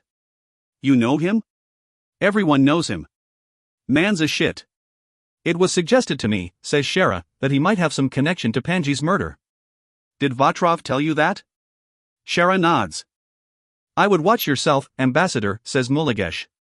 Vatrov might just be giving you his personal shit list. Shara continues staring at the picture, but Muligesh has voiced one of her deepest concerns. I'm flying blind, she thinks. Usually I have 6 months or 6 weeks to prepare an operation, not 6 hours. She drinks more tea and chooses not to admit to Muligesh that she only inhales caffeine at this rate when her work is going very, very badly. Captain Nisrev, who is quite handsome, and at least 10 years Muligesh's junior, finally arrives at 5:30 in the morning. At first he is not amenable to much of anything, as is common among people awoken at such an hour, but Shara is skilled at the shell game of badges and paperwork, and after using the term international incident a few times, he reluctantly consents to 1 hour, starting now. That will do, says Shara, who fully intends to ignore the time limit. What's happened to Vatrov? After he gave his statement, his little girlfriend bundled him up and took him home right away, says Nisrev. That man, you could lead him around by the dick, if you got a good grasp on it. He seems to expect a chuckle, but Shara doesn't even bother to try to pretend. The captured man, as it turns out, is hardly more than a boy. Shara gauges him at around 18 when she walks in. He sits up behind the big wooden table in the cell, glowering at her and rubbing his wrist, and says, "Oh, it's you. What do you want?" "Mostly to give you medical attention." She holds the door open for the doctor, who is quite fatigued by now. The doctor grows appalled as he examines the captured boy. Did this child fall through a pane of glass? He was struck repeatedly with a chandelier. The doctor grumbles and shakes his head. These people find such stupid ways to harm themselves. Most of this is superficial, it looks like. The wrist is sprained pretty badly. When he is finished, the doctor bows and excuses himself. Shara sits across from the boy and puts her satchel down beside her. It is quite cold in the room, the walls here are made of thick stone, and whoever designed the building opted not to place any heating in here. "How are you feeling?" says Shara. The boy does not answer, content to sulk. "I suppose I could simply be direct," says Shara, "and ask you why you attack me." His eyes flick up, hold her gaze for a moment, then flick away. "Was that what you were sent there to do?" "Your colleagues did have ample opportunity." He blinks. "What's your name?" "We don't have names," says the boy. "You don't?" "No." "Why not?" He considers answering, but is reluctant. "Why not?" "Because we are the silenced," says the boy. "What does that mean?" "We do not have a past. We do not have a history. We do not have a country." His words have the beat of highly rehearsed lines. "These things are denied to us. But we do not need them. We do not need these things to know who we are." "And what are you?" "We are the past come to life. We are what cannot be forgotten or ignored. A memory engraved." "You are restorationists, then," says Shara. The boy is silent. "Are you?" He looks away. "Your weapons, your dress, your car," says Shara. "All very expensive. Money like that getting moved around, people notice. We are looking now. Who will we find? Wicklow? Ernst Wicklow?" No reaction. He's a well-funded supporter of the Restoration, isn't he? His political posters tend to feature a lot of weapon-oriented imagery, I understand. "Will we find him at the back end of this, child?" The boy stares into the table. "You do not seem to me," says Shara, "a hardened, violent criminal." "Then why act like one? Don't you have a home to go to? This is all just unpleasant politics. I can make it stop. I can get you out." "I will not talk," says the boy. "I cannot talk. I am silenced, by you and your people. I'm afraid you are quite wrong there." "I am not wrong, woman," says the boy. He glares at her, and as he looks away his eyes trail over her exposed neck and collarbone. "Ah. Old-fashioned, is he?" "I do hope I'm not breaking any rules," says Shara. "Will you receive some kind of punishment for being alone in a room with an unwed woman?" "You are not a woman," says the boy. "You have to be human first. Shallies don't count." Shara smiles pleasantly. "If that's true, then why are you so nervous?" The boy does not answer. Shara does not consider herself excessively attractive, but she is always willing to try anything. "I find it quite hot in here," she says. "Don't you?" "My hands sweat when I get hot." She pulls off her gloves, finger by finger, delicately folds them, and places them on the table. "Do your hands sweat?" She reaches out to his injured hand. He pulls away as if she's made of fire. "Do not touch me, woman. And do not try to ply me with your secret femininity." It takes a lot of effort for Shara not to laugh. She has not heard that term spoken aloud outside of her history classes, and she's never heard it spoken with such sincerity. "For someone who refuses to talk, you're talking quite a bit now. But, I admit, you're still talking less than your friend." She pulls a file out of her satchel and consults it. "Who?" says the boy suspiciously. "The other one we captured," says Shara. "He wouldn't give us his name, either. Even though he was close to death. But he talked about many other things. Of course, none of this is true. Sigrid very much killed all of the other attackers, except for the one who vanished, but she smiles at the boy, radiating cheer, and asks, "How does the disappearing trick work?" The boy flinches. "I know that's how you get across the city," says Shara. "Cars. People. They find some street or alley, head down it, and then poof. They're gone. It's quite miraculous." There is a gleam of sweat next to the boy's ears. "He was rambling," says Shara. "Weak from blood loss, you see. I wasn't quite sure what was true and what wasn't, but I'm tempted to think almost all of it is." Which would be quite remarkable, really. That can't be true, says the boy. None of us would ever talk. Even when dying. Throw us in Slondheim, and we still wouldn't talk. I could make that happen, actually, says Shara. I've been to that prison. It's worse than you can imagine. We would never talk. Yes, but if you don't possess full control of your faculties. It's perfectly understandable. What else will he tell us? If you tell us now, and tell it to us honestly, we'll be lenient on you. We will make sure you get home. We can put all of this behind us. But if you don't. No, says the boy. No. We could never. We will be rewarded. With what? The boy takes a breath, disturbed, and begins to chant. What's that? Says Shara. She leans in to listen. The boy is chanting, on the mountain, by the stone, we will be rewarded, holiest of holies. On the mountain, by the stone, we will be rewarded, holiest of holies. Rewarded with jail, death, says Shara. So many of you died already. I saw it. I know you did, too. Are they rewarded? Did they get what they wished? On the mountain, by the stone, we will be rewarded, holiest of holies, says the boy, louder. On the mountain, by the stone, we will be rewarded, holiest of holies. Are their families rewarded? Their friends? Or do they not even have these? But the boy simply keeps chanting, over and over again. Shara sighs, thinks, and excuses herself from the room. Asterisk asterisk asterisk. I have need of you, soldier, says Shara. Sigurd cracks an eye. He is slumped in the corner of his cell. His hand is wrapped in bandages, and he has been scrubbed somewhat clean of blood. Shara can tell he is awake, though, his pipe is still smoking. They will be releasing you in just a short while, she says. I've managed to get all that arranged despite the casualties.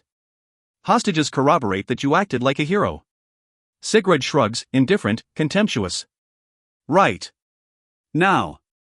I asked you to send feelers out and look at hiring a few contractors. Did you have any luck?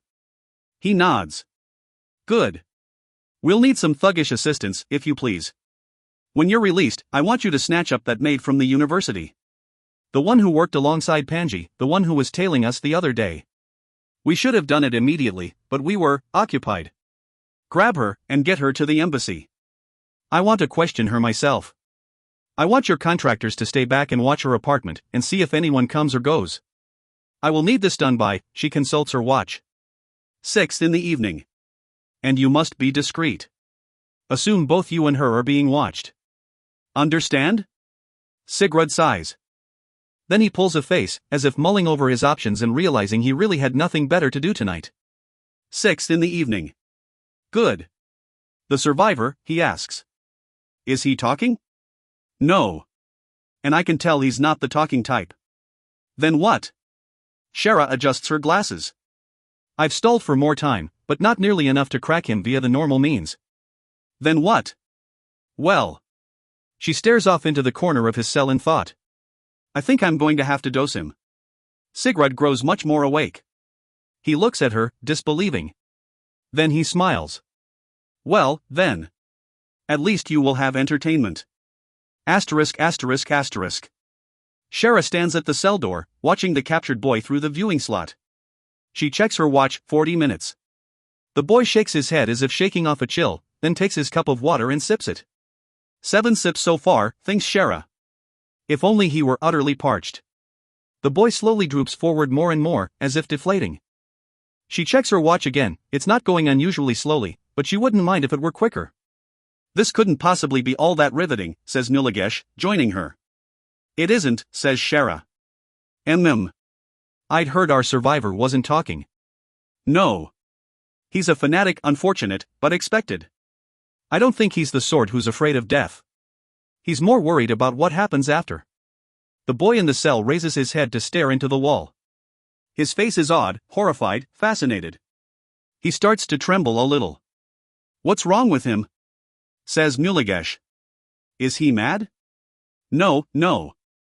Well, maybe, considering what he did. But that's not what this is. Then what is it? It's an unorthodox method I picked up in Kivos. It's useful when you're crunched for time, though I'd prefer it if we had even more for this. 4-5 hours at least. But it's cheap. And it's easy. You just need a darkroom, some sound effects, and a philosopher's stone. A what? Don't pretend to be such an innocent lily, Governor, says Shara. It doesn't suit you. You drugged him? Yes. It's a powerful hallucinogenic, and it's actually common here, though it's not used for recreational purposes, really. Which is understandable, as it has some history on the continent. Mulligesh is still too aghast for words. There are dozens of stories of people using it to communicate more closely with the divine, Shara continues absently. Breaking down barriers, merging with the infinite, that kind of thing. It even amplified the performance of certain miracles. Acolytes of the divine used to ingest it before performing astounding miraculous feats. Powerful substance, but still just a drug. You just walk around with that kind of thing?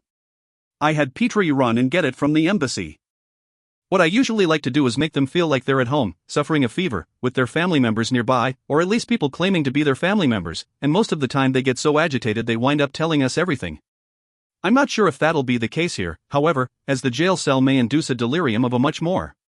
The boy gasps, looks at his arm, then up at the ceiling. Then he grabs the sides of his head and sobs a little. Nightmarish sort. Isn't this torture? No, says Shara quietly. I've seen torture. This is nowhere close. And besides, this gets somewhat accurate answers. Torture usually gets you whatever you want to hear. And people are usually much more forgiving of this method. Mostly because they're never quite sure any of it really happened. I am so happy I chose to remain a soldier, says Mulligesh, and never went into your line of work. This puts a bad taste in my mouth. The taste would be much worse if we did not get the information, which often saves lives. And this means we shed our morals at the door? Nations have no morals, says Shara, quoting her aunt from memory. Only interests. Probably true. But I'm still surprised you'd do something like this. Why? Well, I wasn't in Galadesh during the National Party scandal. But no one needed to hear all about it. Everyone talked about it. The man everyone assumed would be Prime Minister going down in utter flames. Not to mention the party treasurer attempting suicide, nothing more ignoble than a failed noble exit. But most of all, I remember hearing about this girl who caused it all, who rocked the boat so much. Shara blinks slowly. Down the hall, a conversation between three policemen grows into outraged bickering. Not really her fault, they said, Mulligesh says. Just passionate, and very young. 20 at most, they said. She didn't know that there were just some corruptions you don't try and drive out, some rocks you don't turn over. A furious secretary stomps out of her office and shushes the three policemen, who cast ugly looks at one another before separating. She let her heart guide her, says Mulligesh, rather than her head. And mistakes were made. Shara stares into the room at the twitching boy, who now seems torn between laughing and crying. I always imagined, says Mulligesh, that girl just happened to be a good sort in a rotten line of work. That's all. The boy leans back and rests his head against the stone wall, staring forward with blank, glassy eyes. Shara shuts the viewing slot in the door. Enough. If you will excuse me, says Shara, and she opens the door, slips in, and shuts it behind her. Never has she been so happy to walk into a jail cell. Asterisk. The boy tries to focus on her, and asks, who's there? Shara shushes him. Don't worry. It's me. You're fine. Who? Who is it? He licks his lips. He's drenched with sweat by now. You need to relax, please. You're in recovery now. I am? Yes. You had a bad fall. Don't you remember? He squints as he thinks about it. Maybe. I think I fell during that party. Yes. We had to put you in a cool, dark place, for you to relax. You were very agitated, but you're going to be fine. You're sure? You're sure I'll be fine? We're sure. You're at the hospital. We just have to keep you here for a little bit longer, to make sure. No, I need to go. I have to, he fumbles with his seat, trying to stand. What do you have to do? I have to make it back to everyone. To who? To your friends? He swallows and nods. He's almost panting now. Shara imagines he is seeing blinding bursts of color, rippling shadows, cold fires. Where would you need to go? She asks. He struggles with this question. And no. I have to go. You can't, I'm afraid, she says soothingly. We have to take care of you. But we can send word to your friends. Where are they? Where? He says, confused. Yes. Where are your friends? They're in another place. It's a place from another place. I think. All right. And where is this place?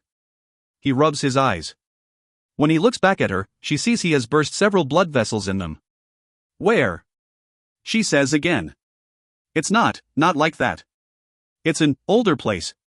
Where things ought to be. Ought to be? How things ought to be. But how do you get to this place to see your friends? It's hard. He stares at the light in the ceiling. He looks away, like the sight of it pains him. Then he says, the world is threadbare. Threadbare. All right. It's incomplete. The city is. It has spots where a thing was, but there's nothing there now. It got taken away. Connective, he furrows his brow. Tissue. But you can still get to them. To the places. If you belong. The gold is smudged, but it still shines. The pearl has cracked. Yet it is still the city.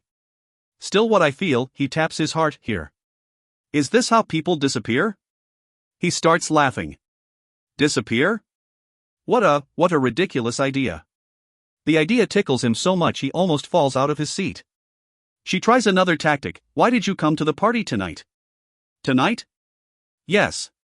Oh. He holds his head. Are you sure it was tonight? It seems so long ago. It wasn't. It was just a few hours ago. But I felt years pass through my fingers, he whispers. Like the wind. He reflects on it. We came for metal. For metal? Yes. We were trying to buy some, but it was too slow. We didn't like him. We hate him. But we had to have him. Vatrov? Yes. Him. Shara nods. And did the woman have anything to do with it? Who? She thinks. The Shelley. Oh. Oh, her. He starts laughing again. Do you know, we had no idea she'd be there at all, I see, says Shara quietly. What do you need the metal for? We can't fly through the air on boats of wood, says the boy. That's what they said. They'd all fall apart. Wood's too weak. His eyes trace the passage of something invisible through the air. Oh, my goodness. How beautiful. Shara wonders if she perhaps overdosed him. Did you and your friends kill Dr. Panji? Who?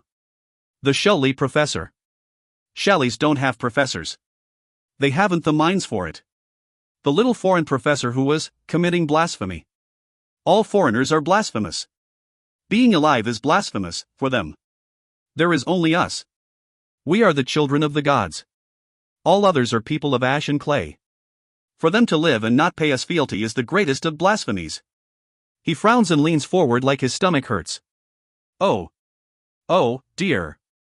There was a man here, studying at the university, says Shara slowly and clearly. You didn't want him here. The city didn't, I mean. There was much outcry about it. The boy rubs his eyes. My head. There's something in my head. He died, just a few days ago. Do you remember? He whimpers. There's someone in there. He raps the side of his head with his knuckles hard enough to make a noise. Please. Please help me get him out. Someone attacked him at the university. They beat him to death. Please. Please. Tell me what you know about the professor. He's inside my head. Shrieks the boy. He's inside my head. He's been jailed for so long. Let me see light. Oh, let me see light. Damn it, says Shara. She walks to the cell door and places her hand on the viewing slot. You want light? Yes. Screams the boy. By all the mercy of the gods, yes. Fine. Shara opens the slot. A trickle of light pokes through. There, she says. She turns back to him. Now will you tell me? The boy is gone. Not just the boy, half the room is gone. It is like half the room is cut off by a standing wall of black water, only now in the center of it there is a little hole of yellow light, yellow like the sky before a storm. Oh, says Shara. The hole of yellow light widens. Shara feels like someone is reaching into her head with thick, massive hands and opening a tiny door. Shara just has time for one thought, I thought I dosed him, before she begins to see many things. Asterisk asterisk asterisk. There is a tree, old and twisted. It stands at the top of a lonely hill. Its branches form a dark dome against the yellow sky. There is a rock below the tree. It is dark and polished so deeply it looks like it is perpetually wet. There is a face carved into the center of the stone. Shara can just barely see it. Then comes a voice, booming like thunder. Who are you? They all vanish, the hill, tree, and stone, and things shift. Asterisk asterisk asterisk. The sun, bright and terrible and blazing. It is not the huge ball of light she is so accustomed to, it is like the sky is a sheet of thin yellow paper, and someone is standing behind it holding an oily, flaming torch. This land is lit by an ancient fire. Yet who started it? Below the sun is a lone, strange mountain. It rises from the earth in a straight, rigid shaft. Its top is smooth and rounded, not unlike the stone she just saw, and its sides are straight and rippled. There is something fiercely, disturbingly organic about the mountain, though it might simply be how its smooth form looks in the shuddering light of the sun. Then the voice again. How did you get in here? Again, the scene vanishes. Asterisk asterisk asterisk. A hillside swells before her, lit with firelight. It is night. Shadows leap about her, faces, hands, all feral, all twisted. Above her is the moon, huge and swollen like a spider's egg. The moon appears to balance on the top of the hill, and she thinks she can make out a figure with a tricorn hat dancing before it, thrusting something out to the sky, a jug, as if asking the moon itself to partake. Starlings pour across the night sky in a dark, cheeping flood. I cannot see you. Come closer to me. The darkness vanishes. She feels herself pulled away. Asterisk asterisk asterisk. A road on a plain. Again, the yellow sky lit by a sun with the light of a dying torch. Besides this, there is nothing but the dusty road and the plain. She is pulled along the road, like she is flying mere inches above the earth. Hills swell in the distance, lumpen and yellow and barren. She is ripped toward them as if pulled by a string, and she flies up their smooth sides until she sees a crack between two of the hills, a small aperture, a stab wound, a cave. There is something in the cave, pulling her in. She enters. The light dies around her. They are hollow, these hills. No, not hills, statues. Yet whose likeness do they mimic? There is someone at the back of the cave. She cannot see them. She thinks she can make out a tall form, draped in gray cloth, like that of a thick robe. She sees no face, but she feels eyes all over her. There you are.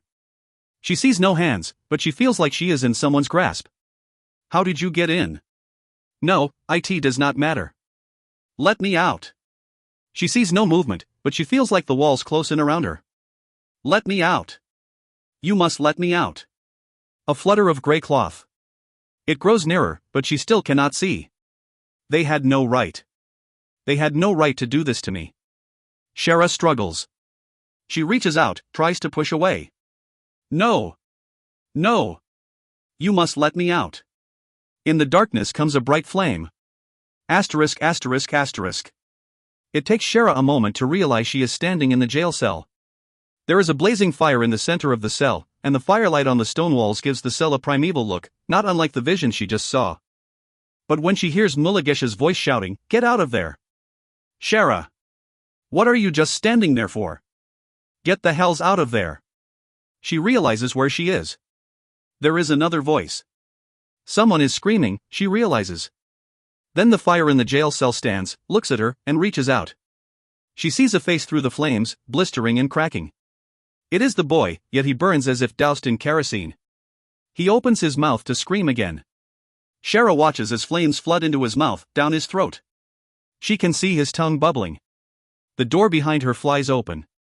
Mulagesh grabs her and jerks her into the hallway. The cell door slams shut, its edges and cracks illumined with bright firelight. There is a pounding from the other side, and screaming. Policemen come running, but they are unsure what to do.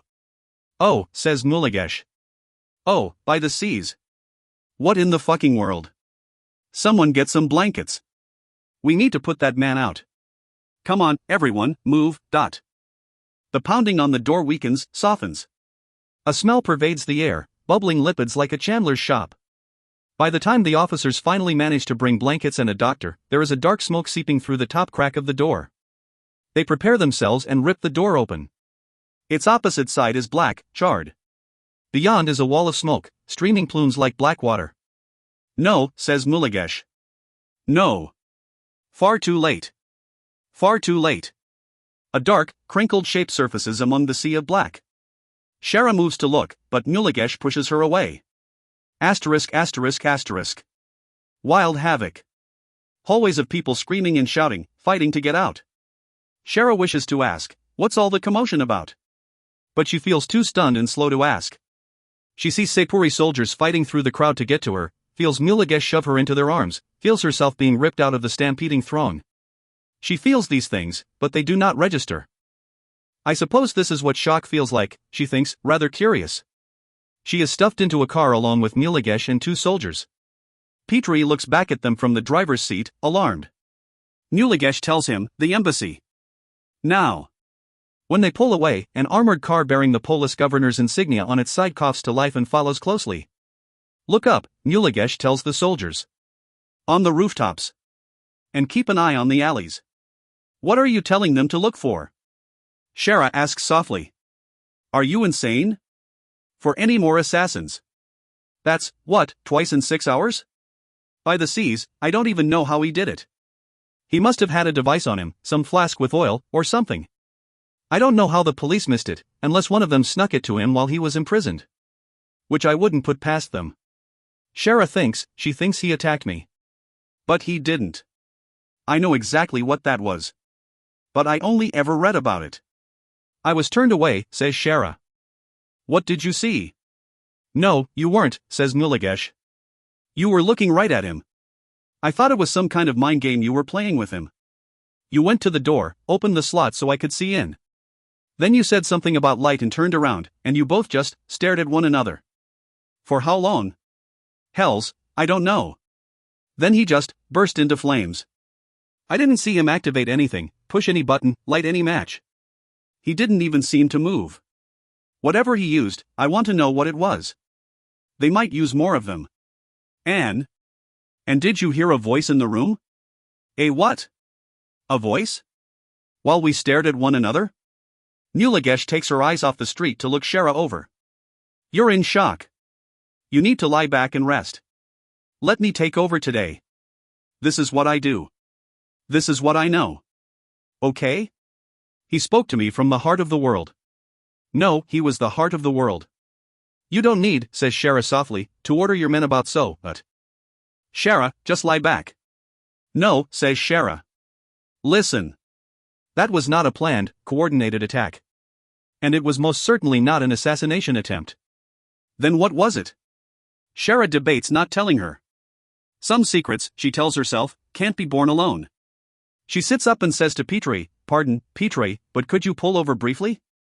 And when you do, could you roll up the partition back here? What? Says Mulagesh. Why? Because I'm afraid your soldiers will have to join Petri in the front seat, she says. This conversation will have to be private, you see. Asterisk asterisk asterisk. The broken buildings are like savage landscapes as they speed by, gray glaciers creeping down a mountain. A pale face appears at a window, a young girl heaves out a prodigious amount of what can only be human waste. The passers-by stop only briefly, not an unusual occurrence for them. I have read more about the history of the continent than nearly anyone else alive in the world, Shara says. Before me, the only person who knew more was Evrim Panji.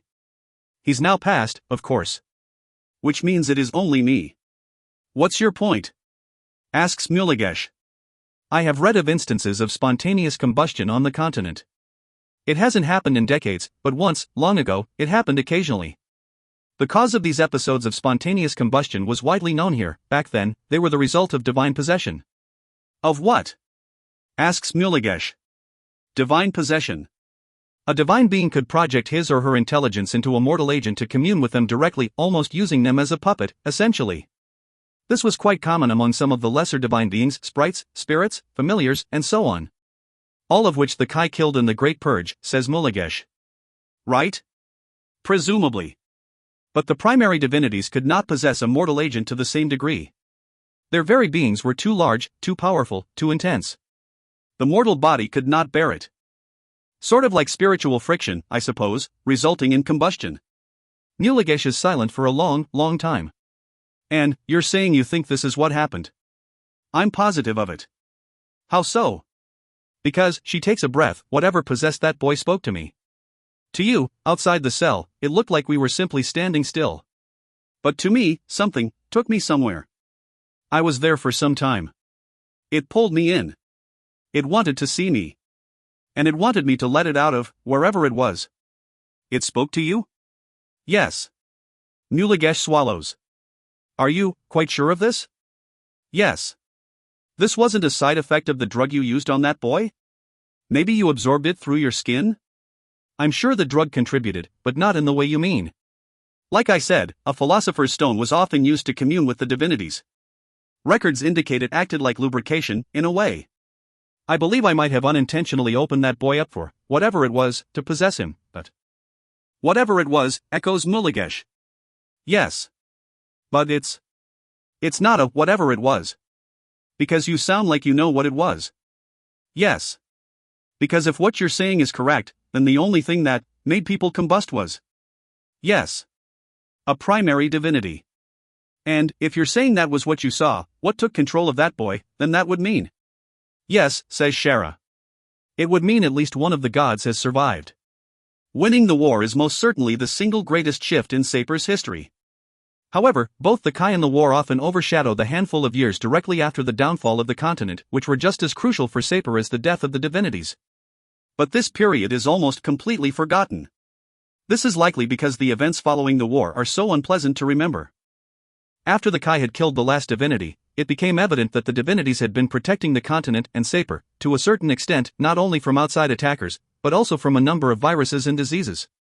And for the 20 years after the death of Zhukov, the last divinity, horrific plague and rampant outbreak became as seasonally predictable as rain and snow. The estimated worldwide loss during the official plague years is innumerable. The continent, being so dependent on the divinities, was especially vulnerable. Immediately after the blink, nearly 1/3 of all its population died of various ailments. Sapuri soldiers, who were just as vulnerable, being on the continent, wrote letters home describing streets stuffed with rotting corpses, rivers of the dead piled twice as high as any man, endless trains of litters bearing bodies to pyres outside each polis.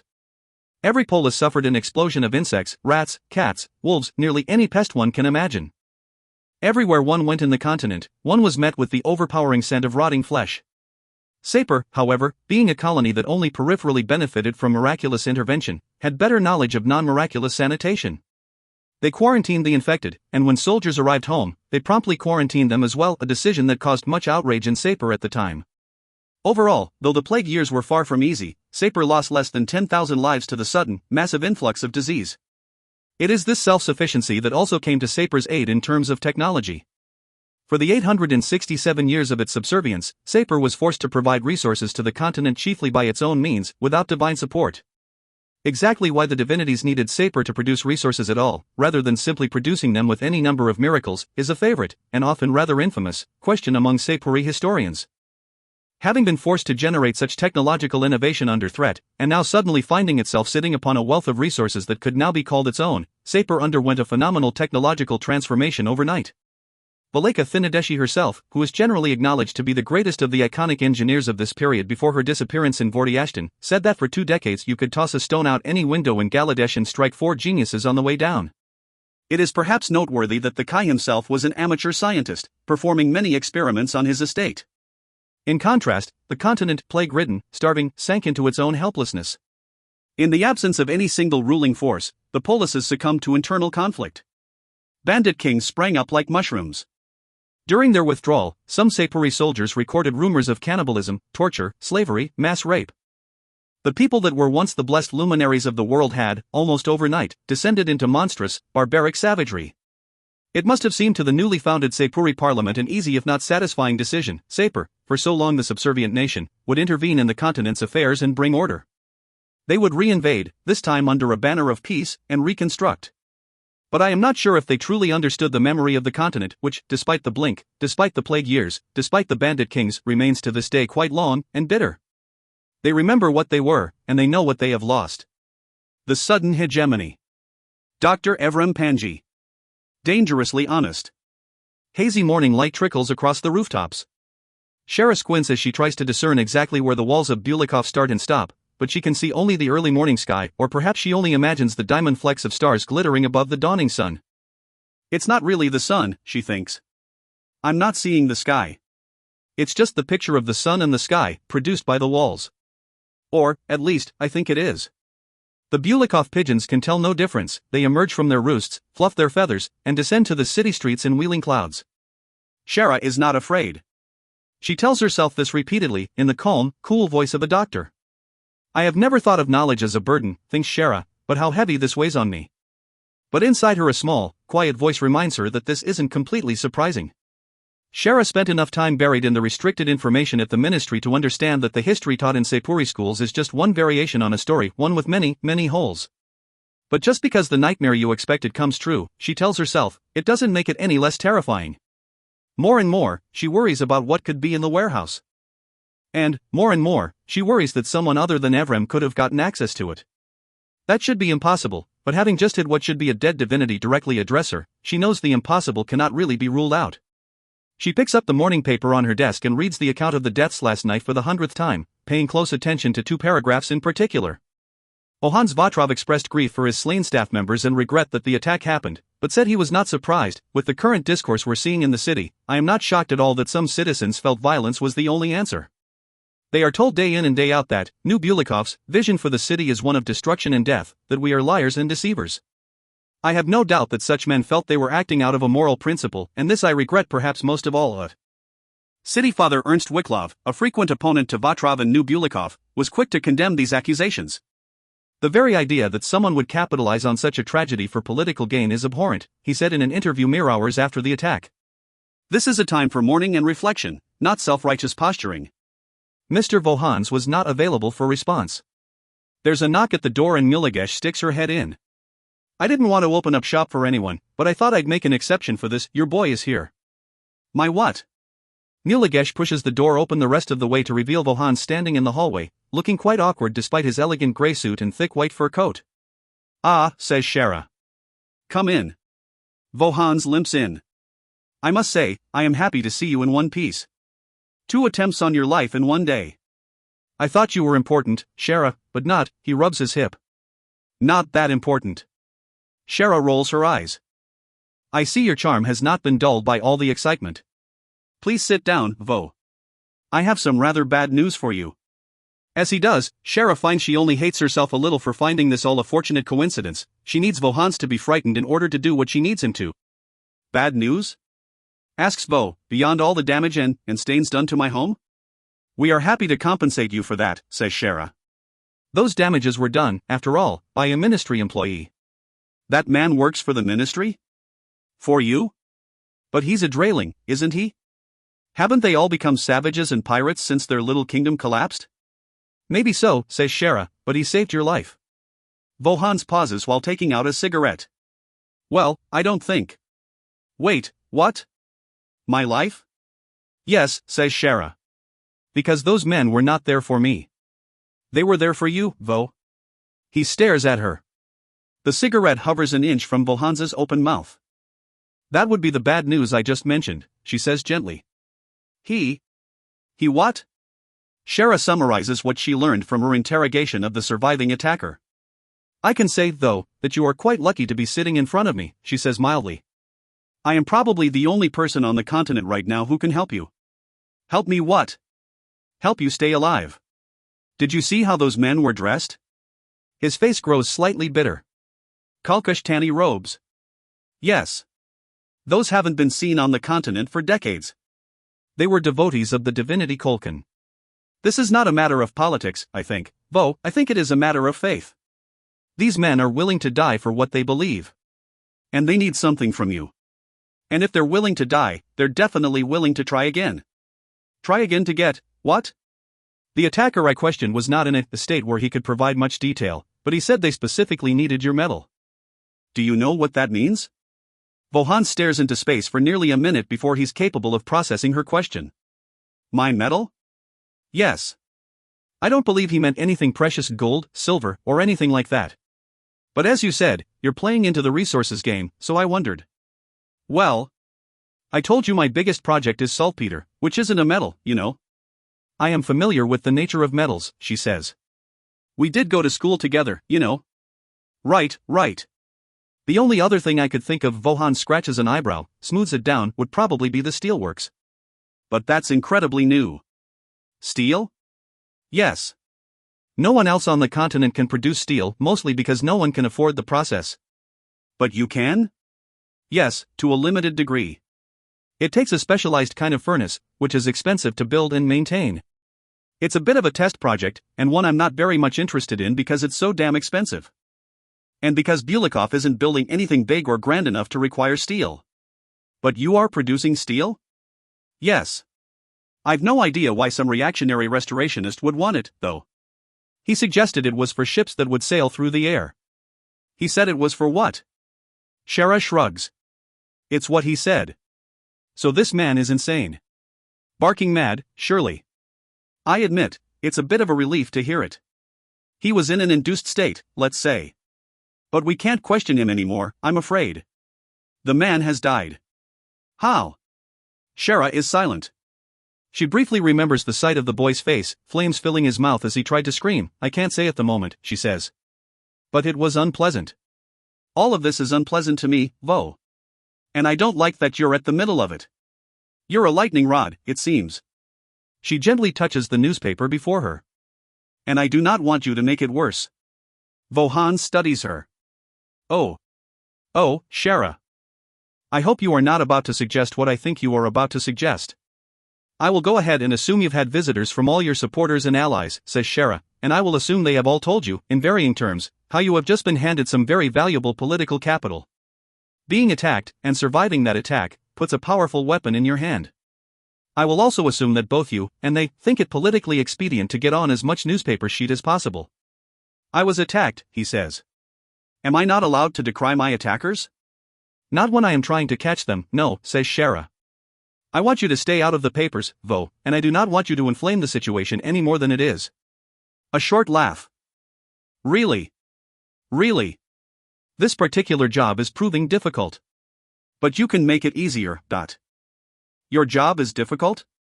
Oh, so you just step into my city and all of a sudden it's your arena? You're the person dictating how everything should happen in Bulikov? Gods. Were I a less enlightened person, Shara, I'd say such behavior was typical of a. Shara cocks an eyebrow. Vohan coughs. Listen, Shara. I have spent my life building my career. I have thrown away fortunes doing it. And I have battered on the invisible walls surrounding this continent, trying to bring in aid, wealth, support, education. And now, just when it looks like I might be getting somewhere, just when it looks like I might unify the support of Bulikov, you want me to stop? When the city father elections are next month? This is bigger than votes. It's not about votes. It's about the city, the continent. So is what I'm doing. People depend on me. People depend on me, too, says Shara. They just don't know it. Oh, you can justify almost anything by saying that, but. I am not your enemy, she says. I am your ally.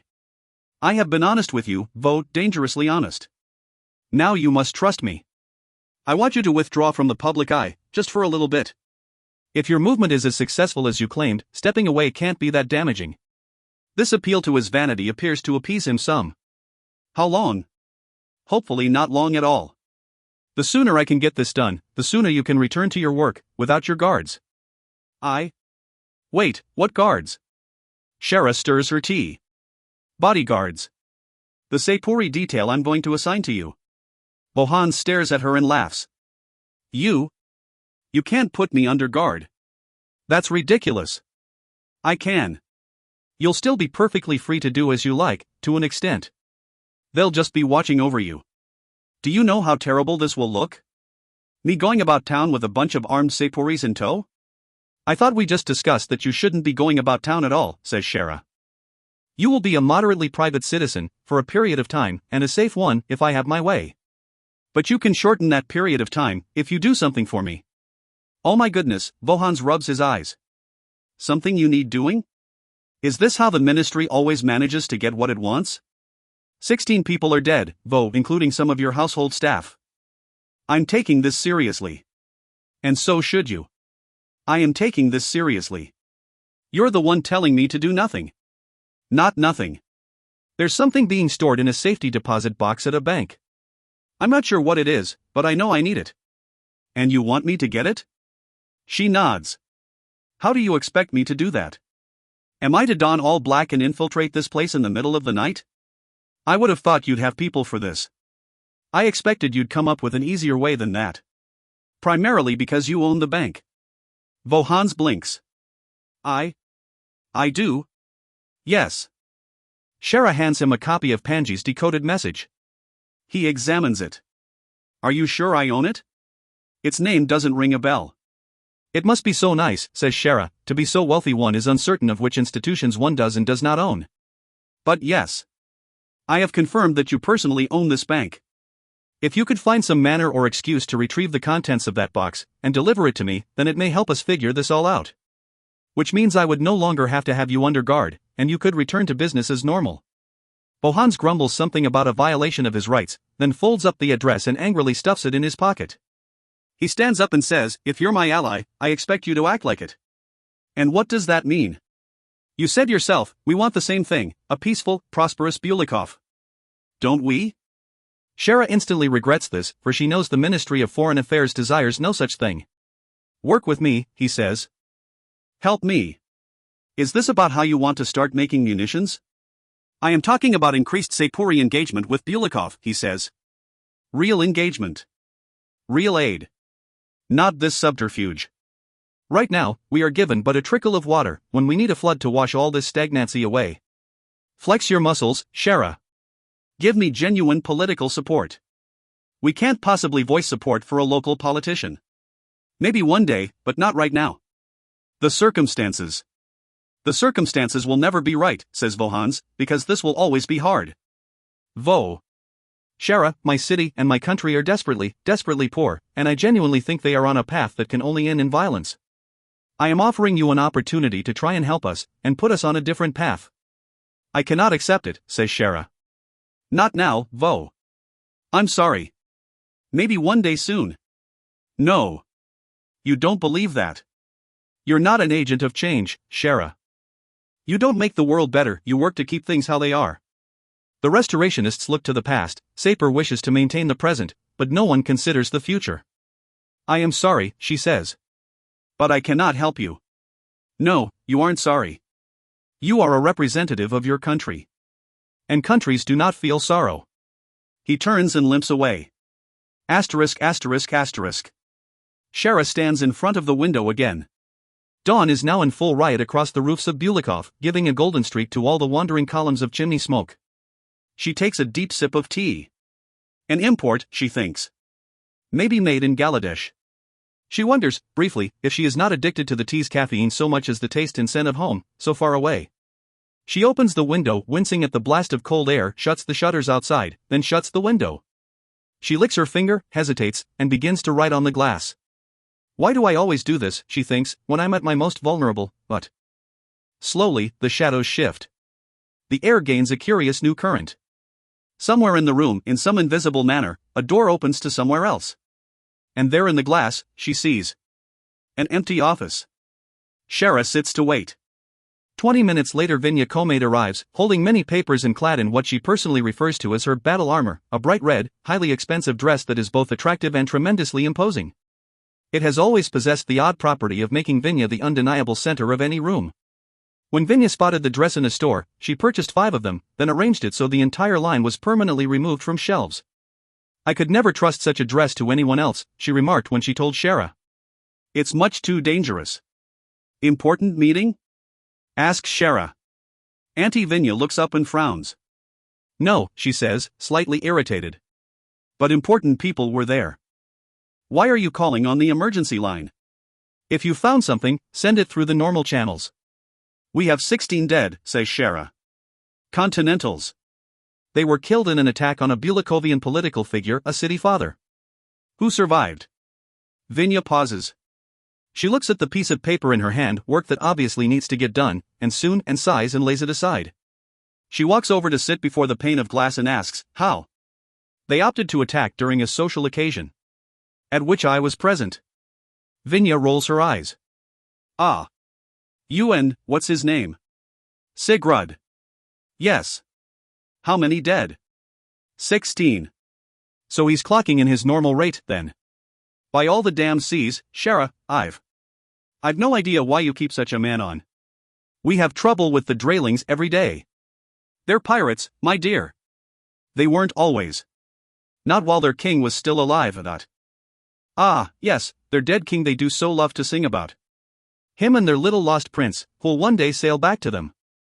I expect they also sing all day while burning half the northern continental coastline.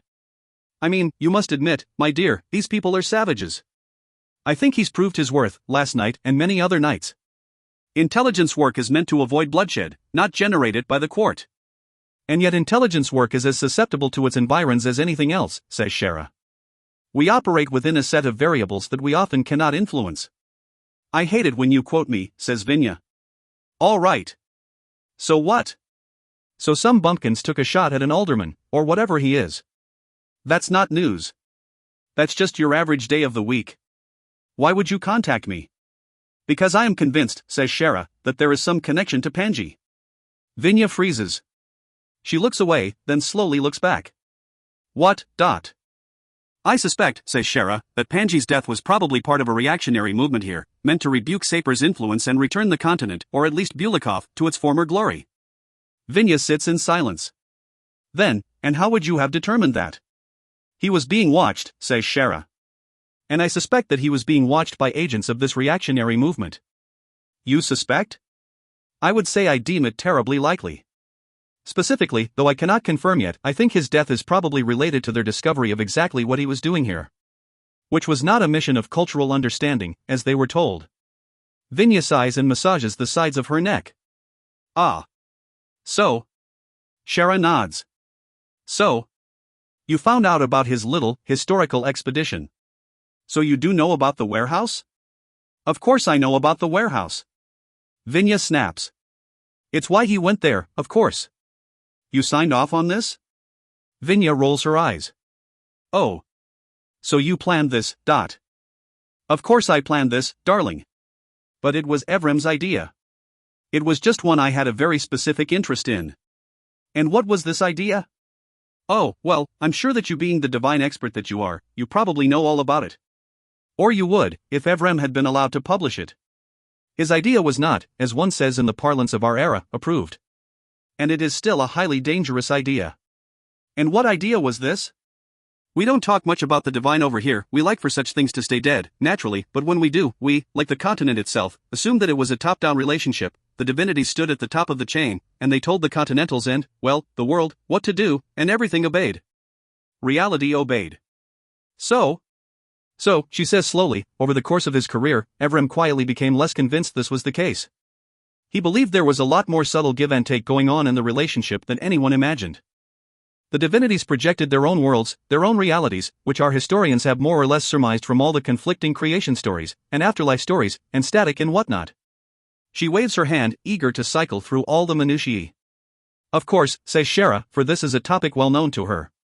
One of the continent's biggest problems with having 6 divinities were the many conflicting mythologies. For example, how could the world be a burning, golden coal pulled from the fires of Albos's own heart while also being a stone hacked by Kulkan from a mountain behind the setting sun? And how could one's soul, after death, flit away to join Zhukov's flock of brown starlings, while also flowing down the river of death to wash ashore in Anaz's garden, where it would grow into an orchid? All divinities were very clear about such things, but none of them agreed with one another. It took Sepuri historians a long while to figure out how all this had worked for the continent. They made no progress until someone pointed out that the discordant mythologies mostly appeared to be geographical, people physically near a divinity recorded history in strict agreement with that divinity's mythology. Once historians started mapping out the recorded histories, they found the borders were shockingly distinct. You could see almost exactly where one divinity's influence stopped and another's began. And, the historians were forced to assume, if you were within that sphere or penumbra of influence, you essentially existed in a different reality where everything that specific divinity claimed was true was indisputably true. So, were you within Vorti's territory, then the world was made from the bones of an army she slew in a field of ice in the sky. Yet if you traveled to be near Unnaz, then the world was a seed she'd rescued from the river mud, and watered with her tears. And still if you traveled to be near Talhavras, then the world was a machine he had built from the celestial fundament, designed and crafted over thousands of years. And so on and so forth. What the divinities felt was true in these places. And when the Kai killed them, all those things stopped being true. The final piece of evidence supporting this theory was the reality static that appeared directly after the Kai successfully killed 4 of the 6 original divinities. The world apparently remembered that parts of it once existed in different realities, and had trouble reassembling itself. Sepuri soldiers recorded seeing rivers that flowed into the sky, silver that would turn to lead if you carried it through a certain place, trees that would bloom and die several times over in one day, and fertile lands that turned into cracked wastelands if you stood in one exact spot, yet instantly restore themselves once you'd left it. Eventually, however, the world more or less sorted itself out, and instances of reality static all but vanished from the continent, leaving the world not ruined, but not quite whole either. Vinya continues, Evrem believed that the mortal agents and followers of these divinities had possessed some hand in shaping these realities. He was never sure how, though, because he never had access to the correct historical resources. Dangerous historical resources. Which were all in the warehouse. Exactly. He actually wrote and submitted a paper about this theory, which promptly got sent to me, as this sort of thing is very much looked down upon. I think they expected I'd imprison him, or exile him, or something. But instead you gave him exactly what he wanted. Why? Well, think about it, Shara, says Vinya. Sapur is now the strongest nation in the world. Our might is undeniable. Nothing in the world even feigns to threaten us.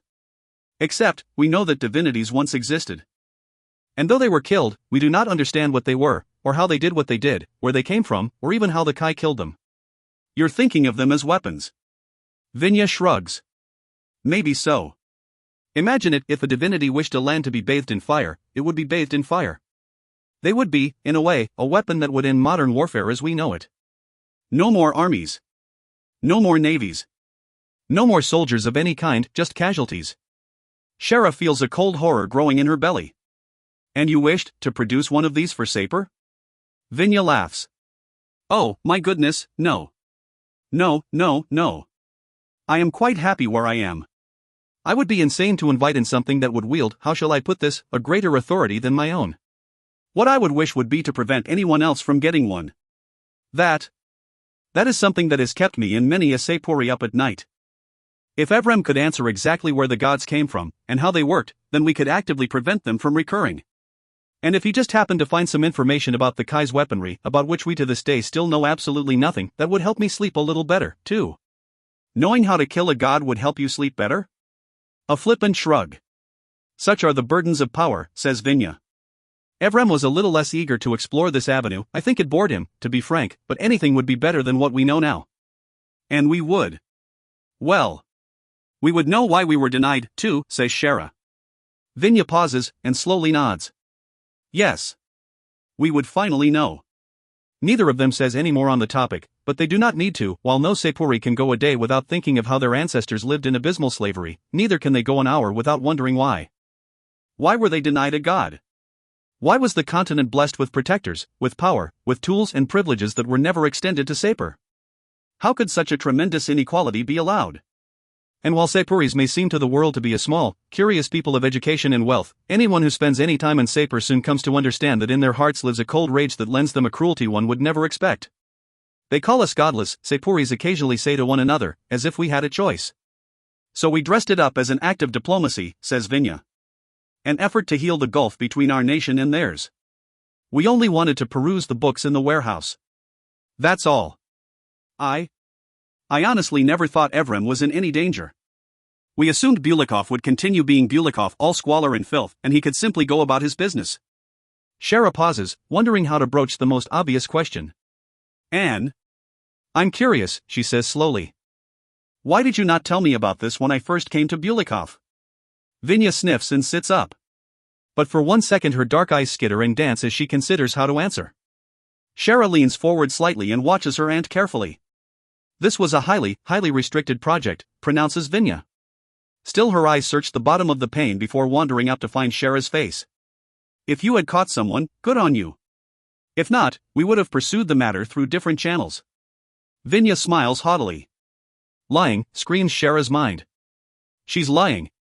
Lying. In that instant, Shara decides not to tell her aunt what she witnessed in the jail cell.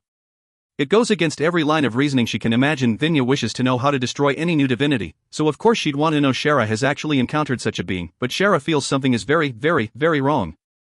She knows she should discount her own paranoia. Of course, paranoia of one's case officers and commanders, as she's told her own sources, is a perfectly natural feeling, but her aunt has not been her normal shrewd self recently, and now every instinct Shara has is shouting that Vinya is lying. And after nearly 17 years of interviews and interrogations, she's learned to trust her instincts. With no small amount of disbelief, she begins to wonder if her aunt has somehow been compromised. Could someone possibly gather enough material to own and control the heir apparent to the Prime Minister's seat? A corrupt politician, thinks Shara. What a wildly unconventional idea. After all, one can't mount the last few steps on the ladder without a lot of nasty compromises. And, more so, if one pried open any of Auntie Vinya's closet doors, surely a whole parade of skeletons would come tumbling out. But Shara is surprised at how terribly guilty and ashamed she feels to make such a decision. This is, after all, the woman who raised her, who took care of her and oversaw her education after her parents died in the plague years. But just as Vinya is minister first and second, Shara has always been an operative first and foremost. So Shara returns to her old maxim, when in doubt, be patient and watch. Vinya asks, now, what is this movement you talked about? Shara summarizes the new Bulikov movement in a handful of sentences. Oh, says Vinya. Oh, I remember this. This is the thing with the man who wants to make us guns. Yes. Vatrov. Yes, yes. Some ministers are really keen on it, but I've tried to stall it as much as I can. I do not want us to be dependent on a place like Bulikov for anything. Especially gunpowder. So Vatrov is the man who got attacked last night? Yes. Shara measures exactly what to share now, and decides not to reveal that the restorationists were after his steel. Vatrov, that name is strangely familiar, for some reason, but we went to school together. Vinya holds up a finger. Ah. I remember now. That's him? The boy from Feduri? He's the one wanting to make us guns? I remember being terrified he'd get you pregnant. Aunt Vinya. He didn't, did he? Aunt Vinya. Fine. I don't think he will give up on the munitions proposal, says Shara. Just as a note. He seems very insistent on trying to bring industry to the continent. He can be as insistent as he likes, says Vinya. That's not happening on my watch. It's better for the continent to remain the way it is. Things are tenuously stable right now. Not here, says Shara. Obviously. Vinya waves a hand. The continent is the continent. It's always been that way, ever since the war. And I hope you're not getting soft on me, Shara. You know every country in the world wants to bleed saper dry. And every single time they'll claim children are starving in the streets, bloodshed of the innocent, and so on and so forth. We hear it dozens of times every day. The wise look after their own, and leave the rest to fate, especially if it's the continent. But enough about this. So, you want me to extend your work there, I assume. What do you have that's so solid? We'll be pulling in a likely restorationist agent for questioning shortly. Off the grid. Who's this agent you wish to grab? Maid. Vinya laughs. A what? The university maid. Which, I remind you, is where Panji worked. Cases and operations, as you know, frequently run on some of the most menial of workers. Says Vinya. Fair point. Speaking of which, have you found anything else on Panji's murder? Here it is, thinks Shara. She attempts to step back into a cold veil and keep her face still. No, not yet. But we are following our leads. No? Nothing? Not so far. But we're working on it. That's interesting. Vinya's tongue, red as a pomegranate, explores an incisor. She smiles. Because I show you ran a check on a bank just 2 days ago. You haven't mentioned that. Shara's blood turns to ice. She's watching my background check requests? She scrambles for an excuse. I did, she says. I was checking on Vatrov. Were you? Says Vinya. Vatrov owns several banks in Bulikov. Many much larger than the one you asked for a check on. And that one he owns through a rather dense tangle of channels. So I'm curious, why that bank, in particular? For the reasons you just outlined. It seemed likely that if he had anything to hide, it'd be there. Vinya nods slowly. But looking for something like that would require a full finance check. Which you did not initiate. I became distracted, says Shara. So many bodies, you see. Both Vinya and Shara's faces hang in the window panes, staring at one another, perfectly stoic. It would have nothing to do, then, says Vinya quietly, with how that particular bank is the closest bank to Bulikov University with safety deposit boxes, would it? She knows. Safety deposit boxes? Asks Shara. Her words drip with innocence. Yes. That is, after all, your most preferred method of dead drops. You tend to like the finance people. They are so process-oriented, not unlike yourself. I haven't had enough time here to do anything necessitating a dead drop, Auntie. No. Vinya's eyes appear to drift backward into her head, and Shara gets the strange and horrible feeling of being looked through. Suddenly she understands how Vinya has commanded so many committees and oversight hearings with complete confidence. But you would have probably taught this method to Evrem. I hope I'm not sweating right now. Where are you going with this, Aunt Vinya? Shara, my dear, says Vinya slowly, you're not hiding anything from me, are you? Shara attempts a tiny smile. I am not the one who is hiding things. I am your superior. It's my job to restrict what people know. And I will tell you what this all tastes like, to me. It tastes like you have stumbled across a dead drop of pansies, and you have yet to access it. But you do not wish to report it until you review its contents. However, my dear, I must remind you, her words are so frosty Shara feels like she's been slapped. Panji was my agent. My operation. I don't run many ops these days, but when I do, I make sure they stay mine. And the product of that operation, whatever it may be, goes to me first. Me, Shara. It does not get digested by another operative who just happens to be there, an agent not assigned to that operation. Not unless that operative wishes to be very abruptly pulled out of that intelligence theater. Do I make myself clear? Shara blinks slowly. Do you understand, Shara? Vinya asks again. Though Shara is perfectly passive, in her head she is engaged in rigorous debate. As she sees it, she has 4 options.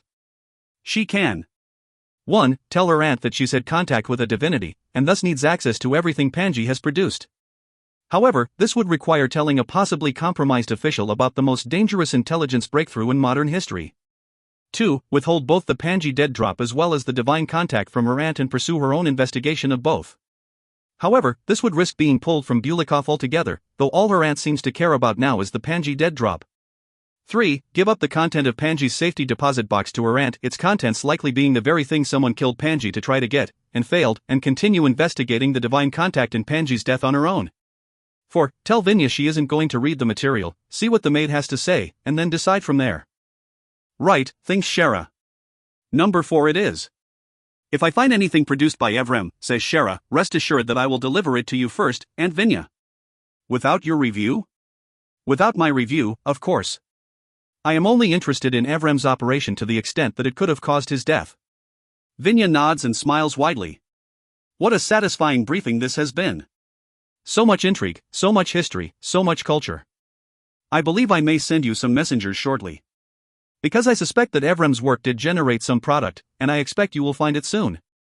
Translation, I know it has already generated product, and I'm sending someone to get it now before you can do anything with it. Thank you, Auntie, says Shara.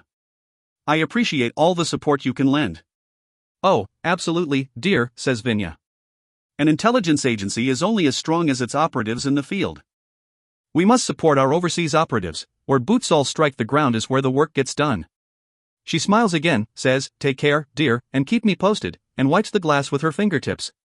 As her aunt's face dissolves, Shara wonders what speech she pilfered those lines from, and mutters, ta-ta. People tell me what a great woman I am for helping the Kai kill the gods. They tell me this with their eyes filled with tears. They paw at my clothing, wishing to touch me. They treat me as if I am a god myself. But I say to them, I did not lift a sword to the gods. I did not strike them down. I loosed not a single shaft against them. That was him, and only him. He was the only one who knew how his weapon really worked. And when he died, he took his secrets to the grave. As he should have. Such a thing should never be known by people. In truth, we did almost no fighting at all on the continent. The gods were dead, or dying. The land was dead, or dying. We saw many horrors that I cannot describe, nor would I wish to. Most of the fighting done was in our souls. The only people we made war against on the continent was a tribe the Continentals called the Blessed. They were, I was to understand, descendants of unions between humanity and the divine, creatures of perverse intercourse with either the gods or the creatures of the gods. These beings rallied some of the people of the continent, most of them sick or starving, and fought us. The fighting was bitter, and I hated the blessed so. They were almost impossibly hard to kill. Yet their skin was not iron, nor were they strong of arm, they were simply lucky, impossibly lucky. Their lives were charmed, for they were the children of gods, though it seems the more they muddied their blood with that of other mortals, the less charmed they became. They were not charmed enough, though. We cast them down with the others. We slaughtered their tiny armies and shed their blood in the streets. We piled their bodies in the town squares and we set them alight. And they burned just the same as other men and other women. And other children. The people in the towns came outside to watch the fires. And as they watched, I could see their hearts and hopes die within them. I wondered if we, soldiers of Sapor, were still men, still women, on the inside. Such is the way of victory. Memoirs of Jinde Sagrisha. First Lieutenant to the Kai. Shara checks the clock for the 6th time and confirms that, yes, it is still 3:30 in the afternoon. She sighs. This day has been spectacularly ill-timed. Sigurd was bailed out just as the workday started, which meant that when he arrived to pick up the university maid, she'd already gone to work, and though there are many powers Shara can exercise in her duties for the ministry, walking into a woman's workplace, picking her up, and walking out with her is something she can't quite pull off. She guesses it is still about an hour and a half until the maid returns to her apartments. Shara mutters to Petri that she's going for a walk around the corner, and he protests, but one glance from her quiets him. Still, she wears a coat with a hood, so she's not immediately identifiable as Sapori. The staggered streets and alleys unscroll before her, damp gray walls and gleaming stones and khaki ice slurry. Her nose grows raw and brittle, her toes numb. She thought the walk would clear her head, but all the suspicions and paranoia cling to her like fog. Then she glances up, sees the man standing in the street ahead of her, and stops. He wears only a pale orange robe, he has no shoes, no hat, in fact, he is completely bald and no gloves. His arms are even bare, and, like his face, they are deeply tanned. She stares at him. No. It can't be. That's illegal, isn't it? The icy wind rises. The robed man takes no notice, he sees her watching and smiles placidly. Looking for something? His voice is deep and cheery. Or would you be here for warmth? He points up. A sign above him reads, Drovskani Street Warming Shelter. I'm not sure, says Shara. Oh. Would you perhaps be here to make a donation? She considers it, and finds he intrigues her. Possibly. Excellent. He cries. This way, then, and I will show you all the good work we do here. So thoughtful and kind to give to us, on such a bitter day. Shara follows him. Yes. People rarely wish to even go out of doors, let alone give. Yes. Pardon me. Might I ask you something? You may ask me, he shoves open the door, anything you wish. Are you Alvishtani? He stops and looks at her with an expression both confused and slightly offended. No, he says. That would be illegal, to follow a divinity. Wouldn't it? Shara is not sure what to say. The robed man smiles his glittering grin again, and they continue into the shelter. Ragged urchins and trembling men and women crowd around a wide, long fireplace bedecked with many bubbling cauldrons. The room is filled with coughs and groans and, among the children, miserable whimpers. But your robes, says Shara. You're bearing. What have they, he asks, to do with the divine? They're, historically that of an Alvishtani. And historically when one wished to praise the divine, one looked up to the sky, arms outstretched. He hauls an empty cauldron out of the kitchens and pours soup into it, with a rap as he taps his spoon against the side of the pot. But if a man were to do this today, in the street, would he be arrested? Shara looks back into the kitchens. She sees many other shelter attendants there wearing pale orange robes, cheerily working away, all hairless, all quite exposed to the frozen air. So if you are not Alvishtani, says Shara, what are you? We're a warming shelter, of course. Well, all right, but what are you, A person, I suppose. A person who wishes to help other persons. She tries another tack, why do you not warm yourself against the cold? Cold? It is freezing outside. I can see men hacking holes in the ice to fish from here. That is the water's affair, he says. The temperature of the wind, that is the wind's affair. The temperature of my feet, my hands, that is my affair. Because, says Shara, remembering the old texts, you have captured a secret flame in your heart. The man stops and appears to struggle between trying to close off his face and looking positively delighted with what she has said. Are you Alvishtani? Says Shara. How can I be Alvishtani, says the robed man, if there is no Alvos? Then it comes to her. Oh, says Shara. Oh, I remember this. You are dispersed. The robed man makes a face, if you wish to say so. When the divinity Alvos abandoned the continent, her people did not completely, anyway. Jukashtan and Vortiashtan were the first cities to record sightings of people resembling Alvishtani priests, wearing yellow or orange robes and sporting no other adornments, not shoes or gloves or even hair, only too happy to expose themselves to the elements. These people appeared nomadic, traveling through villages and cities, walking the world with apparently no other agenda than to help people when they most desperately needed it. Yet they did not claim to be Alvishtani, or priests, or part of any higher order, though some called them the abandoned or the dispersed. They themselves did not declare to be anything at all. We are here, they were known to say. What more is there to be? I am afraid you are mistaken, says the robed man. We do not claim that name. No, you wouldn't, says Shara. You reject names, don't you? There is nothing to reject. Names are other people's affairs. They are things to help people identify the things that they themselves are not. So what are you doing, here in Bulikov? By what reason are you here? He gestures to the throngs of miserable people huddling by the fire. Some are families, with young children. A father pulls off his infant's tiny boots to bare her bluish feet to the warmth. This, says the robed man, now without a trace of joy, seems reason enough.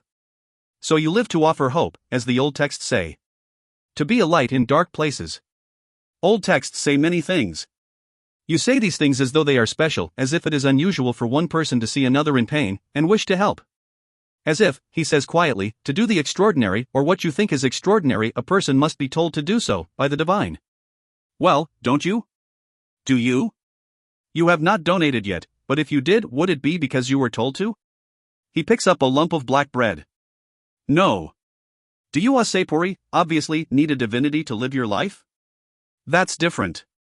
We're from different countries. I never saw a country before, says the robed man. All I saw was the earth under my feet.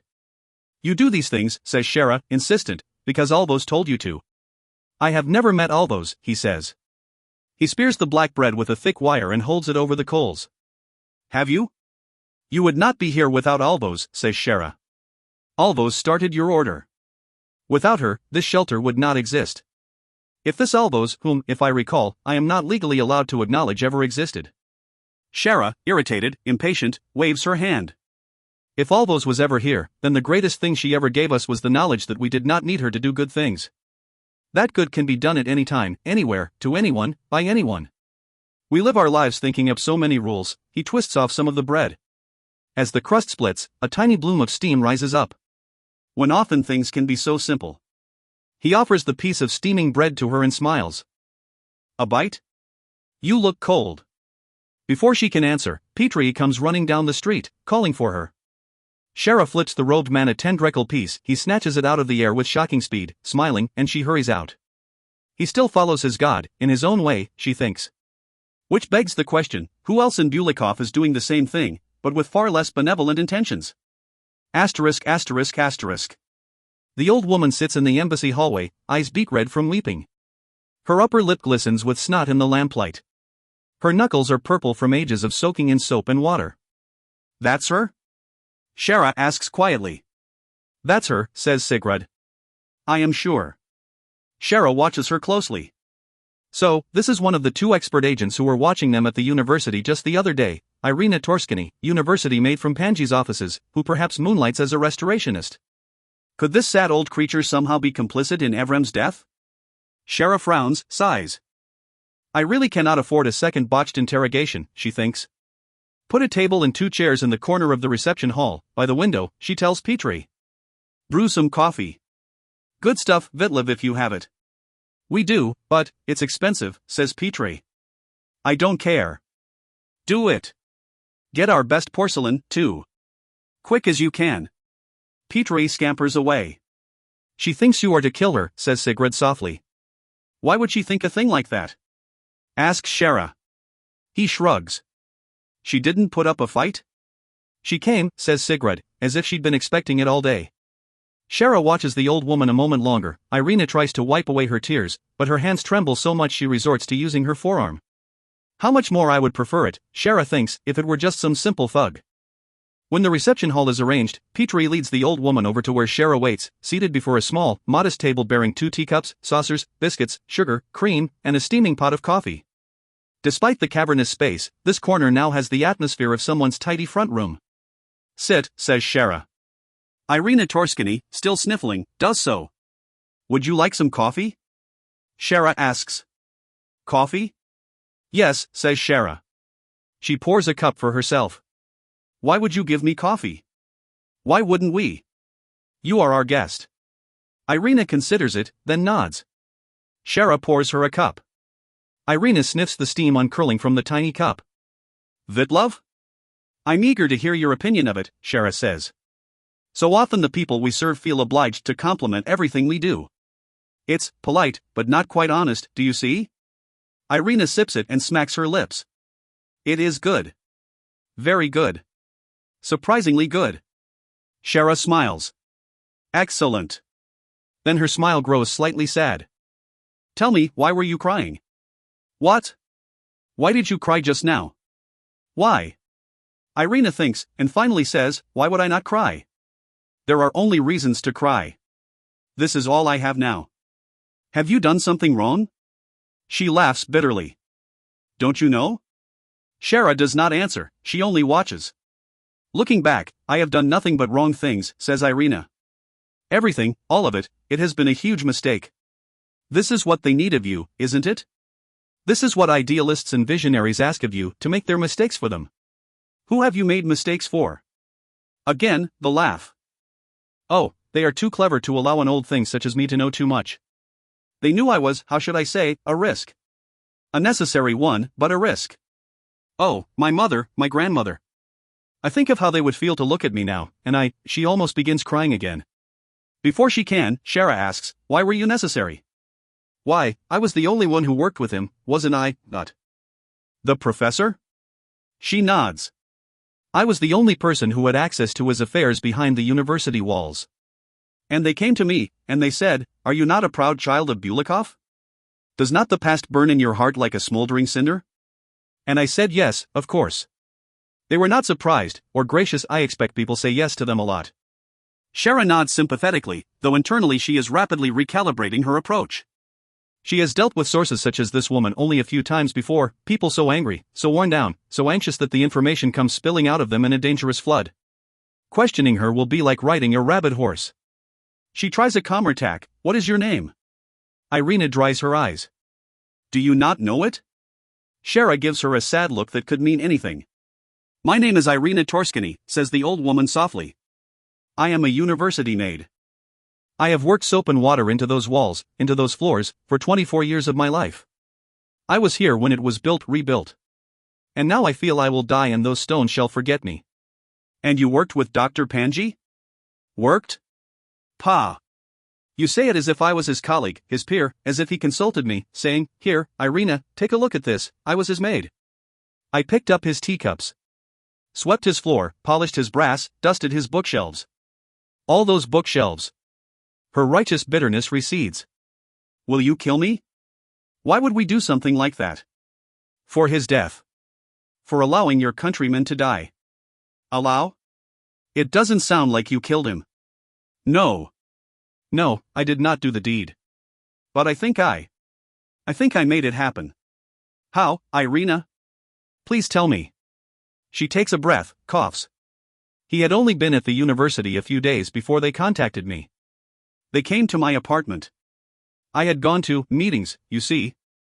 Rallies for people who did not wish to deal with say Puris anymore." Shara nods.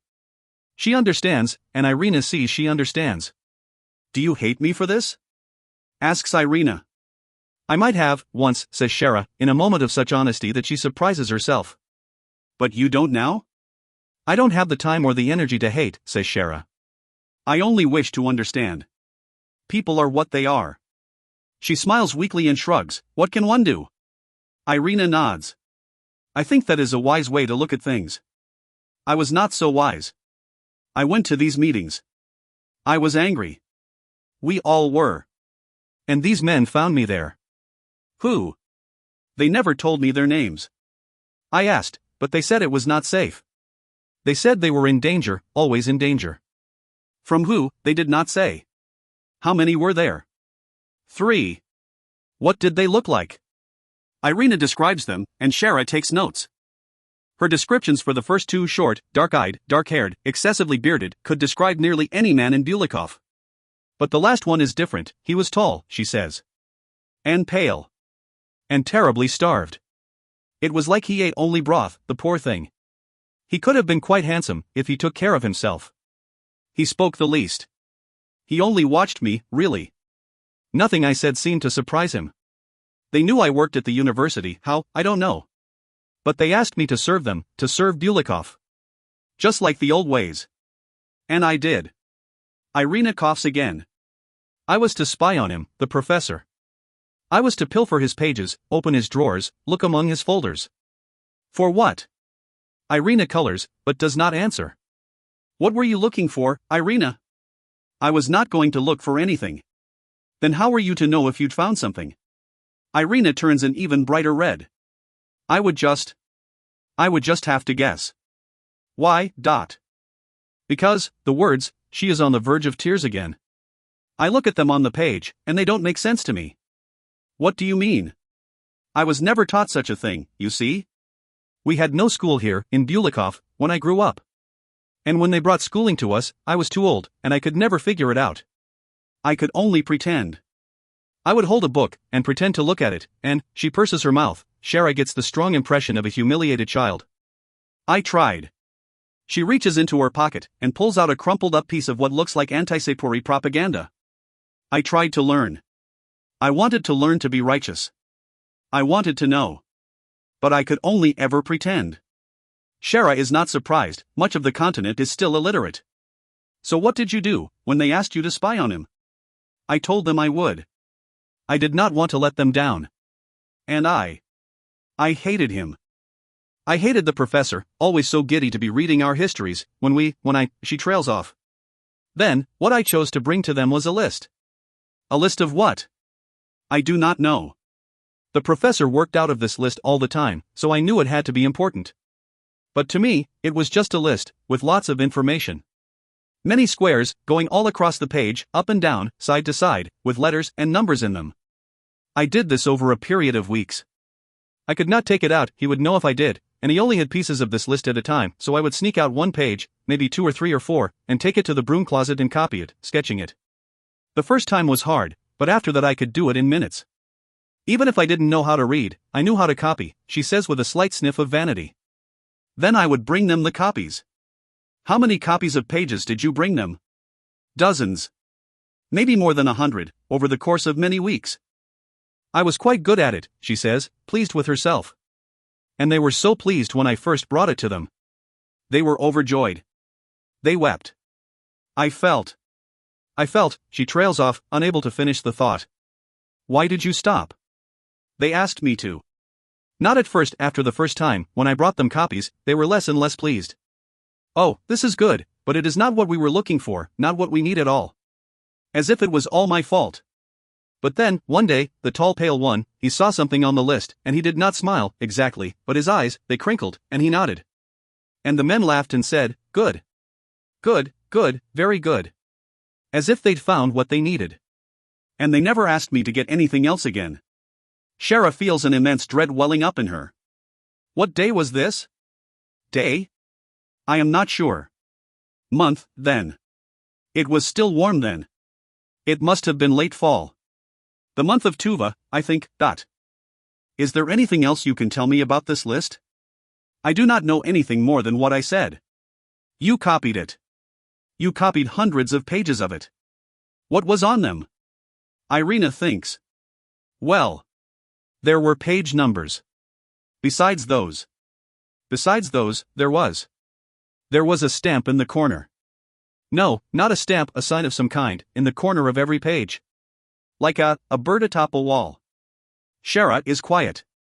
Then, did it have a crest on its head? And did it have its wings outstretched? She holds out her arms to show her. Yes. I had never seen a bird quite like it. That's because it lives only in Sapir, thinks Shara, who knows this insignia well. There could be only one list bearing the stamp of the Polish governor's office that would excite the restorationists so much, so not only have our enemies known about the unmentionable warehouse for months, she thinks, but they also know its contents, something even I am not allowed access to. She deeply regrets her promise to her aunt now. Perhaps Panji's dead drop contains some hint of what the restorationists were looking for. What does it all mean? Asks Irina.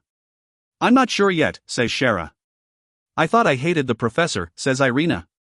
But when I was told he was dead, I realized I never really did. I wanted to hate him. But I hated things far larger than him. I hated feeling so humiliated. She looks at Shara, her eyes wet with fresh tears. What will you do with me?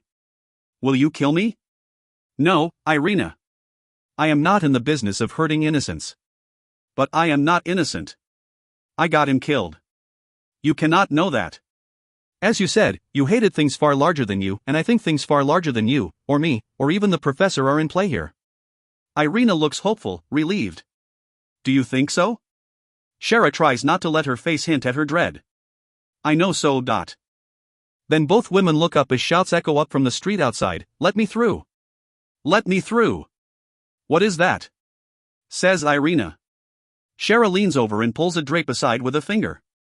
There is a small crowd gathered before the embassy gates. Shara can see the glimmer of a golden sash, suggesting a city father, and numerous official-looking men in off-white robes. And before them, on the inner side of the gates, is Milagesh, arms crossed, feet fixed in a martial pose, emanating contempt like a fire makes smoke. Shara smiles at Irina. Excuse me. Asterisk asterisk asterisk. Shara can hear the bellowing before she even exits the front doors. This is a political and ethical travesty, do you hear me? Shouts a man. A crime that verges on a declaration of war. Grabbing a woman from her home? An old maid, who's spent her life serving one of Bulikov's most beloved and revered institutions. Governor, I insist you step aside and release her immediately. If you do not, I will do everything in my power to guarantee this becomes an international incident. Am I clear? Milagesh mutters something back, but it is too quiet to hear. Attack? Attack? The man's voice answers. The only attack we should be concerned with is the attack on the rights and privileges of the citizens of Bulikov. Shara crosses the courtyard. She can see Sigrid lurking in the shadows, leaning up against the embassy wall. The city father outside grips the gate as prisoners do their cell bars. He is tall, for a continental, and his face is brown and bright red. Shara imagines a potato that has been glazed and fired in a kiln. Half of his face, however, is concealed behind a thick, woolen beard that climbs almost up to his eyes. Shara recognizes him. The photo in the paper, she thinks, does not do the real Ernst Wiklov justice. Behind him stand at least 12 bearded men in the plain, off-white robes of Bulikovian advocates. Each of them observes Milagesh with small, unimpressed eyes, and in their right hands they carry leather valises like most men would swords. Now we must deal with lawyers, too, thinks Shara. If I were to die now, I'd count myself lucky. As this embassy is technically Sepuri soil, says Milagesh. Wiklov laughs.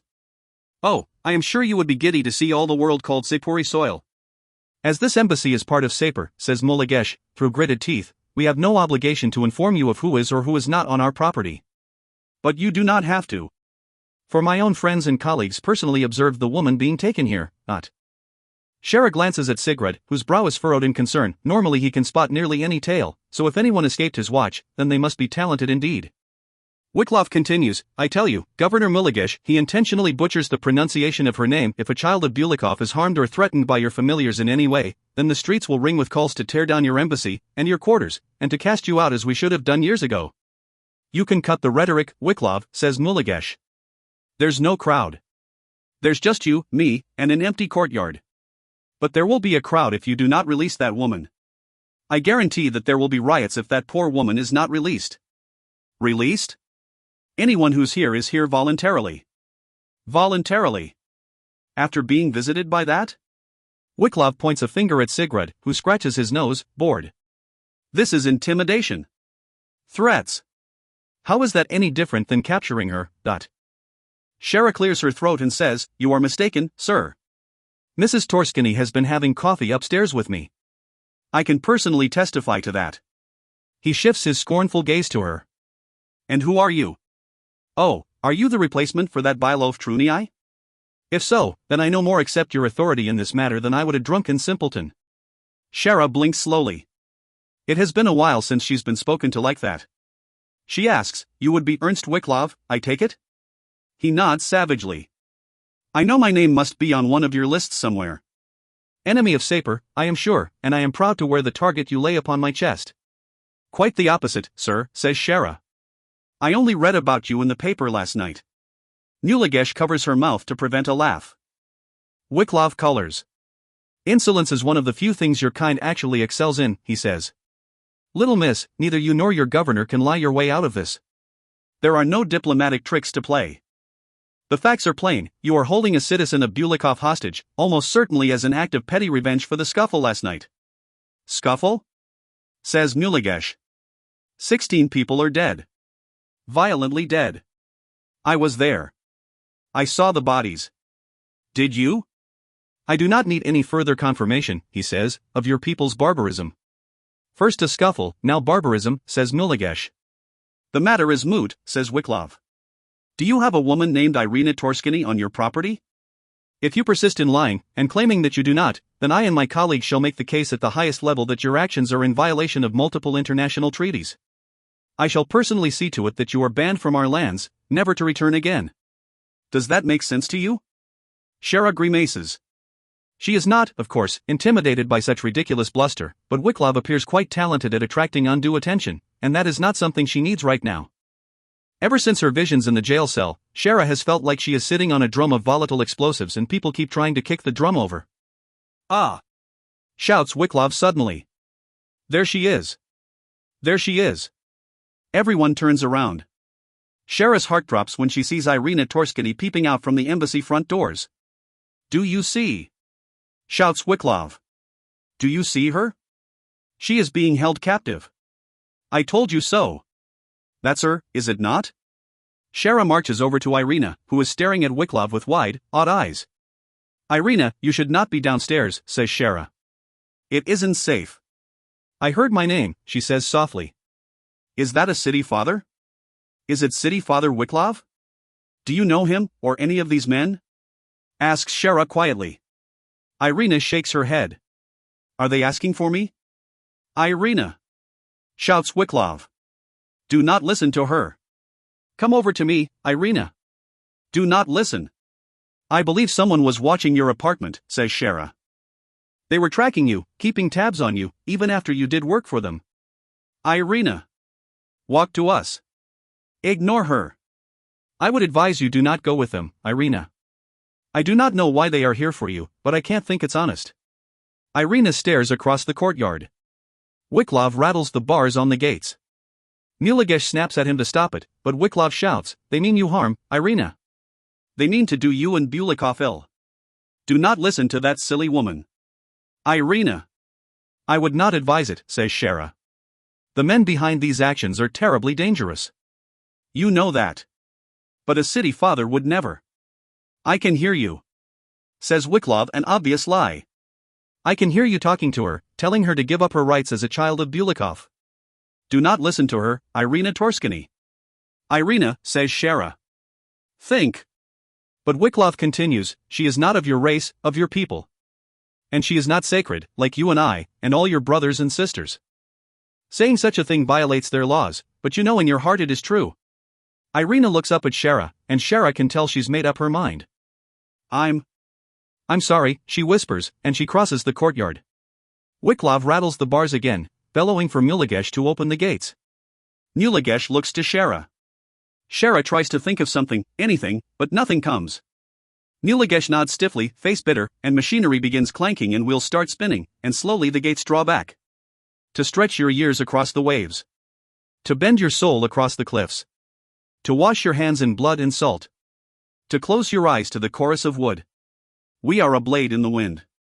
An ember among the snow. A shadow under the waves. And we remember. We remember the sea days, the river of gold. Days of happy conquest, treasure unending. They called us barbarians. But we knew we lived in peace. For violence we know all too well. Violence, our unwelcome friend. How long we lived in its shadow. Until the kings pulled us from its depths. From the window a dart of steel. From the torch a guttering flame. To creep up rafters, crawl across thatch. A cry in the dark, unanswered. We lost him, we lost his family. Our family, for we have lost our king. We could not even mourn his passing. They spirited Hartwald's body away. Fed it to the waves, to the creatures of the sea. Fed it to the harvest from which we fed our children. Red days these are now, dark days. Days of piracy and lawlessness. Days of warfare never ending. Days of empty shores and full graves. We remember him. We remember his family. We remember his lost son. We remember the Dovkind. And we know one day he will return and save us from ourselves. Anonymous Drailing Song, 1700. What history tells us. Shara stands in the courtyard, watching the small crowd depart. Muligesh and Sigrid slowly cross over to her. Well, says Muligesh, that didn't go well, but. Shara agrees, in fact, the past 36 hours have not gone well at all. In her opinion, they have been nothing short of disastrous. She reviews the situation. The restorationists know about the unmentionable warehouse. Worse, it sounds very likely that they've learned of something in the warehouse that would be quite terribly useful. The question is, thinks Shara, have they somehow gotten inside the warehouse yet? And if they have they started using whatever it is they found? Is that why I contacted that divinity? And stranger still, why kill Panji after they've gotten what they wanted from him? Especially if it brings bad people to Bulikov. Shara rubs her eyes. A tiny growl of frustration squeaks out of her throat. Pitre coughs from the doorway. Are you okay? No, says Shara softly. No, I am not. Is there anything I can get you? Shara's index and thumb find the webbing of her opposite hand, and she pinches, hard. The dull pain fails to break through the ice currently cracking about in her mind. Only one thing to do, then. I need, she says, a knife. What? Says Pitre. Yes, a knife. A very sharp one. Ah, he says, alarmed. And an iron skillet. Muligesh cocks her head. What? And 2 fresh onions, parsley, salt, pepper, paprika, and about 3 pounds of goat, I think. Sigrid groans and covers his face. Shara ignores him and walks back into the embassy. Come on, she says, and waves to them. What? Says Muligesh. What the hells? Sigrid grumbles for a moment but reluctantly explains, she always cooks when she is really angry. Shara stops and points at Sigrid without looking. Are you still in touch with your contractors? Of course, says Sigrid. Have them follow Torskini and Wiklov. And report back to us hourly. Do you not wish for me to do it? Asks Sigrid. I need you with me, says Shara. She marches down the embassy halls. We're going to sort some things out. What kind of things? Asks Muligesh. Dead things, says Shara. Or things that should be dead. Asterisk asterisk asterisk. What a pleasant thing it would be to be a knife, always eager to take the path of least resistance, always drawn to the weak points, falling through tendons and skin and rinds like a blade of grass swept downstream. The knife slips and slides, skids and curls, leaving piles of tiny scrolls of orange peels, lemon peels, melon rinds, like a mound of curling ticker tape. It saws slowly against flesh, parting vein and muscle, tendon and gristle, breaking the goat cutlet down until it no longer resembles any part of any living creature. All you need is one good knife, and one good skillet, thinks Shara. With these simple tools one can create anything. Shara lights a match, hunts for the gas jet. Flames bloom along the stovetop, caressing the skillet. She douses the skillet with oil, then grabs an onion. There were 6 of them, originally, says Shara quietly. Her face flickers with the light of the gas flames. Or at least 6 that made themselves known. Alvos, the light bearer. Kolkin, the judge. Vortia, the warrior. Adnaz, the seed sower. Zhukov, the trickster, the starling shepherd. And Talhavras, the builder. Muligesh clenches her right fist, her knuckles emit a chorus of cracks. I know all this. Everyone knows this. You know part of it, says Shara. She stands before the ovens in the spacious embassy kitchens, which once catered to numerous social events before Trunii oversaw the embassy's decline. Muligesh and Sigrid sit at the servants' table producing a small cloud of smoke, Muligesh with her cigarillo, Sigrid with his pipe. Petri runs back and forth from the pantry, bringing more vegetables, spices, salted meats. There's a lot of it that is not taught. The worldly regulations might demand silence from the continent on this subject, but there are just as many strictures about it in Sapir. Historians are permitted to publish some discoveries, others are filed away to be forgotten. Especially when it comes to the ancients, the most heavenly, the divine. All 6 of them sprang to life on the continent. How long ago, no one is quite sure. All 6 of them built their domains here, and all 6 of them fought like cats and dogs for what we estimate to be over 500 years. I didn't know they fought, says Mulagesh. I thought they were allies. Shara's knife makes a seam on the onion's skin, she plucks at it, peels it back, and tosses the glossy outer layer away. They were, eventually. But at first they fought like mad, for territory, followers, anything. But sometime in the early 700s they chose to stop fighting, and unite. Shortly after, they chose to expand. Rapidly expand. This would be the beginning of the Continental Golden Age, and the beginning of Sapir's slavery to the continent. Of which we know much, of course, though we would prefer otherwise. She pulls out a cutting board, tests its flex, and slaps it on the counter. But imagine the continent like a pie, for it is roughly circular, with 6 pieces cut. And there, at the center, the spoke of the wheel. Bulikov, says Sigurd. The word is a wad of smoke from his lips. Yes, says Shara. She splits the onion, slaps one half down on the cutting board, and grips it hard enough that its tiny veins bleed white. The knife makes a staccato clattering, there is a wave of white blocks, and the onion appears to disintegrate. The seat of the world. No one's city, and everyone's city, established when they chose to unite. After all, each divinity had their own city. Kulkashtan for Kulkan, Talvashtan for Tulhavras, Ahanishtan for Udnos, Jukashtan for Jukov, and Vortiashtan for Vortya. So Bulikov was meant to belong to everyone. But you only listed 5, says Petri from behind a small mountain of celery. That's true. Alvos did have a city, once. But she abandoned the continent just after the divinities opted to unite. And when she left, her followers deserted her city. They left it to be claimed, one historian recorded, by ash and dust. No one even knows where it was. Why did she leave? Asks Mulagesh. No one quite knows. Maybe she just wasn't a sociable divinity. Maybe she disagreed with something. Maybe she did not wish to take part in the great expansion, when the continent would conquer almost all the known world. Whatever the reason, she has faded from history. The last time anyone saw or spoke to Alvos was in 775.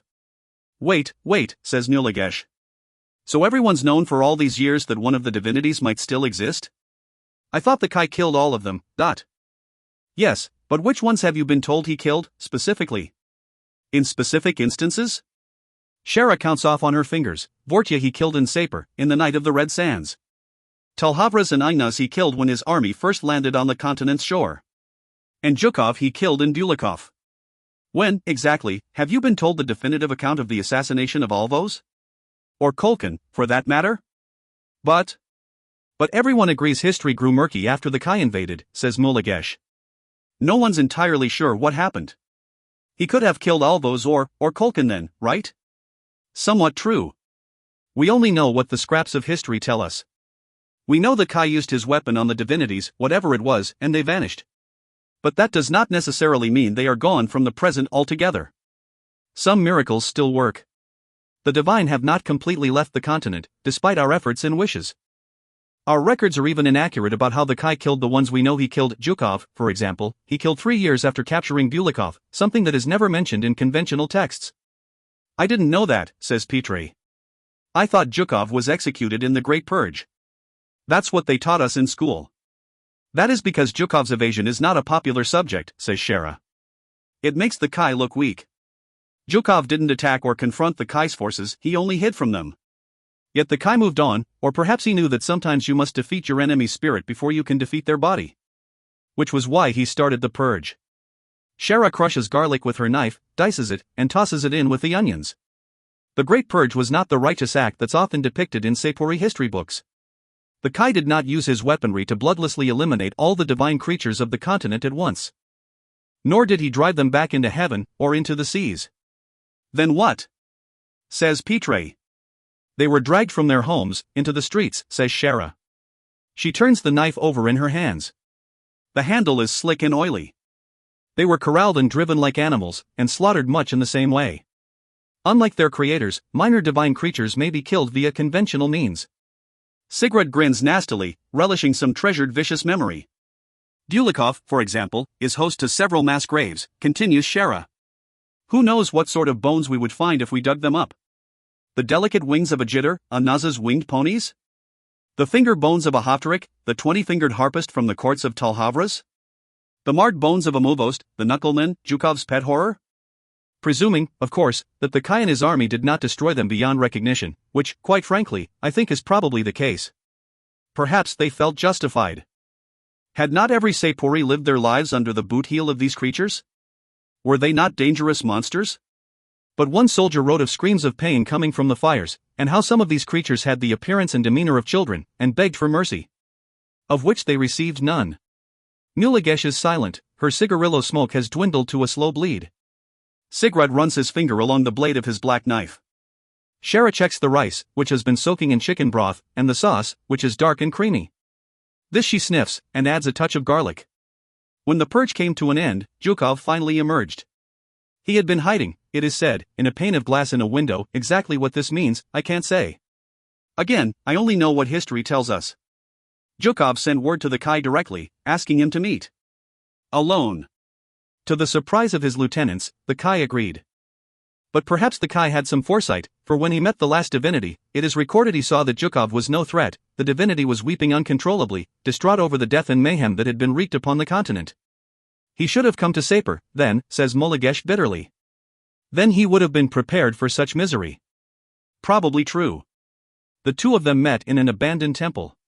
A ruin, really, though the reports of the Kai's lieutenants are unclear as to exactly where this temple is, or was. They were there for most of one night. What the two of them said there, no one knows. When he did not return, the Kai's lieutenants feared the worst. But then the Kai emerged, having personally slain Zhukov, yet the Kai was weeping. Over what, he would not say. But he confirmed that Zhukov was dead. Shara wipes off the knife. The Kai became moody and silent after this last, final victory, and took to wine. He died of an infection less than 4 months later, one of the first deaths of the plague years, most likely. Sigurd sniffs and rubs his nose. He appears only mildly interested in such stories. Mulagesh, however, eats up every word. So Zhukov was the last god killed. Shara salts the goat meat, then tosses it in with the simmering vegetables. Yes. The plague years came just after, the last bit of divine protection falling away, so we know for sure that he is gone from this world. Mulagesh thinks. It feels damn odd, she says, to list divinities as you would suspect for a robbery. As if we could go out and line them up on a wall and have the victim come in and point the criminal out. So, the only confirmed dead gods, or at least, the ones that other people saw die, are Vortya, Talhavras, Agnaz, and Zhukov? That would be a fair estimation, says Shara. Which leaves all those in Kulkin. Yes. You haven't said anything about Kulkin. True. We know quite a bit about his existence. His end, though. That, no one knows. We don't even think anyone on the continent ever knew. Did he also leave, like all those? Asks Petray. Shara washes her hands clean on a rag. No. He did not. Or at least, we do not think so. Then what happened to him? Shara checks the time. 20 minutes until it's all ready. That, she says, sitting down, is a very different story. Asterisk asterisk asterisk. Kulkin, it is said, was a divinity of judgment and order. He was the man of stone, he of the high places, the far shepherd. He's depicted in many different aspects, but his most dominant appearance is as a man seated on a mountain, with both hands extended forward, palms up. Waiting to weigh, balance, and judge, you see. He was by far the most active divinity out of the six. Zhukov played tricks with his mortal followers, turning them into animals, wolves, sometimes, but most frequently brown starlings, and sometimes even going so far as to impregnate them, regardless of gender, if you can believe it. Petray's mouth falls open, but Shara continues. Talhavras and Agnaz, being builders and growers, had larger affairs, and were only broadly concerned with mortal life. Alvos, as you know, was content to leave. And Vortya was quite active in her own right, personally leading war parties and raids. But none of them compared to Kulkin, who was fascinated, if not fixated, on the affairs of mortal creatures. Shara gently turns the goat meat over. Fat snaps and sizzles. She withdraws her hand before a gobbet of oil can leap onto her knuckle. Kulkin wished for nothing more than for his followers to lead a good and ordered life. After the city of Kulkashtan was established, he told his followers to come to him with any questions, any concerns, and he would be there to answer them, to judge them, and to help them. And they responded quite enthusiastically. There are records of lines of people 5, 10, 15 miles long. of people fainting, starving, growing sick and infirm as they waited. The historical accounts are vague, but it's estimated Culkin listened to however many millions of people, judging day and night, sitting in one place, for over 160 years. By the seas, mutters Muligesh. Yes, says Shara. Historians have agreed that it probably had some effect on Culkin. Eventually he realized that this process was not efficient. So he ended his period of judgment, emerged from his temple, and began creating edicts based off of what he had learned during his time judging. Sigurd pulls a cured ham from the pantry. He sits, carves off a perfect scroll with his black knife, begins chewing it, and absently saws at the rest of the hard flesh. Over the space of 2 years, Culkin produced 1,200 edicts. By our modern standards, they were wildly invasive, often arbitrary rules: do not stack this type of stone upon this type, a woman's hair should not be braided in this manner, these times of days are the appropriate times to speak, and these for silence, these meats can be cured, these cannot, and so on, and so on, and so on. You would think normal people would resist, and try, and free themselves. But the Kulkashtanis did not. They welcomed these rules, all 1,200 of them. For, after all, if their divinity said they deserved them, then did they not deserve them? You can't be serious, says Petre. I am quite serious. They genuinely tried to follow his edicts, no matter how bizarre. But, naturally, no one is perfect, and very few completely followed the edicts. But the edicts couldn't be wrong, people enjoyed being told what to do. So, at some point, Culkin decided the issue was that there wasn't a big enough impetus to follow the edicts. Shara lifts the top off the pot of rice. A rolling bloom of steam rises up, fogging her glasses. She steps back, sets the lid down, and polishes her glasses. This was how the writs of punishments began. A living, ongoing, constantly edited document about how people should be encouraged to follow the edicts. Over time, one sees an increasing tendency to, how shall I put this, mar the flesh. Mar? Says Muligesh. Whipping. Branding. Hobbling, blinding, and amputation for the worst offenders, striking off the right hand of a thief, and so on. Never death. Culkin had decreed that life was sacred. Even he would not violate this proclamation. One of the most prominent punishments was called the finger of Culkin, a small round stone that would, when touched to flesh, grow heavier and heavier and hotter. Punishers would tie down the victims, place the finger on their leg, or stomach, or chest, or... There is a squeak from Sigurd's leather glove, his right hand is a trembling fist, his jaw is clenched around his pipe, the black knife is buried deep in the pork leg. Shara coughs. You get the idea, she says. These punishments were carried out with almost no objection. The people did not fight. They welcomed these punishments with the sober obsequiousness of the condemned. Over time, Culkin's punishments and rules became more and more severe, and odder. He became fixated on flesh and desire, on sexuality and lust. He wished to wholly censor these subjects. His first method of repression may be ironically resonant to any Sepuri. For he banned any public acknowledgement of the female sex or anatomy. Much like how some of our own laws censor discussion. What? Says Muligesh. That's not like the worldly regulations at all. We're trying to suppress something dangerous. And to Culkin, there was nothing more dangerous than sexuality. Sepuri historians are not sure why he opted to suppress the female sex. It's a highly debated point among certain specialists. But Culkin demanded that his clerics and saints force women to completely shroud their figures in public, and to illegalize any mention of the female anatomy, sexuality, form any of it, in public. This was referred to as the excision of impurities. It led to a darkly amusing conundrum: how do you make a law outlawing saying a thing if you are not allowed to say that thing, even in the law? The lawmakers settled on the vague term secret femininity, which can mean anything, really. So the law allowed for either mercy or great cruelty, depending on the arbiter. The chill of the jail cell, the clutch of the shadows. The young boy whispering, "Do not tempt me with your secret femininity." Things grew worse and worse. He began to insist that all his followers veil their flesh and deny themselves all mortal pleasures, the taste of food, drink, the feeling of naked human skin, even comfortable sleep, for all of Culkin's followers were forced to sleep on beds of stone. Physical pleasure of any kind was not to be encouraged. And his punishments grew grotesque. Castration. Clitoridectomy. Terribly extreme amputations. And so on. Yet now the other divinities began to take notice. While divinities did have many interactions among themselves, even relationships, they were mostly happy to stay out of one another's divine business. But Culkin's new fixations began to spill over. He insisted Bulikov adopt his personal views on sexuality, homosexuality and promiscuity, for example, which were allowed under the more permissible divinities, became illegal in Bulikov. Zhukov was a particularly passionate opponent of this, but Kulkin's perspective took root and has never left Bulikov, despite what happened later. Eventually, Zhukov convinced the other divinities to act. Act how? Asks Muligesh. You can't tell me no one knows about a second war. No, says Shara. There was no war. Because in 1442, Kulkin simply disappeared. With no explanation whatsoever. A pause. He just disappeared? Asks Petray. Yes. Like with the Kai's weapons? Asks Muligesh. Not quite, says Shara. None of Kulkin's works disappeared. Kulkashtin remained intact. But there were a few alterations. Overnight, all those who were mutilated by Kulkin's methods were suddenly whole and healed. Except for the ones who had passed on, of course. This is strange in its own right, but the victims could also no longer recall even being punished. It was as if those memories had been painted over in their minds. Then how? Sigurd rolls his one eye up as he formulates his question. How do you even know they were punished? Shara nods.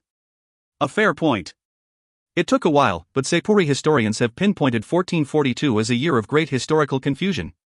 They've tracked it regionally. All historical records, journals, and testimonies in Kulkashtin and Bulikov went suddenly and completely blank for the specific years of Kulkin's punishments.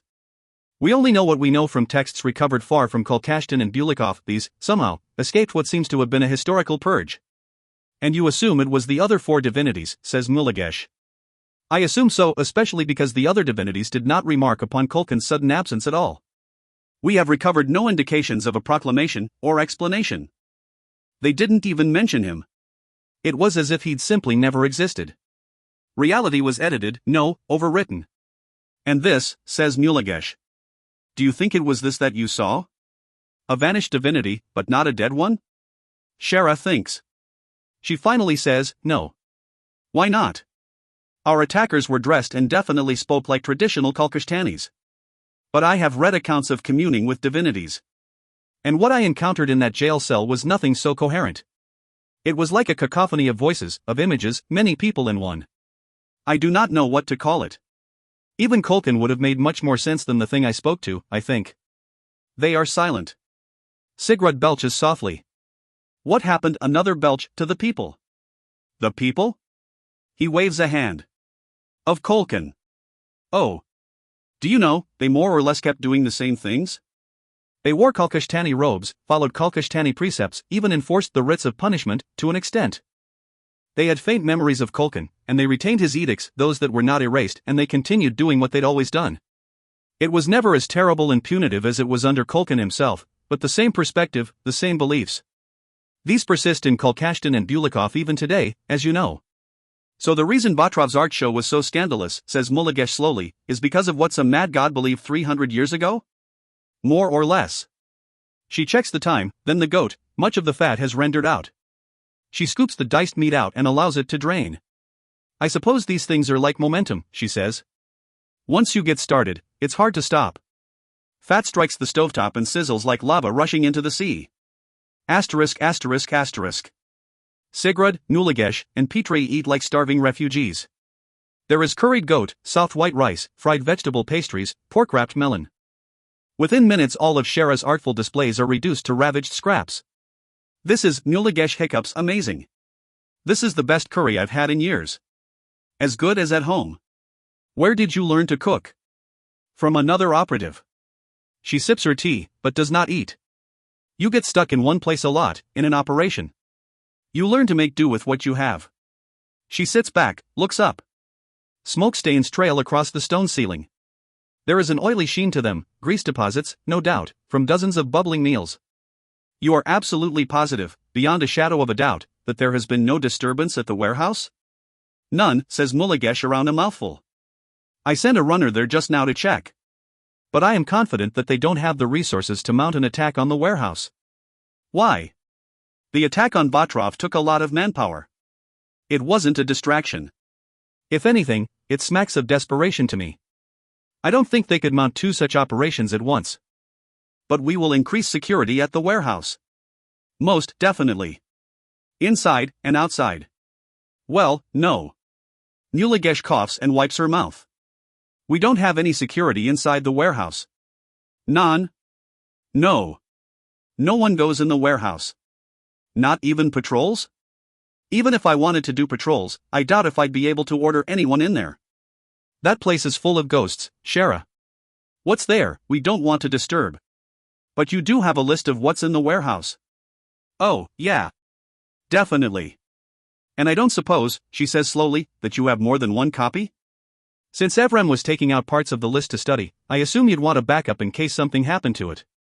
We have 2 copies, yeah. What are you thinking? I am thinking, says Shara slowly, that Irina Torskany told me she copied around 100 pages from the list before the restorationists found either what they were looking for, or something that would be useful to them. So? We know it was the last few pages they were interested in. Once they found what they were looking for, or what would help them, they stopped. This occurred in the month of Tuva, per Irina. So we simply need to pull the segments of the list that he checked out in that period. And we'll know what it is the restorationists found. Of course. Damn, that's brilliant. No, it's narrowing it down from a needle in a haystack to a needle in a slightly smaller haystack, says Shara. From what Irina told me of this list, there are dozens of entries on each page. So we would be reducing the quantity from thousands of entries to check to, maybe only a few hundred. Nuligesh's face falls. A few hundred. It's a starting point, at least, says Shara. And speaking of Irina, she turns to look at Sigrid. We are watching, says Sigrid. You're certain of the men you hired? I know what we are paying them, he says. For a job this simple, it will be no trouble. She's been returned to her house, I am told. They have left her there, alone. And we are watching. You must make sure not to miss her. She's one of our last solid leads. And we must keep a close eye on Wiklov. We Sigrid pulls his knife free of the hamshank, are watching. Shara taps the side of her teacup. Sit on your leads, the saying goes. Until they crack under your weight. If you only drink tea when you work, says Nuligesh, I advise you switch to coffee. I see a lot of work in our future, and coffee packs more punch. Coffee refreshes the body, says Shara. Tea refreshes the soul. And is your soul so bruised? Shara does not respond. Aren't you going to eat? Says Pitre. Have some before we eat it all. We could never eat all this, says Nuligesh. No, says Shara, through the fog of thought. Why? Aren't you hungry? That's not the issue. I tend to find, says Shara as she refills her tea, that the taste reminds me a little too much of home. If I want a taste of Galadesh, I prefer it to be tea. *****. The coffin sits inside the shipping crate perfectly, hardly an inch of space on any side. I wonder, Shara thinks, if there's a market for crates for coffins. Do so many people die overseas? Do you want us to nail it shut now? Asks the foreman. He and his 3 employees do not try to bother to hide their impatience. Not just yet, says Shara quietly. She touches the surface of the coffin, lacquered pine, something most Seporis would never be buried in. Could you give me a moment, please? He hesitates. Well, the train to Afghanistan is set to leave within an hour. If it goes out late, then they dock your pay. Yes. I will gladly pay the difference if I make you late. A moment. Please? The foreman shrugs, gestures to his men, and Shara is alone in the alley behind the embassy.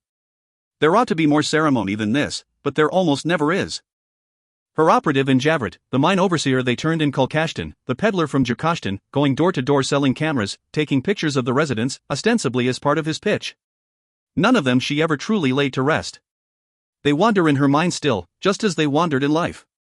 If I could go home with you, she tells the coffin, just to see you rest, I would. She remembers when he first came to her in Afghanistan, how delighted she'd been to see he was exactly the bright-eyed, nattily-dressed little man she'd always imagined him to be. After a day of training, he was impressed with how well read she was. What university did you study at? I am so sorry. I'm unfamiliar with your publications. And when she told him that she was not published, that she would never be published, that her line of work was far outside of academia, he paused, thinking, and asked, I am sorry, I must ask. You are, Shara Komayd, yes? Everyone seems a little reticent to say so, but that is the case, yes? Shara smiled a little, and reluctantly nodded. Ganjesh and Ashadra, they were your parents? She stiffened, but nodded again. He reflected on this a moment. I knew them, you know. Very distantly. Back in the reformist days. Did you know that?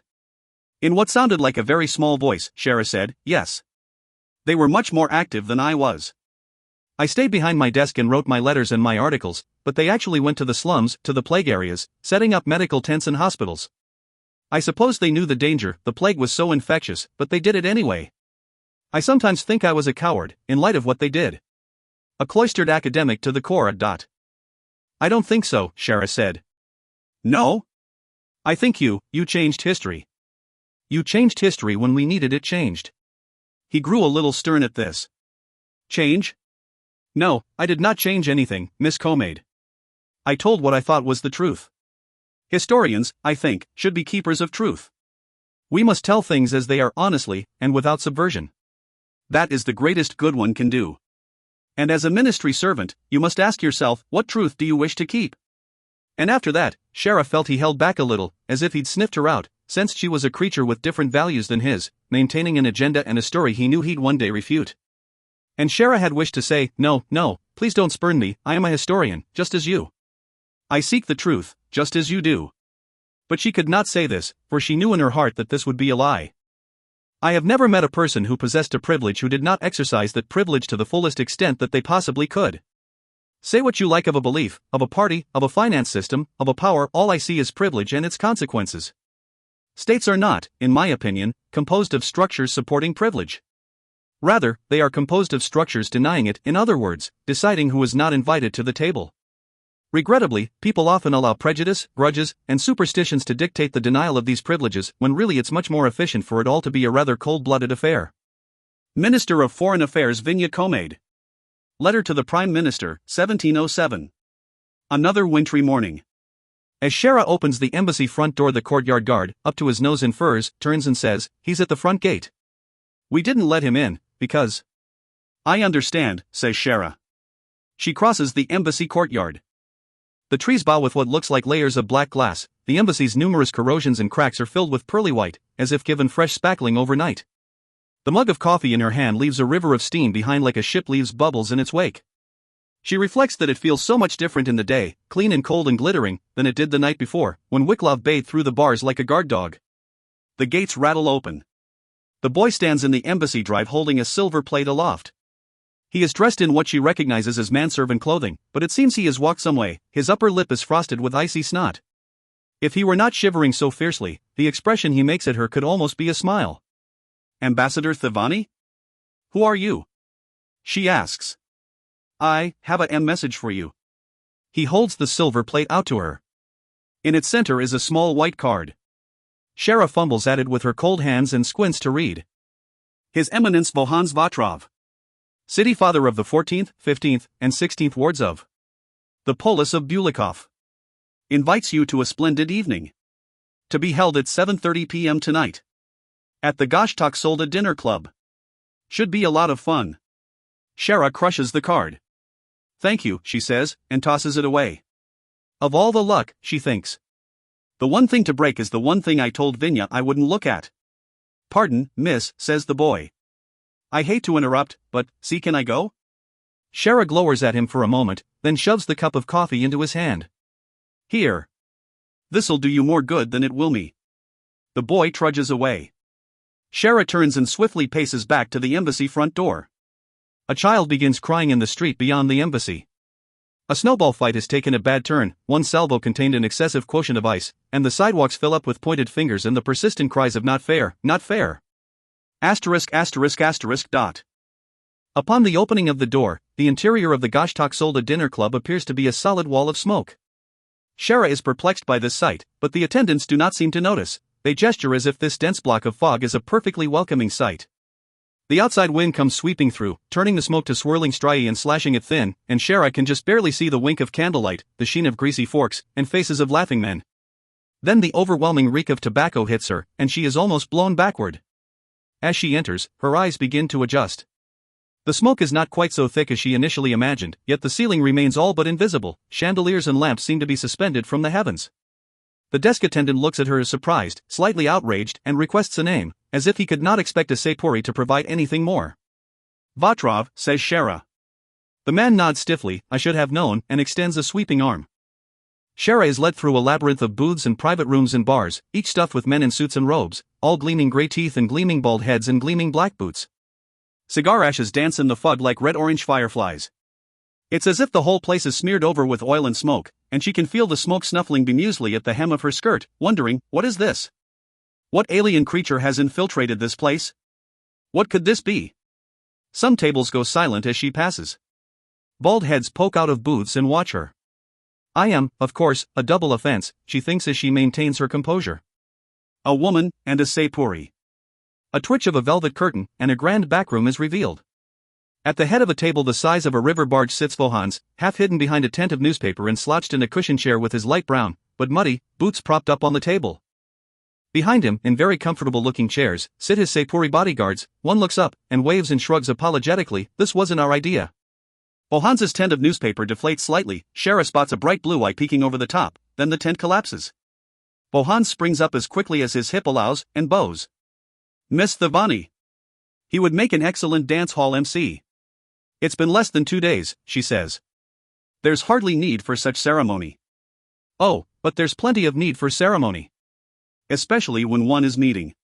How does the saying go? The enemy of my enemy is my. What are you talking about, Vo? Do you have what I asked you to get? Oh, I have it. And what a joy it was to get. But first, Vohans claps twice. His gloves white, velvet bear smudges from the newsprint. Oh, sir, if you could, please fetch us 2 bottles of white plum wine, and a tray of snails. The attendant bows like a spring toy. Certainly. Snails? Says Shara. Are you fine gentlemen? Vohans turns to the sepuri guards, in need of any refreshments? One opens his mouth to respond, glances at Shara, rethinks his answer, and shakes his head. As you wish. Please.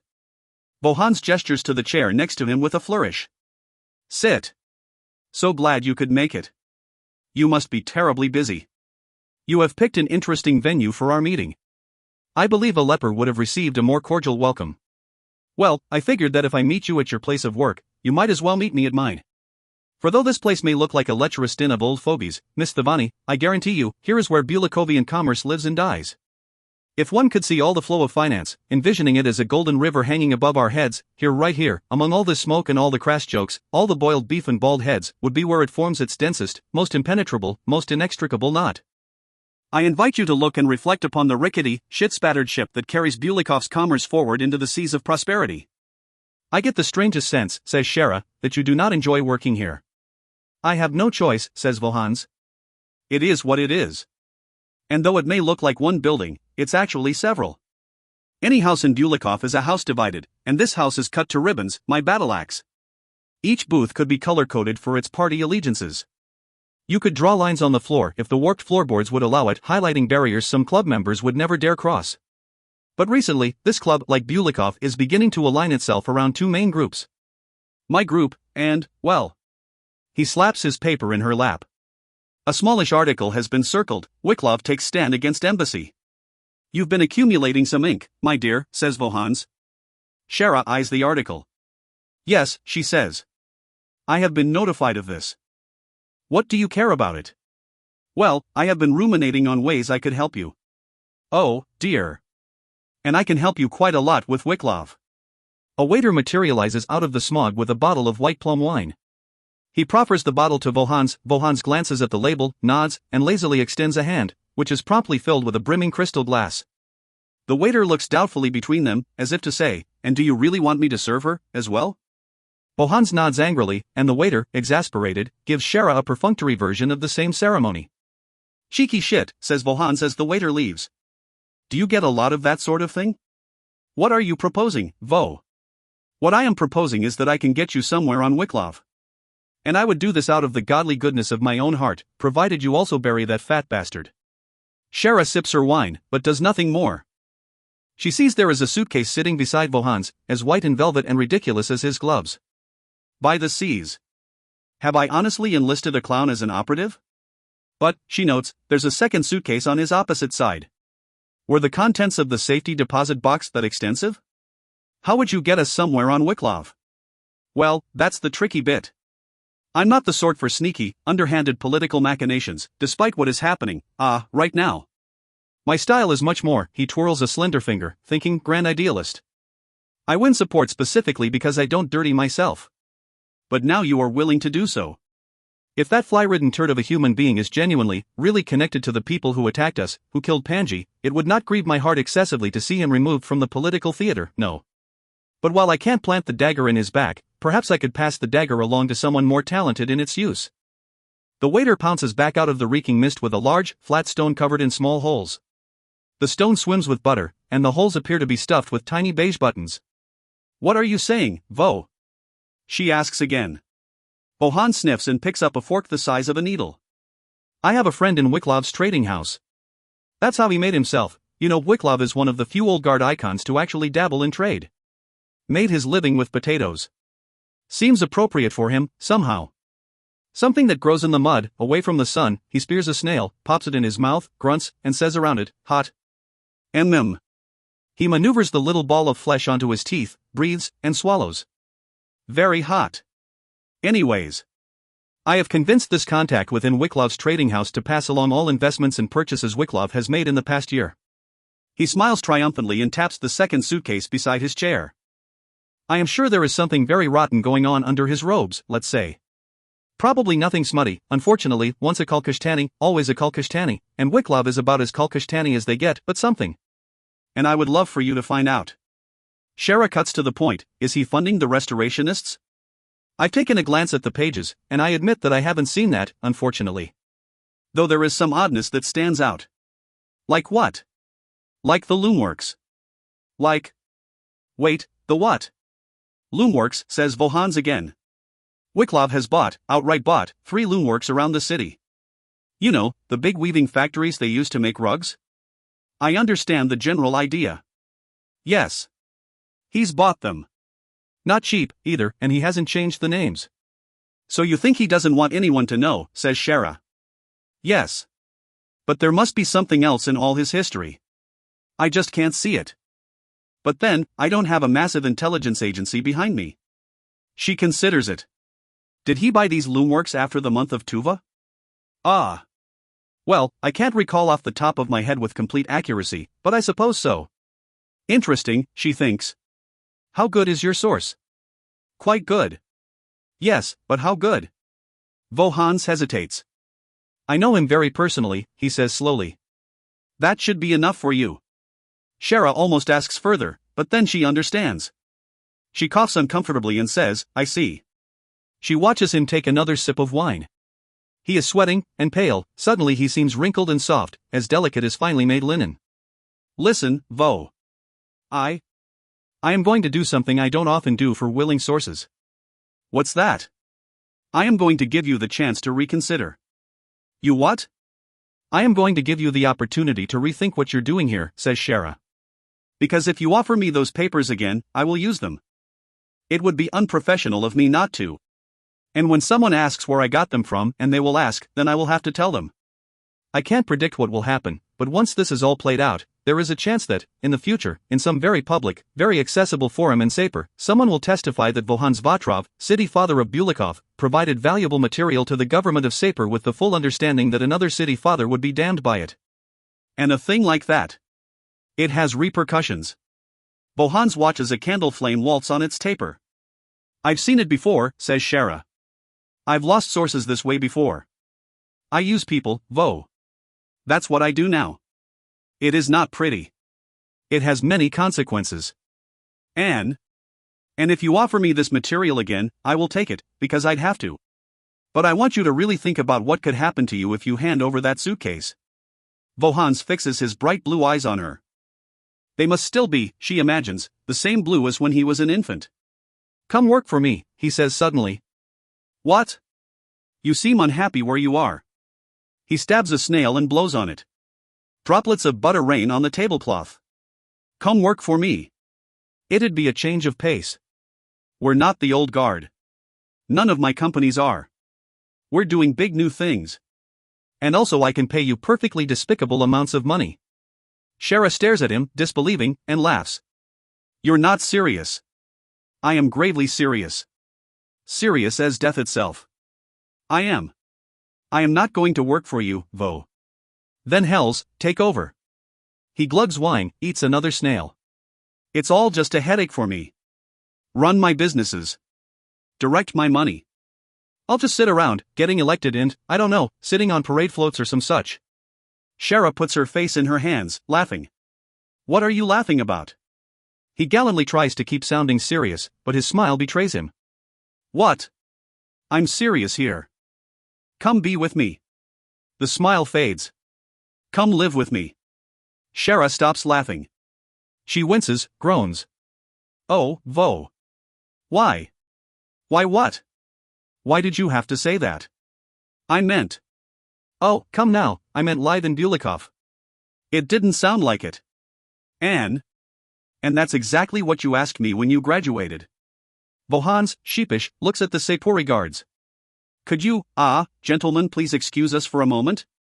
The guards shrug and take up stations outside the backroom door. Shara, that obviously is not what I meant, says Vohans. He laughs desperately.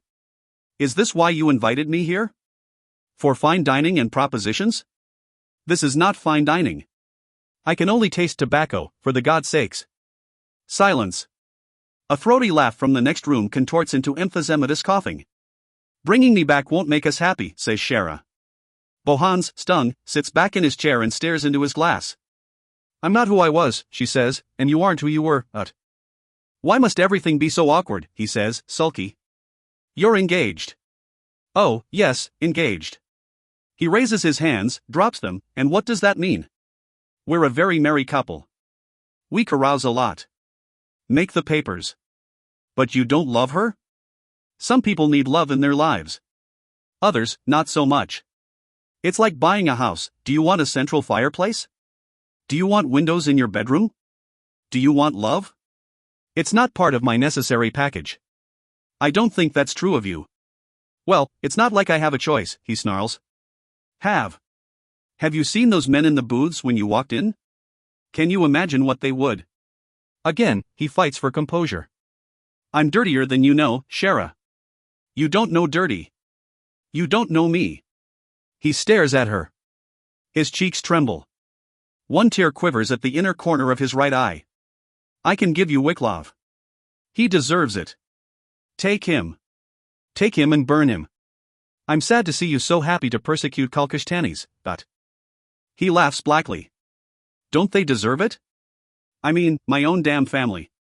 You want to talk about persecution, why don't you talk to the people who did so with zeal for hundreds of years, even without their dam? He glances around, lowers his voice. God? Aren't they still your people, the very ones you want to help? Do you really want to reform Bulikov, Vo, or burn it to the ground? Vohans is so struck by this he cannot speak for a moment. Your family was Kalkashtani? Asks Shara quietly. He nods. You never told me. His skin grows pale and papery again. His brow wrinkles as he considers it. No, he says. No, I didn't. I didn't feel like I needed to. Most of Bulikov was Kalkashtani back then. Still is. Lots of the continent still is. They got used, I suppose, to living without a divinity. After the Kayan War, the transition was just so much easier for Kalkashtanis than anyone else. He pours off the rest of one bottle of wine, one of his rings making a chipper tink-tink-tink as he taps out the last drops. My father was a rich Kalkashtani, so that was even worse. To most Kalkashtanis, you show up to the world with plenty to be ashamed of, born in shame, but to the rich ones, you show up poor, too. Just one more thing to be ashamed of, YC. Strict man. If we did anything wrong, we had to go and cut a switch. He extends his index, the size of our finger, for him to beat us with. If we picked one too small, then he got to choose for us. And though he was a stingy man in life, he was never so stingy with his switches, a glug of wine. My brother loved him. They loved each other, I suppose I should say. Maybe it was just because Folka was older. Father always had a grudge against children for having the insolence to not act like reasonable adults. And when my father died, my brother never forgave. Well, everything. The world. Sapur, especially since we Continentals assumed the plague was a Sepuri invention. Turned into something like a monk, he joined up with a group of pilgrims when he was 15 and went on a trek to the icy north to try and find some damn temple. Left me with a bunch of nannies and servants when I was 9 years old. And Folka never came back. I got news years later that the whole bunch of them died. Froze to death. Expecting a miracle, Vohans lifts his wineglass to his lips, that never came. Maybe I want to ruin Wiklov, sure. Perhaps he's an obstacle to the future of the continent, for I don't see him ever wishing to see a bright new future, but rather the dead, dull, dusty past. Either way, I wouldn't shed a tear to see him go.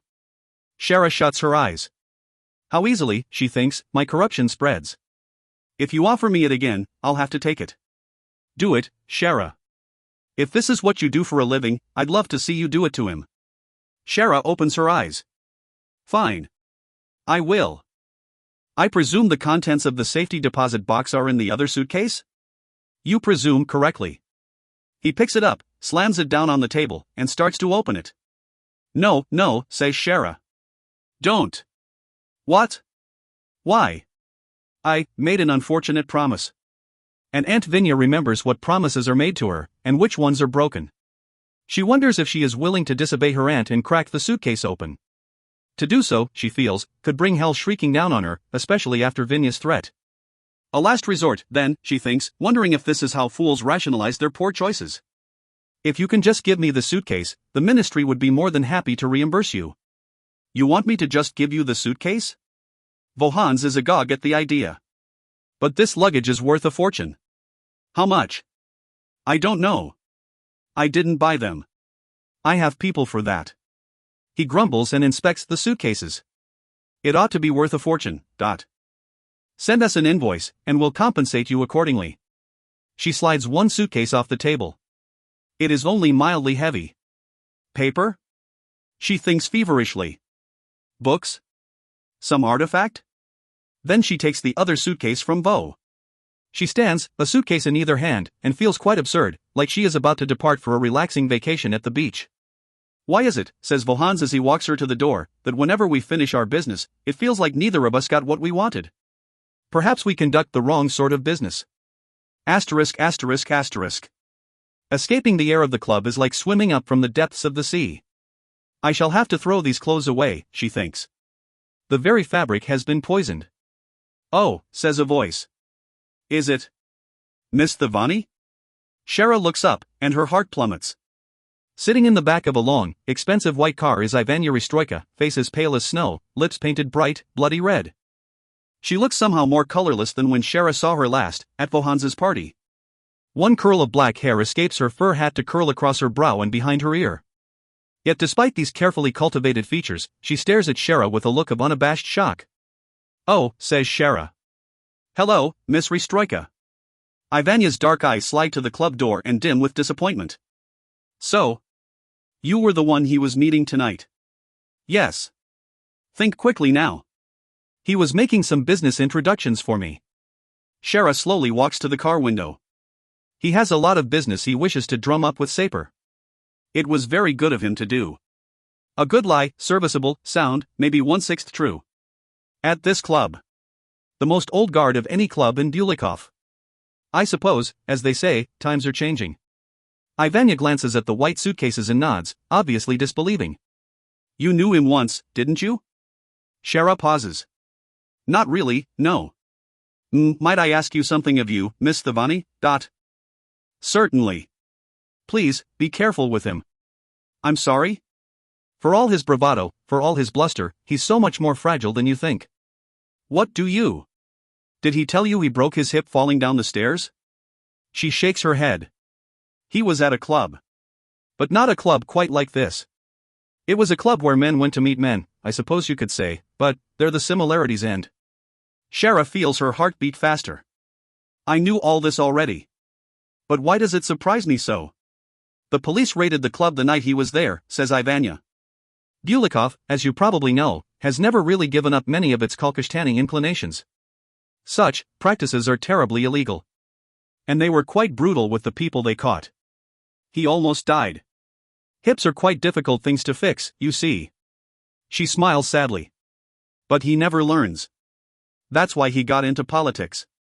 He wanted to change things. It was, after all, Ernst Wiklov who ordered the raid, but a flock of drunken men exit the club, laughing. Smoke clings to their collars in a lover's embrace. Why are you with him? Asks Shara. Because I love him, says Ivania. She sighs sadly. I love him, and I love what he is, and what he wants to do. And I wish to look out for him. I hope you want to do the same. Headlights splash over the long white car. Shara hears Petrie's voice calling her name from the embassy car. The door of the club opens, and Bohans emerges, his white fur coat gleaming in the light of the lampposts. Ivania smiles. Farewell, Miss Thavani. I wish you a good evening. Asterisk asterisk asterisk. Shara still remembers the day, long ago, toward the end of the second semester of her second year at Feduri, when she was walking up his building stairs and Rushni Sathuri came rushing down them. She said hello, but Rushni, sweating, said nothing back. And when she went into Vo's room, and saw him sitting shirtless in his desk chair, feet up on the windowsill and hands behind his head, for some reason warning bells went off in her mind, for he only ever seemed to do that after making love. As they talked innocuously enough, she sidled over to the bed. Felt the sheets. How damp they'd been, and in one spot right where the hips and waist would be, were you to lie upon it, just positively drenched. How young Rushni had hurried, as if the building were burning down. She did not confront him then. But she began to watch. This is what I've always been, she'd think, much later. Someone who does not intervene in her own life, but only watches, and works behind the scenes. She watched how Vo seemed to spend so much time with young men, the way he embraced them. She watched the way he watched them, the way his posture grew more languid, relaxed around them. Does he even know it? She wondered then. Do I? And one day she could bear it no more, and she quietly walked into his apartments while he and she cannot even remember the boy's name now, Roy something or other, moved so slowly and so gently against one another in the very bed where Vo had whispered how much he loved her in her ear not more than 2 days before. The look on their faces when she cleared her throat.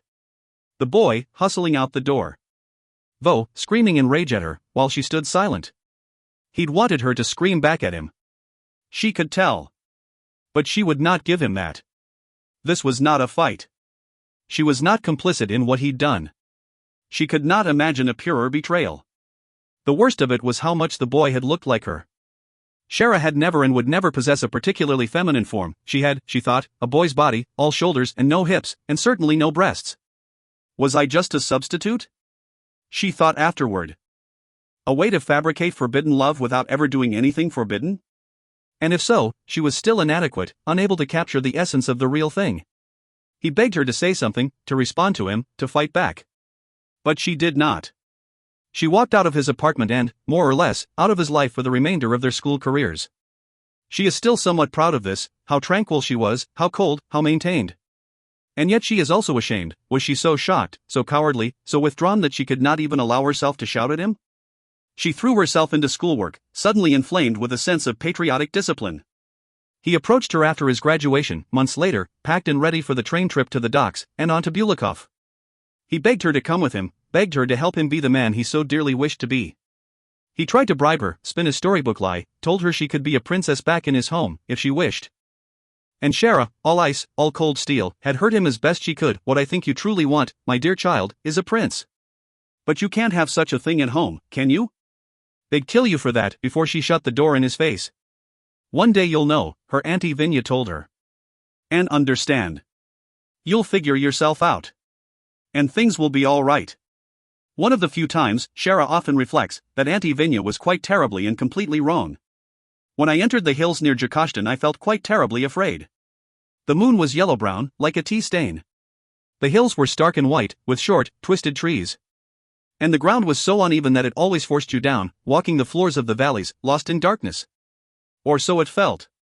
Sometimes I saw firelight flickering on the trunks of the twisted trees. There were cries in the dark, animals, or people pretending to be animals, or animals pretending to be people. Sometimes there were voices. Come with us. They whispered. Come join our dance. No, I said. I am on an errand. I have a burden. I must deliver my burden to Zhukov himself, and no one else. And they laughed. How I wished I was back in Talvishtan. How I wished I was home. I wished I had never taken this burden from St. Threvsky.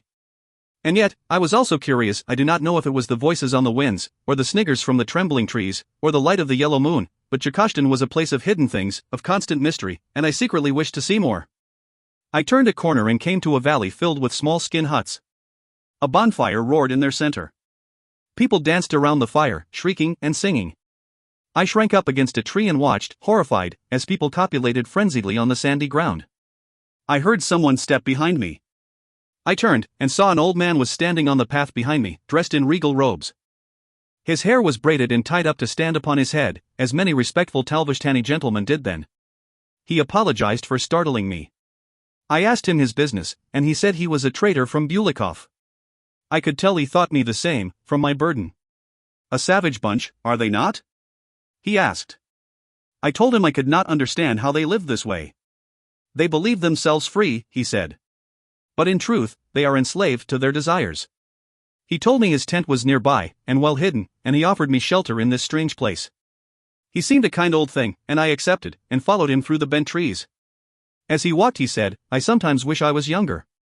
For I am old, and not only am I frail of flesh, but I am bound by the many things I have been taught over the years. Sometimes I wish I had the courage to be so young, so loud, so unfettered, and so unburdened that. I told him he should be proud of himself to have lived to such an age without indulging in corrupt impulses. I am surprised, he said. A creature as young as you, and you are wholly uninterested in such forbidden wildness? I told him I was repulsed by it, a lie, I knew. Do you not wonder if slavery to one's desires could, just a little, make you free? I felt myself sweating. My burden felt so heavy around my neck. I admitted that my thoughts sometimes strayed to forbidden places. And that tonight, they seemed to stray to such places more frequently.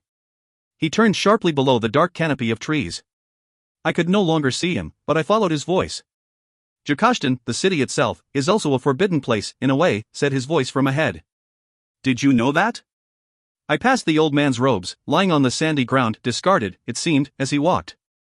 A flock of brown starlings took flight from the trees ahead, soaring up into the night sky. It moves, shifts, said his voice. It dances through the hills. I passed a wig, hanging from a tree, the old man's braided hair. It is never where one expects it to be, said his voice. I passed a flap of cloth hanging from a bush. Yet it was not cloth, but a mask of the old man's face.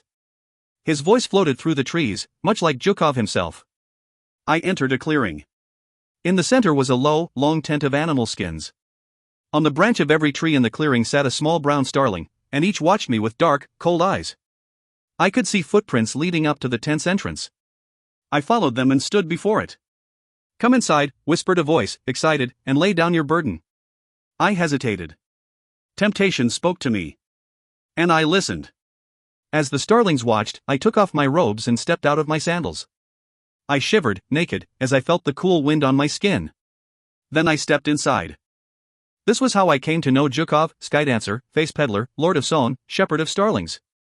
And before he ever touched me, I think I already loved him. Memoirs of Saint Kivri, priest and 78th wife husband of Zhukov, see 982. Survivors. Muligesh runs. She runs over the frozen hills, through muddy roads, around dank forests. She runs though her breath burns in her chest and her legs protest with each step. At 48, she knows she is about to be beyond the age when she can do this to herself. So I had better get my licks in now, she thinks, if I really want to do this. She likes running because it is the purest combat sport possible, the only thing you're fighting is yourself, with every step. And it's been so long since she really fought anyone, her still dark eye aches a little with each footfall, that maybe this is the only kind of fighting she can do anymore. It has been nearly a week since she last saw Shara Komayd, but Muligesh cannot stop thinking about what the ambassador told her. By the seas, I hope that girl's wrong, she thinks. The thought saps her of her strength, the next hill feels so much harder than the last, yet she cannot stop thinking about it.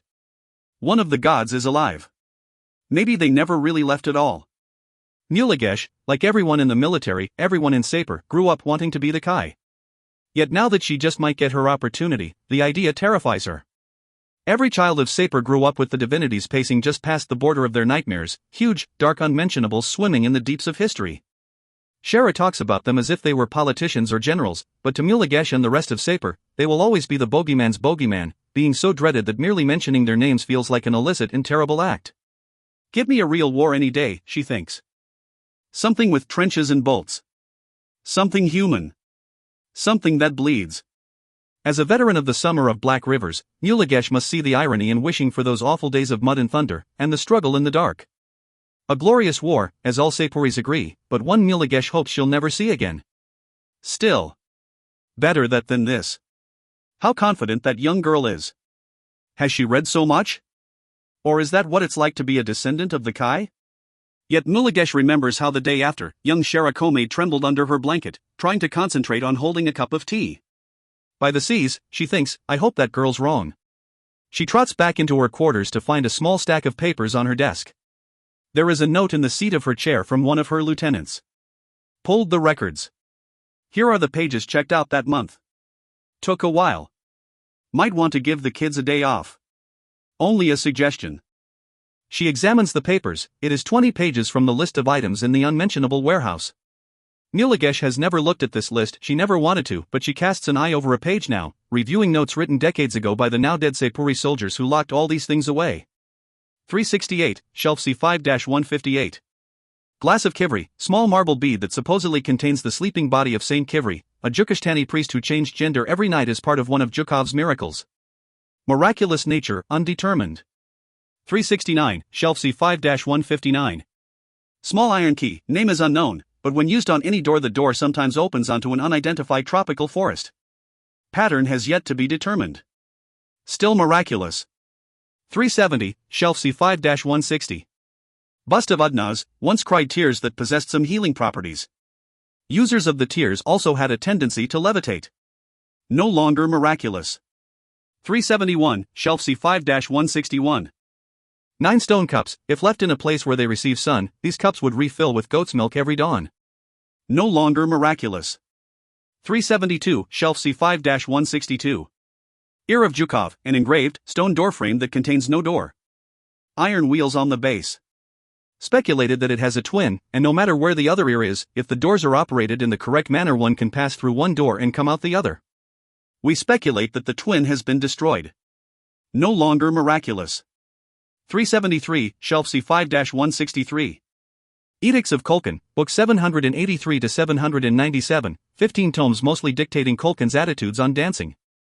Total weight, 378 pounds. Not miraculous, but content is definitely dangerous. 374, shelf C5-164. Glass sphere. Contained a small pond and overhanging tree Ugnaz was fond of visiting when she felt troubled. No longer miraculous. 20 pages. Nearly 200 items of a miraculous nature, many of them terribly dangerous. Oh, boy, says Mulagesh. She sits down, suddenly feeling quite terribly old. Asterisk. Shara's bag clinks and clanks, rattles and thumps as she walks down the alley. It took her most of the day to assemble the bag, pieces of silver, pearl, bags of daisy petals, pieces of blown glass, and though she packed it quite well, there's so much in it that she sounds like a one-man band seeking a corner to play at. She's grateful when she comes to the alley so she can stop. She gauges the alley carefully. It is, like most alleys, a forgotten little strip of interstitial stone, but this one bends around the rounded wall of the West Building, which is not more than 3 blocks from the house of Vatrov. She looks at the ground, where a twisting trail of tire marks on the stone takes on the look of sloppy brushwork. They turned here, at the corner, thinks Shara, and went down the alley. She paces a few steps down, over an exposed pipe, around a pile of refuse. The black rubber is fainter here, but some streaks can still be seen. Over this bump, over the pipe, she looks up, spots a demolished waste bin and a smattering of broken glass tipped over the trash cans, and the tire marks end. He stopped, she murmurs, got out, and what? How does a man simply disappear into thin air? Shara does not bother, as Sigrid did on the night of Vohanza's party, to check the stones and walls of this place. Instead, she takes out a piece of yellow chalk and draws a line across the alley floor. Somewhere at this line, she thinks, there is a door. But how to find it? She sets her bag down. Her first trick is an old and simple one. She takes out a jar, fills it with daisy petals sacred to Unnaz, thinks Shara, for their willful recurrence, shakes the jar, and dumps out the petals. Then she takes a bit of graveyard mud, smears it across the glass bottom of the jar, wipes it clean, and applies the mouth of the jar to her eye, like a telescope. The alley looks the exact same through the lens of the jar. However, she can see a bit of the walls of Bulikov in the distance, and these glow with a blue-green phosphorescence bright enough to light up the evening sky. She takes the jar away. Of course, now the walls do not glow, they are transparent as always. But viewed through a lens that discerns works of the divine, they naturally stand out. Yet this means that whatever door the attackers disappeared through, it was not made by the divine, unlike the walls of Bulikov. Which should be impossible, thinks Shara. Anything capable of making someone disappear should be divine in nature. She begins to pace the alley. For the past 4 nights, Shara has been visiting this place and the one other spot where Sigrid witnessed a disappearance. In these spots she performs select tests and experiments, mostly in vain. She has nothing else to do. Sigrid watches Mrs. Torskany in her apartment. Petri, Nidine, and a select few other embassy staff members are combing through the year's worth of investments Wiklov has made. Shara wishes she were there, overseeing them, but her knowledge of the divine makes her more suited to this task. And, strangely, Wiklov has not been seen in Bulikov since spiriting away Mrs. Torskany. He is in his country estate near Jakashtin, his office informed them, on family business.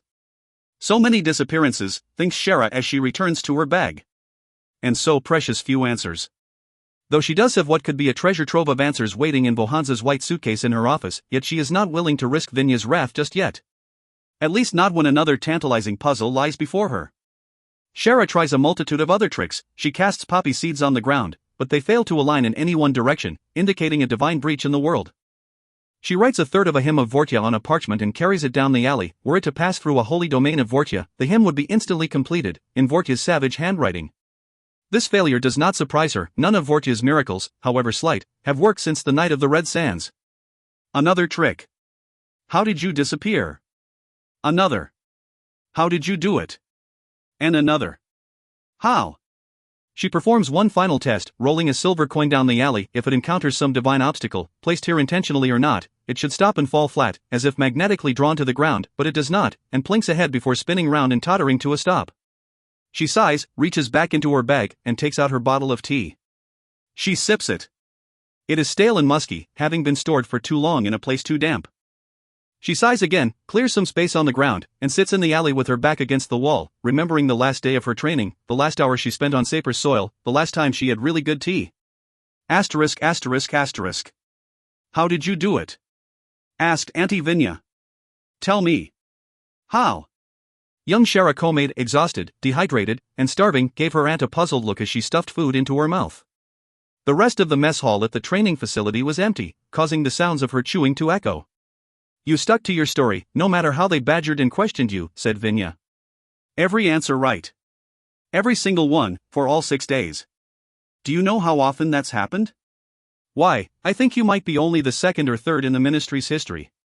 She peered at her 19-year-old niece over her half-moon glasses, obviously pleased. Most of them break down on the 3rd day, after no sleep. The music gets to them, the same bass line, over and over.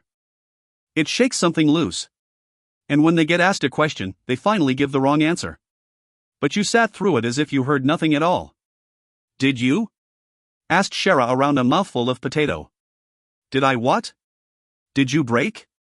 Vinya laughed. I created this process, dear. I've never had to sit through it. So tell me, how did you do it? Shara sloshed down tea. Do what, Auntie? Why, keep going.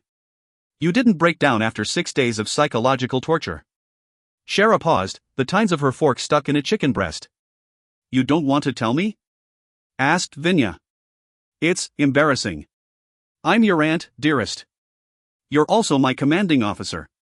Oh, she waved a hand. Not tonight. Tonight's our last night together for a long while. A long while? Well. Not that long, dear. So how? I thought, Shara swallowed. I thought about my parents. Vinya's mouth flexed. Ah. I thought about what they must have gone through when they died. I've read the stories, I know that the plague is a hard way to go. Vinya nodded sadly. Yes. It is. I saw. And I thought about them, and about what all of Saper must have gone through under the continent. All the slavery, and the abuse, and the misery. And suddenly it was so easy to sit through it. The music, no sleep, no water, no food, the questions, over and over. Nothing they could ever do to me would be like that. Nothing. Vinya smiled and took off her glasses. You are, I think, the most ferocious patriot I have ever seen. I am so proud of you, my dear. Especially because, well, we were worried, for a bit. About what? Well, my dear. I always knew you had a fancy for history. That was always your forte at Feduri. Especially continental history. And then when you came to us, and we gave you access to the classified material, where we keep the things we don't even allow them to teach at Feduri. Why, you spend hours in there memorizing all those moldy old texts. This fascination, in government, is considered a little unhealthy. But they explain so much," said Shara. I had only been taught pieces of things at Feduri. So much had been missing, but then there it all was, right on the shelves. What we should concern ourselves with, said Vinya, is the present.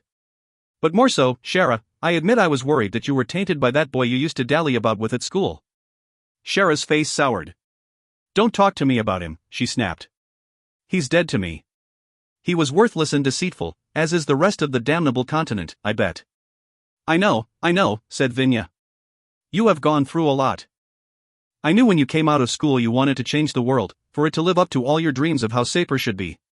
She smiled sadly. And I know that is probably why you investigated Rajandra in the first place. Shara looked at her, startled. Auntie. I don't want to ta. Don't fear the past, darling. You must accept what you did.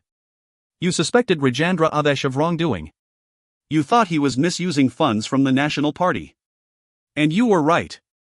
He was misusing party funds. He was wildly corrupt.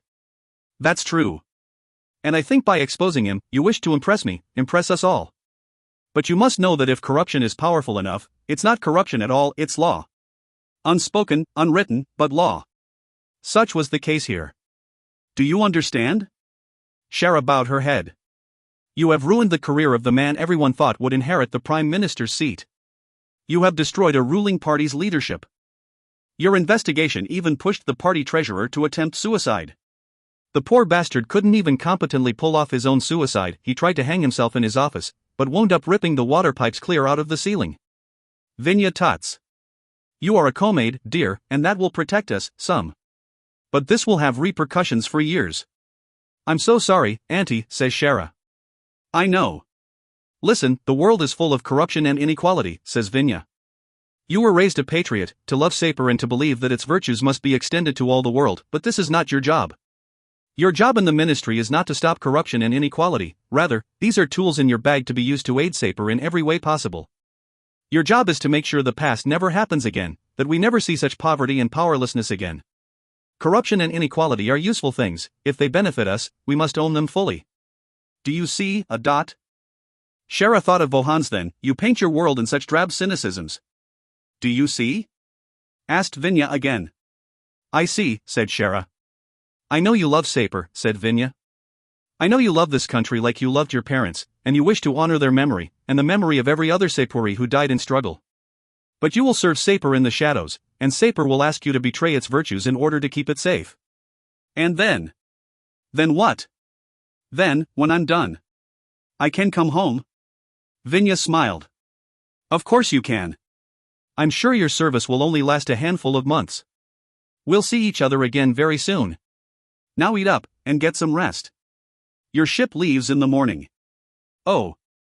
It is so good to see my niece working for me. How she smiled when she said that. Asterisk. In the morning, thinks Shara. Nearly 16 years ago. In those 16 years, Shara has taken more cases and done more work than nearly any operative in the world, let alone on the continent. But though Shara Komayd was once a vigorous patriot, her fervor has leached out of her with each death and each betrayal, until her passion to feed Sapir shrank to a passion to merely protect Sapir, which then shrank further into the mere longing to see her home country once more before she dies, a prospect she sometimes thinks very unlikely. Repetition, conditioning, fervor, and faith, she muses as she sips tea in the alleyway. All come to so little. Perhaps this is what it's like to lose one's religion. And, more, she has begun to question whether she is really in exile. She wonders, as disastrous as it was, could the National Party scandal still be on everyone's minds? Is that really why she is being kept away? She wishes she had been smart enough to establish a few connections to Parliament while she was still in Sapir. Though it's true, she remembers, that all her experiences with the divine make her about as dangerous and illicit as the unmentionable warehouse itself. There are many reasons, it feels, why her homeland could reject her. Ambassador Thivani? She looks over her shoulder. Pitre stands at the mouth of the alley with the car parked just beyond. She must have been so lost in her memories that she didn't even hear him arrive. Pitre? What are you doing here? Why aren't you working on Wiklov's finances? Message from Sigrid, he says. Mrs. Torskiny's been moved. He says Wiklov and one other man have escorted her from her home. He's given me an address, not much more. There is a clanking flurry as Shara packs all of her materials. She walks down the alley, grabs the silver coin, and jumps in the back seat. They've already driven a quarter of a mile before she notices the silver coin has lost some of its luster. She holds it up to the windows to catch some light. Her eyes open in surprise. Then she smiles. The coin is no longer silver at all, it has been completely transmuted into lead. ****. Shara and Petrie enter a quarter of Bulikov decimated by the blink. She watches, fascinated, as truncated buildings and tapering streets pass by.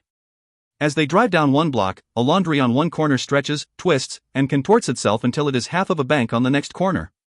One set of quaint home fronts feature unusually large and warped front doors that would not, one would imagine, have ever been fashioned with humans in mind.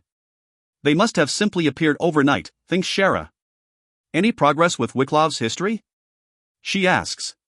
We think so, says Petrie. You were right about the loomworks. He is the confirmed owner of 3 of them in eastern Bulikov. But we noticed that at the same time Wiklov started buying the loomworks, he also started purchasing materials from a Sepuri company, Vidishur Incorporated. Vidishur, the name is only vaguely familiar to her. Wait. The ore refinery? Yep, says Petrie. He wheels the car around a winding curve. It seems Wiklov has been buying very small increments of steel from them. Every month, like clockwork. Very arbitrary amounts, too, within 1,500 pounds and 1,900 pounds every time. We're not sure WH. Shara sits forward. It's the weight check. What? The weight check. The Ministry of Foreign Affairs has automatic background checks on purchasers of large quantities of materials. Oil, wood, stone, metal. We want to know who we're selling to, if they buy large enough amounts. And for steel, the weight check amount must be 2,000 pounds, realizes Petrie.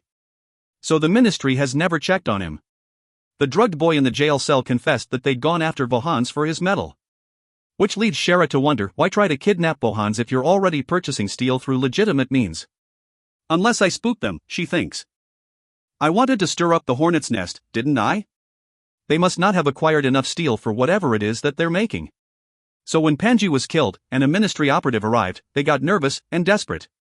She stares out the window, her mind racing. What could they possibly be building? What use could someone have for so much steel? She keeps thinking on it until she sees something peeking over the rooftops at her, a huge, black tower, a 10-story stripe of ebony against the grey night sky. Her heart twitches. Oh, no, thinks Shara. They can't be taking her there. Not there. She has not been to see this place yet. It seems unreal to believe it still exists. Of all the things the Kai threw down, why did he leave that still standing? *****. Petrie parks in an alley. The darkness in an old doorway trembles. Sigrid emerges from the shadows and paces across the street. Please do not tell me they went in there, says Shara as she climbs out. Into where? Asks Sigrid. The bell tower. Sigrid stops, bemused. Why do you ask? Shara sighs and readjusts her glasses. Show me, she says. The streets of Bulikov are almost impenetrably dark at night in quarters most affected by the blink. No one has been able to lay gas lines here, as the disturbances reach deep down into the earth. One construction company made a valiant attempt, only to discover a sheet of iron 3 feet thick, 40 feet tall, and, they estimated, a quarter-mile long simply suspended in the loam below the streets. No one could logically explain its existence. Eventually, like so many aberrations, they assumed it was one of the unintended and inexplicable consequences of the blink. Though the iron sheet could be dealt with, the company withdrew its bid, perhaps out of concern about what else might be buried below Bulikov.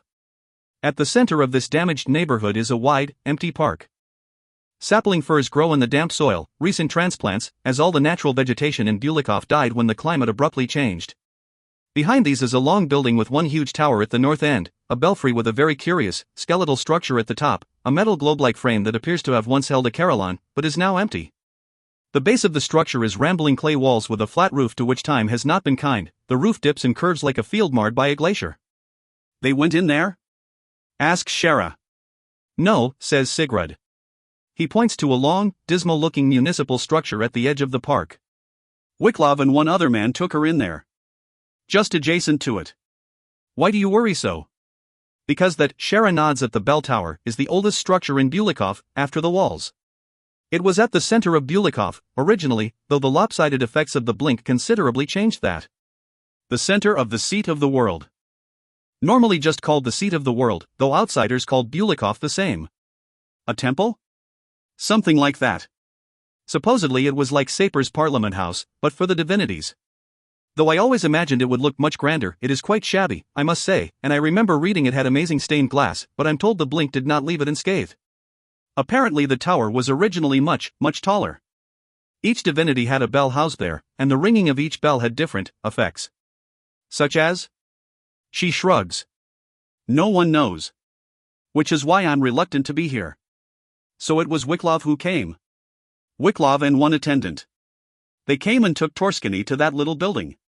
Then, 40 minutes ago, Wiklov and his attendant departed. No sign of Torskany.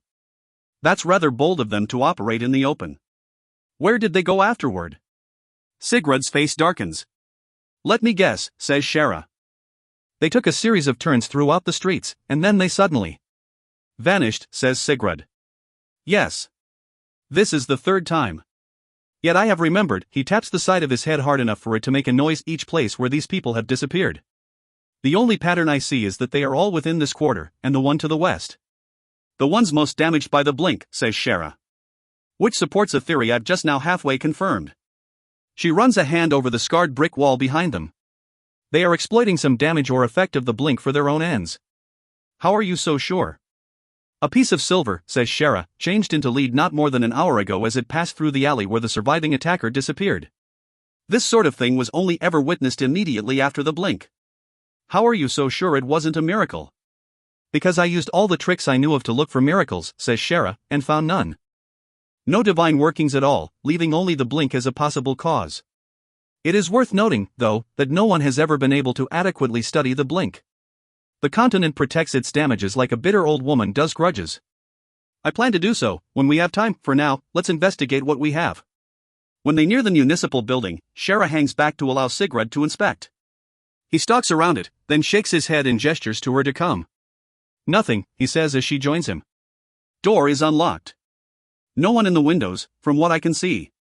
But much of the building has no windows. What is this place? Something the city had built. Think it might have been intended for development, make the neighborhood into something better. But then they gave up, maybe. I would have, too, thinks Shara.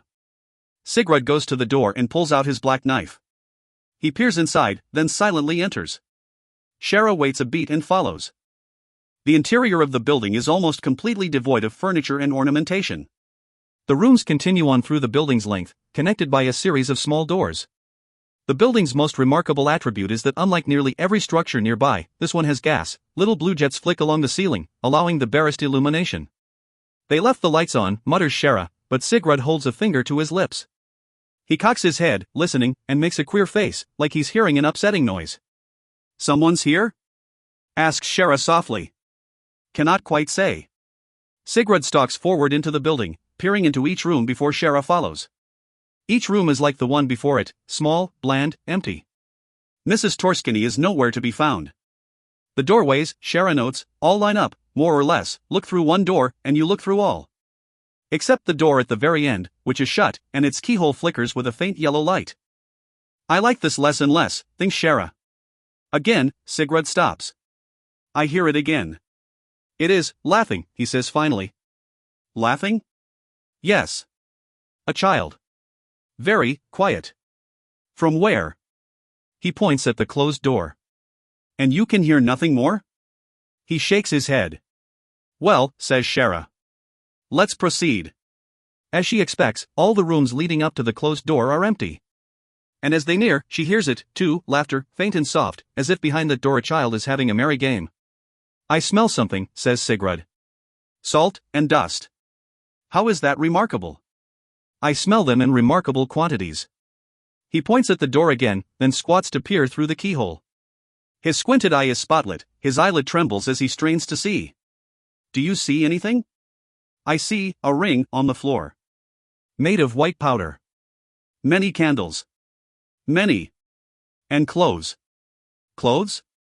A pile of clothes on the floor. He adds, women's clothes. Shara taps him on the shoulder, and she takes his place at the keyhole. The light pouring through the keyhole is staggering. Candelabras line the walls in a circle, each holding 5, 10, 20 candles. The very room is alive with fire, she can feel the heat on her cheek in a concentrated beam. As her eye adjusts, she sees there is a wide circle of something white on the floor, salt? Dust, and at the edge of her vision she thinks she can see a pile of clothes, just on the opposite side of the white circle. Her heart sinks when she sees that the dark blue cloth is almost the exact shade Mrs. Torskany was wearing when she last saw her. Then something dances into view. Something gauzy and white, moving in drifting sweeps, the hem of a long white dress? Shara jumps, startled, but does not take her eye away. She sees a head of hair at the top of the cloth, thick black locks that shine in the candlelight, before the white thing trots away. There's someone in there, Shara says softly. Again, the childish laugh. Yet something is wrong. A child, she says. Maybe. Step back, says Sigrid. But I'm not sure. Step back. Shara moves away. He tests the knob, it's unlocked. He squats down low, knife in hand, and eases the door open. Immediately the laughter turns to shrieks of pain. Shara is positioned so she cannot see what's inside, yet Sigrid can, and he drops any suggestion of threat. He glances at her, concerned, confused, and walks in. Wait, says Shara. Wait. Shara bolts around the open door and inside. Asterisk. Things move so fast that it's difficult for Shara to see. There is a blaze of light from the candelabras, which are so densely crowded she has to dance around them. A wide circle of white crystals on the floor, salt, probably, and sitting in the center of the ring, dressed in a huge, shining white dress, is a little girl of about 4, with dark black locks and bright red lips. She sits in the ring of salt, rubbing at her knee, or Shara thinks she rubs her knee, for almost all of the little girl is hidden below her white dress. Shara cannot even see her hands, only the kneading motion under the white cloth. It hurts, cries the little girl. It hurts. The scent of dust is overwhelming. It seems to coat the back of Shara's throat. Sigrid walks forward, uncertain. Should we do something? He asks. The salt. Wait, says Shara again. She reaches out to grab his sleeve and hold him back. Sigrid is so much larger than her that he almost knocks her over. The little girl spasms in pain. Help me. You don't want me to do anything? Asks Sigrid. No. Stop. And look. Shara points down. 2 feet away is the outer edge of the circle of salt. What is that? Asks Sigrid. The salt, it's like a... Please help me. Begs the little girl. Please. Please, you must. Shara looks closer. The dress is far too big for such a small girl, and there is a lump under it, as if her body is swollen and malformed. I know this, thinks Shara. Just stop, Sigrid. Let me try and, she clears her throat. If you could, please, she says to the little girl, show us your feet. Sigrid is bewildered. What? Please. Cries the little girl. Please, do something. We will help you, says Shara, if you show us your feet. The little girl groans. Why do you care? Why do you? It hurts so bad. We will help you quite quickly, says Shara. We are experienced in medicine. Just, please, show us your feet. The little girl starts rocking back and forth on the ground. I'm dying. She howls. I'm bleeding. Please, help me. Show them to us. Now. I take it, says Sigrid, that you do not think that's a little girl. The girl lets out of a long, tortured shriek. Shara grimly shakes her head. Look. Think. The salt on the ground, ringing her in. Torskany's clothes, which look to have been dropped on the ground just where she crossed the salt, the little girl, still shrieking in pain, tries to crawl over to them. Yet her movements are so odd, she doesn't use her hands or arms at all. Shara thinks, does she even have any? But the girl appears to kick over to them, crawling on her knees.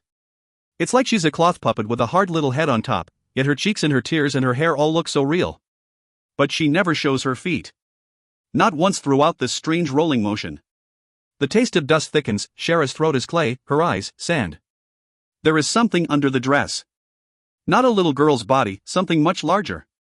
Oh, by the seas, thinks Shara. It couldn't be. Help me, please. Cries the girl. I'm in so much pain. Step back, Sigrid. Don't let it get close to you. Sigrid does so. No. Shouts the girl. Worm-like, the girl crawls to the very edge of the salt ring, mere inches away from them. No. Please. Please don't leave me. You're not real, Shara says to the little girl. You're bait. Bait? Says Sigrid. For what? For you and me. The little girl bursts into tears and huddles at the edge. Please, she says. Please just pick me up. I haven't been held in so long. Drop the act, says Shara angrily. I know what you are. The little girl shrieks, the sound is razors on their ears. Stop! Shouts Shara. Stop your nonsense. We're no fools. The screams stop immediately. The abrupt cessation of sound is startling. The girl does not look up, she sits bent in half, frozen and lifelessly still. I don't know how you're still alive, says Shara. I thought all of you died in the Great Purge. The thick locks quiver as the girl's head twitches to one side. You're a Muvost, aren't you? One of Zhukov's pets. The little girl sits up, but there is something disturbingly mechanical about the motion, as if she's being pulled by strings. Her face, which was once contorted into a look of such heart-piercing agony, is now utterly blank, like that of a doll. Something shifts under the dress. The little girl appears to drop into the cloth. There is a sudden rush of dust. Cloth swirling around it, it stands up slowly. Shara looks at it, and immediately begins to vomit. Asterisk asterisk asterisk. It is manlike, in a way, it has a torso, arms, and legs. Yet all are queerly long, distended, and many-jointed, as if its body is nothing but knuckles, hard bulbs of bone shifting under smooth skin. Its limbs are wrapped in white cloth stained gray with dust, and its feet are like a blend between a human's and a goose's, huge and syndactyly and webbed, with 3 fat toes, each with tiny perfect toenails on them. Yet its head is by far the worst part. The back is roughly like the head of a balding man, sporting a ring of long, gray scraggly hair around its skull, but instead of a face or jaw, the head stretches forward to form what looks like a wide, long, flat bill, like, again, that of a goose, though it has no eyes. Yet rather than the tough keratin normally seen in ducks or geese, the bill is made of knuckled human flesh, as if a man's fingers were fused together, and he brought both hands together to form a joint at the heel of his palms. The Muvost flaps its bill at Shara, making a wet fap fap fap. Somewhere in her mind she hears echoes of children laughing, screaming, crying. As its fleshy bill wags, Shara can see it has no esophagus, no teeth, just more bony, hairy flesh in the inner recesses of the bill. She spews vomit onto the floor again, but is careful to avoid the salt on the floor. Sigrid stares blankly at this abomination, pacing in front of him like a bantam cock, daring him to attack it. Is this, he asks slowly, a thing I should be killing? No, gasps Shara. More vomit burbles out of her. The Muvost flaps its bill at her again, the echoes of ghostly children. She thinks, it's laughing at me. Don't break the ring of salt. That's the only thing keeping us alive. And the little girl? She was never there. This creature is miraculous by nature, though darkly so. She spits bile on the floor. The Muvost gestures to her belligerently. The human nature of its movements is revolting. She imagines it saying, come on. Come on. You killed Mrs. Torskany, didn't you? Asks Shara. They let her here and she broke the salt barrier. The Muvost, in a bizarrely effective pantomime, looks at the pile of clothes and shrugs indifferently. That old thing? It waves dismissively, it was nothing. Then, again, it flaps its bill at them. I so wish Sigrid is turning his knife over and over in his hand that it would stop doing that. It wants you to break the circle. If it can get at you, it'll swallow you whole. Fap fap fap. Sigrid gives her a skeptical look. It's a creature of skin and bone, says Shara. But not its own skin and bone. Somewhere in it, I fear, is the repurposed remains of Mrs. Torskany. The Muvost prods its belly with its many-jointed fingers, as if probing for her. A joker. But it would be, of course, considering who made it. How are you alive? Asks Shara. Shouldn't you have perished when Zhukov died? It stops. Stares at her, eyelessly. Then it walks backward, forward, as if it's testing the edges of the salt ring. What is it doing? Asks Sigrid. It's mad, says Shara. One of the creatures made by Zhukov in his darker moods, a knuckleman, a voice under the cloth. It's meant to mock us, to goad us. The only way to identify them is to ask to see their feet, because that's the only thing they can never really hide. Though I've no idea how it's alive. Is Zhukov dead? She asks the creature. Still pacing back and forth, the Muvost shakes its head. Then it stops, appears to think, and shrugs. How are you here? Again, a shrug. I knew they could last for some time, says Shara, but I did not think that a divinity's creatures could persist so long after its death. The Muvost extends a repulsively long, flat hand and tilts it back and forth, maybe. Maybe not. The two men who were here, says Shara. Did they trap you here? It resumes pacing back and forth. Shara presumes she's just angered it, so she must be right. How long have they had you trapped in this building? The creature mimes a laugh. Shara again reflects on what an astonishing pantomime it is and waves a hand at her. What a silly question. A long time, then. It shrugs. You don't look underfed. How many others have you killed? It shakes its head, waggles a finger. No, no, no, no. Then it lovingly, thoughtfully caresses its stomach. What makes you think they're dead? Children laugh in the empty chambers of Shara's mind. She resists the urge to retch again. How? How many have they pushed within this circle? It flaps its bill. Shrugs. A lot. Another shrug. Shara whispers, how are you alive? The Muvost begins waltzing across the circle, twirling gracefully. I very much wish to kill this thing, says Sigrid. The Muvost spins around and waggles its bony behind it. Sigrid. Much more than I do most things, he adds. And we have killed divine creatures before. Listen to me, abomination, says Shara coldly. I am descended from the man who killed your race, who pulled your divinities down and laid them low, who ruined and ravaged this land within weeks. My forebear buried dozens, hundreds of your brothers and sisters in the mud, and there they rot, even to this day. I have no qualms doing the same to you. Now, tell me, is your creator, the divinity Zhukov, truly gone from this world, never to return? The Muvost slowly stands. It appears to reflect on something. For a moment, it almost appears sad. Then it turns around, looks at Shara, and shakes its head. Then where is he? A shrug, but not half so malicious and gleeful as its others. This gesture is doleful, confused, a child wondering why it was abandoned. These two men who were here. One of them was fat and bald, yes? It starts pacing the edge of the ring, walking in a frantic circle. A yes, Shara assumes. And the other one, what did he look like? The Muvost adds a decidedly swishy step to its pace. It puts one hand on its hip, bends the other hand effeminately at the wrist. As it pivots across the ring, it strokes the bottom of its bill as if luxuriating in its gorgeous features. That, thinks Shara, does not sound like the sort of person Wiklov would normally dally about with. How did Wiklov trap you here? She asks. The Muvost stops, looks at her, and bends double in silent laughter. It waves at her as if appreciating a merry joke. What a ridiculous idea. So it wasn't Wiklov, says Shara. Then who? It bends its wrist, affects a feminine posture, and shakes its head in a manner that could only be called bitchy. The other man trapped you here. Who is this other man? It performs an agile flip, assumes a handstand, and begins trotting around on its palms. Who was he? The light in the room flickers as the candelabra flames dance. And all the flames bend, Shara notices, at the exact same angle. A breeze. She examines the walls. In the far corner, deep in amber shadows, she thinks she spies a crack in the stone, perhaps a panel, or a door. She looks down at the floor. The salt ring fills the room almost perfectly. It's impossible to reach the door without going through the Muvost's little enclosure. Like a guard dog. What's through that door? Asks Shara. The Muvost looks up at her, does yet another flip, and lands on its feet. It cocks its head, canine-like, and theatrically scratches its bald head with one quadruple-jointed finger. The divinities, she remembers, could only be killed with the Kai's weaponry. But their minor creatures were more vulnerable, and all had their own weaknesses. Shara comes to a decision. How many have you devoured during your imprisonment here?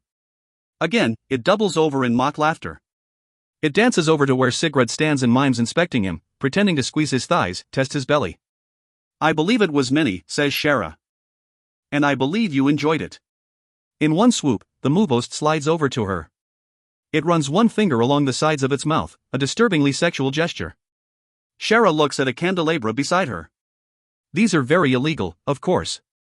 She picks up one candle, flips it over.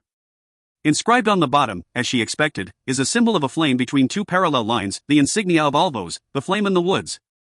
These candles never go out, and give off such a bright white light. She holds a hand to its flame.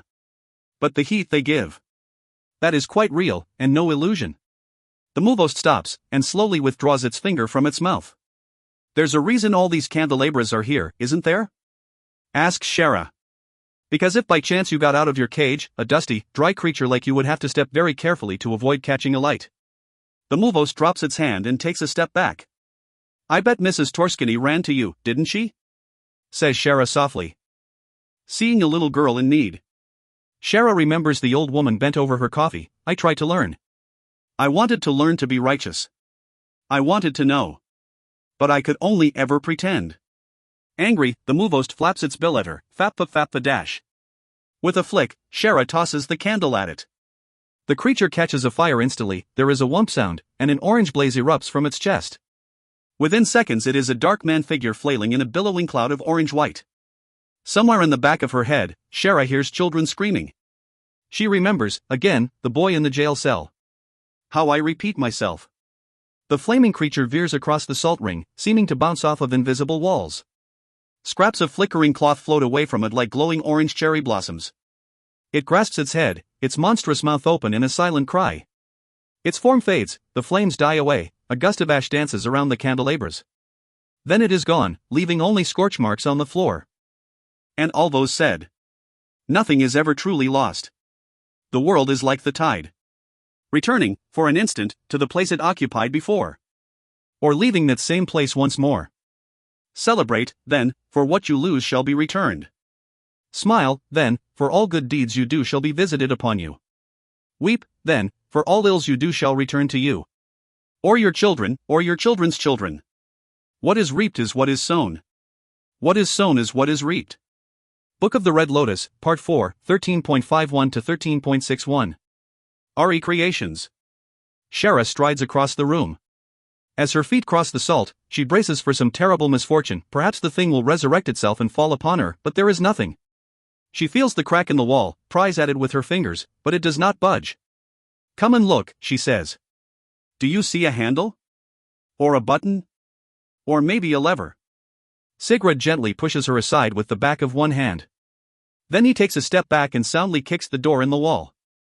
The crack sounds deafening in this silent place. Half of the door caves in.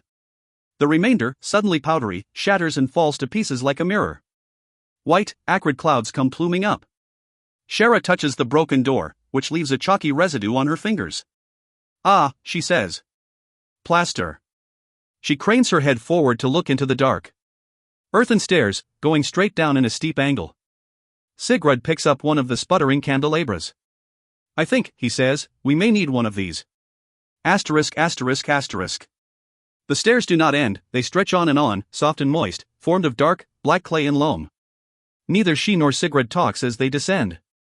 They do not discuss the horror they just encountered, nor does he ask her how she knew how to dispatch it in such an able fashion. 8 or 9 years ago, they would have, but not now. Both of them have been at this strange sort of work for so long that there are few surprises left. You encounter the miraculous, do as you need with it, and go back to work. Though that, Shara reflects, was the worst in a long while. What direction do you think we're going? Asks Shara. West. Toward the belfry? Sigurd considers it and nods. So, soon we will be, underneath it. More or less, yes. Shara remembers how the gas company gave up this quarter, choosing to leave what was buried below Bulikov alone. A question comes to me, says Sigurd. How could someone make this without anyone noticing? Shara inspects the walls of the tunnel. It looks like it's been in use for a while. Much of it's been worn away. But it almost looks like, when this tunnel was first made, they made it by burning it. What? She points to the char marks, and the sandier places that are molten, like glass. Someone burned a hole this deep? Asks Sigurd. That's how it appears, says Shara. Like a blowtorch flame through a stack of metal. Have you seen such a thing before? Actually, no. Which I find quite troubling, frankly. The white candlelight prances on the earthen walls. A strange breeze caresses her cheek. Shara adjusts her glasses. The stairs seem to melt away below her. The walls fall back, then become stone, no, a stone mural, carved in a marvelously intricate pattern. Though the fluttering light makes it hard to see, Shara is sure she spots the slimsy form of Agnes and the handpoint of Talhavras among the patterns. The walls keep falling back. Then they aren't there at all. Oh my word, says Shara. The candlelight beats back the dark. The shadows withdraw like a curtain to reveal a vast chamber. Shara catches glimpses, flashes, flickers of distant stone. Oh, my word. She looks out. The chamber is huge and oddly uterine. From what she can see, both the ceiling and roof are huge and concave, and both come to a point in the exact center, connecting to form something similar to a stalagmite. The chamber has 6 atria, joining in the center like the petals and stigma of a fabulously complicated orchid bloom. And every single inch of the walls, ceiling, and floors are engraved with glyphs and sigils and pictograms of strange and bewildering events. A man pulls a thorn flower from a skull and ties its stem around his tongue. 3 vivisected women bathe in a rocky stream, their eyes like glass beads, while a stag watches from the shore. A woman stitches up an incision in her armpit, with the blank face of a man bulging out of the slit, as if he is being stitched up inside of her. 4 crows circle in the sky, and below them, a man draws water from the ground with a spear. On and on and on, images of great and terrible meaning that are incomprehensible to her. What? Sigurd snorts, hawks, swallows it with a gulp. What is this place? Around the center, where the stalagnate forms, Shara sees soft earth has collected on the ground. But, she wonders, where did it come from? She paces forward, taking halting steps as she crosses the sloping floors. The stalagnate, she sees, is actually a curling stairway, with 5 columns holding it up. It originally had 6, but one, she sees, has been removed. 6 atria, she thinks, 6 columns, and 6 divinities. The stairway ends in a blocked gap in the ceiling, filled with loose stone and crumbling loam, as if whatever was above caved in. Of course, she says. Of course. What? Asks Sigurd. She examines one column. It is beautifully wrought, engraved to resemble the trunk of a pine tree, with a line of flame crawling up its bark. The next column is straight and rigid and features a complicated repetitious design, like the visual expression of many mathematical formulas. The next column is carved to resemble a pillar of teeth or knives, thousands of blades melted together and pointing up, like the trunk of a palm tree. The next looks like a twisted loop of old vines, with many woody stems curled around one another. There is a slight bend in the column, artfully suggesting some flex. And the final of the 5 remaining columns is a twisting, chaotic tornado of blossoms, fur, leaves, sand, anything and everything. Shara bunches her fists and trembles like a schoolgirl. This was it. She cries. This had to be it. Really it. Down here, all alone. It being what? Says Sigurd, who remains unimpressed. Don't you see? Everyone says the bell tower of the seat of the world shrank during the blink. But that's not true. Because that's the base of the bell tower. She points at the columns around the staircase. Those stairs are the way up. So the tower never shrank. The whole temple must have sunk into the mud. That shabby little clay shack up in the park was never the true seat of the world. Which is what everyone, even everyone in Bulikov, still thinks. This is it. This is the seat of the world. This is where the divinities met.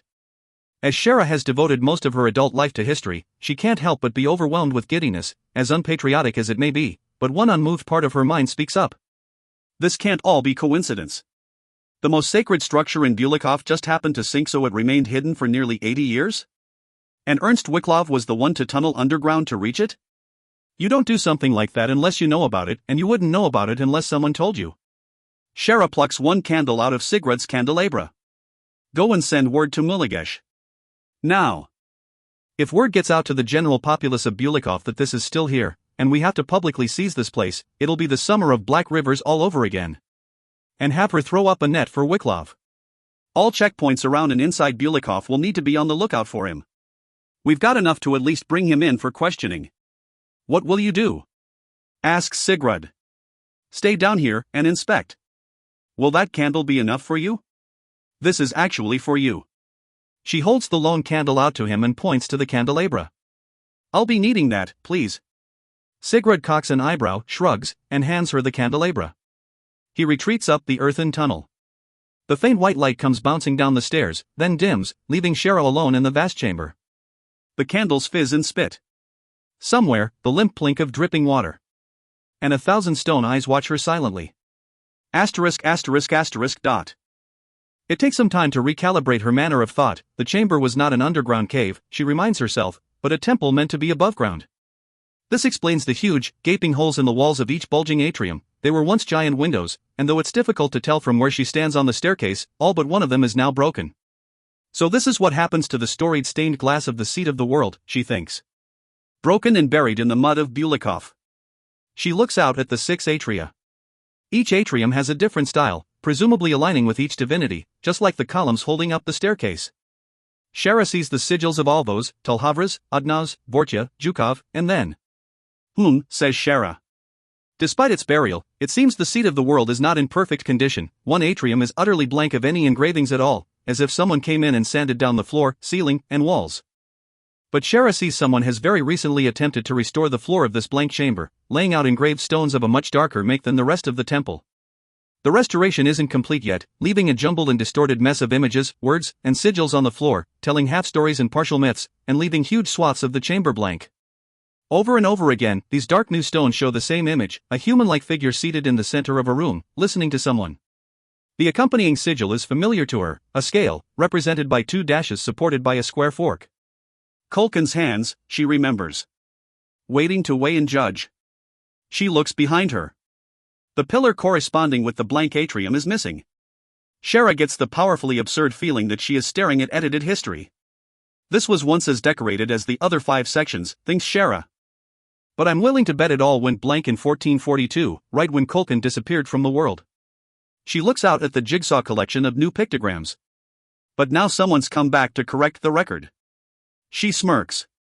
Perhaps they're taking the term restorationists a bit too seriously. It's a futile task. By her estimation, there are thousands of square feet of floor, ceiling, and wall needing to be completely restored. And whoever was attempting to do so obviously had no idea what decorated Culkin's chamber. And where did these stones come from, anyway? Shara hops down and begins inspecting the new pieces of stone on the floor. The stones themselves are fascinating, a dark, smooth orb like she's never seen before, and their pictograms are of deeds and events Shara has never heard of. Culkin, depicted as a robed, hooded figure, splits open a naked human form, and a pure, bright light comes spilling out to rain upon the rounded hills. It's from another temple, maybe. She traces one carving with her finger.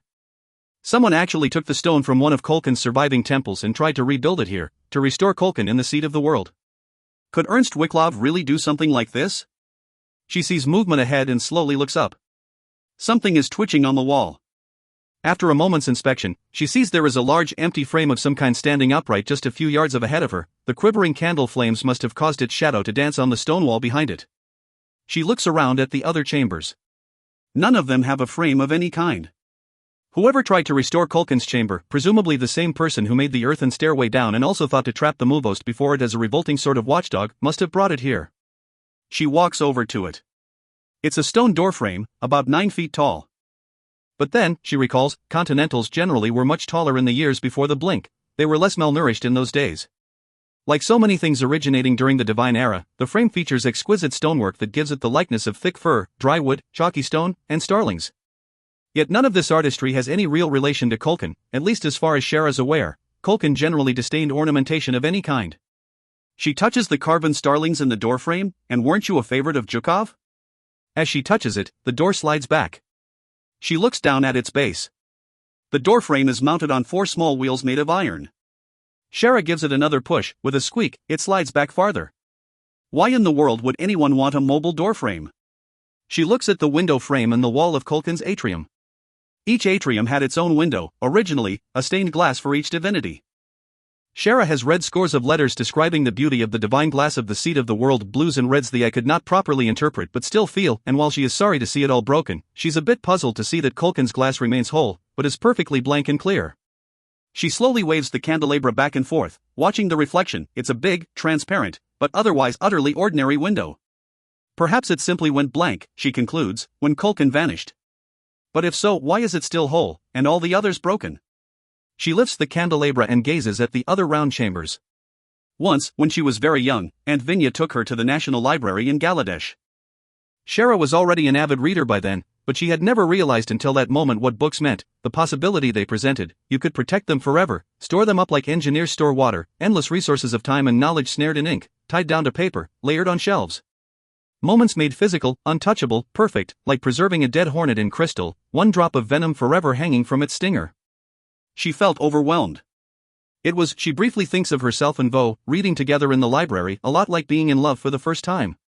And to find this here under the earth, as if all the experiences and words and histories of the continent could be washed away by the rain to leach through the soil and drip, drip, drip into a hollow in the loam, like the slow calcification of crystal. In the dark, under Bulikov, Shara Komayd paces over ancient stones and falls in love again. ****.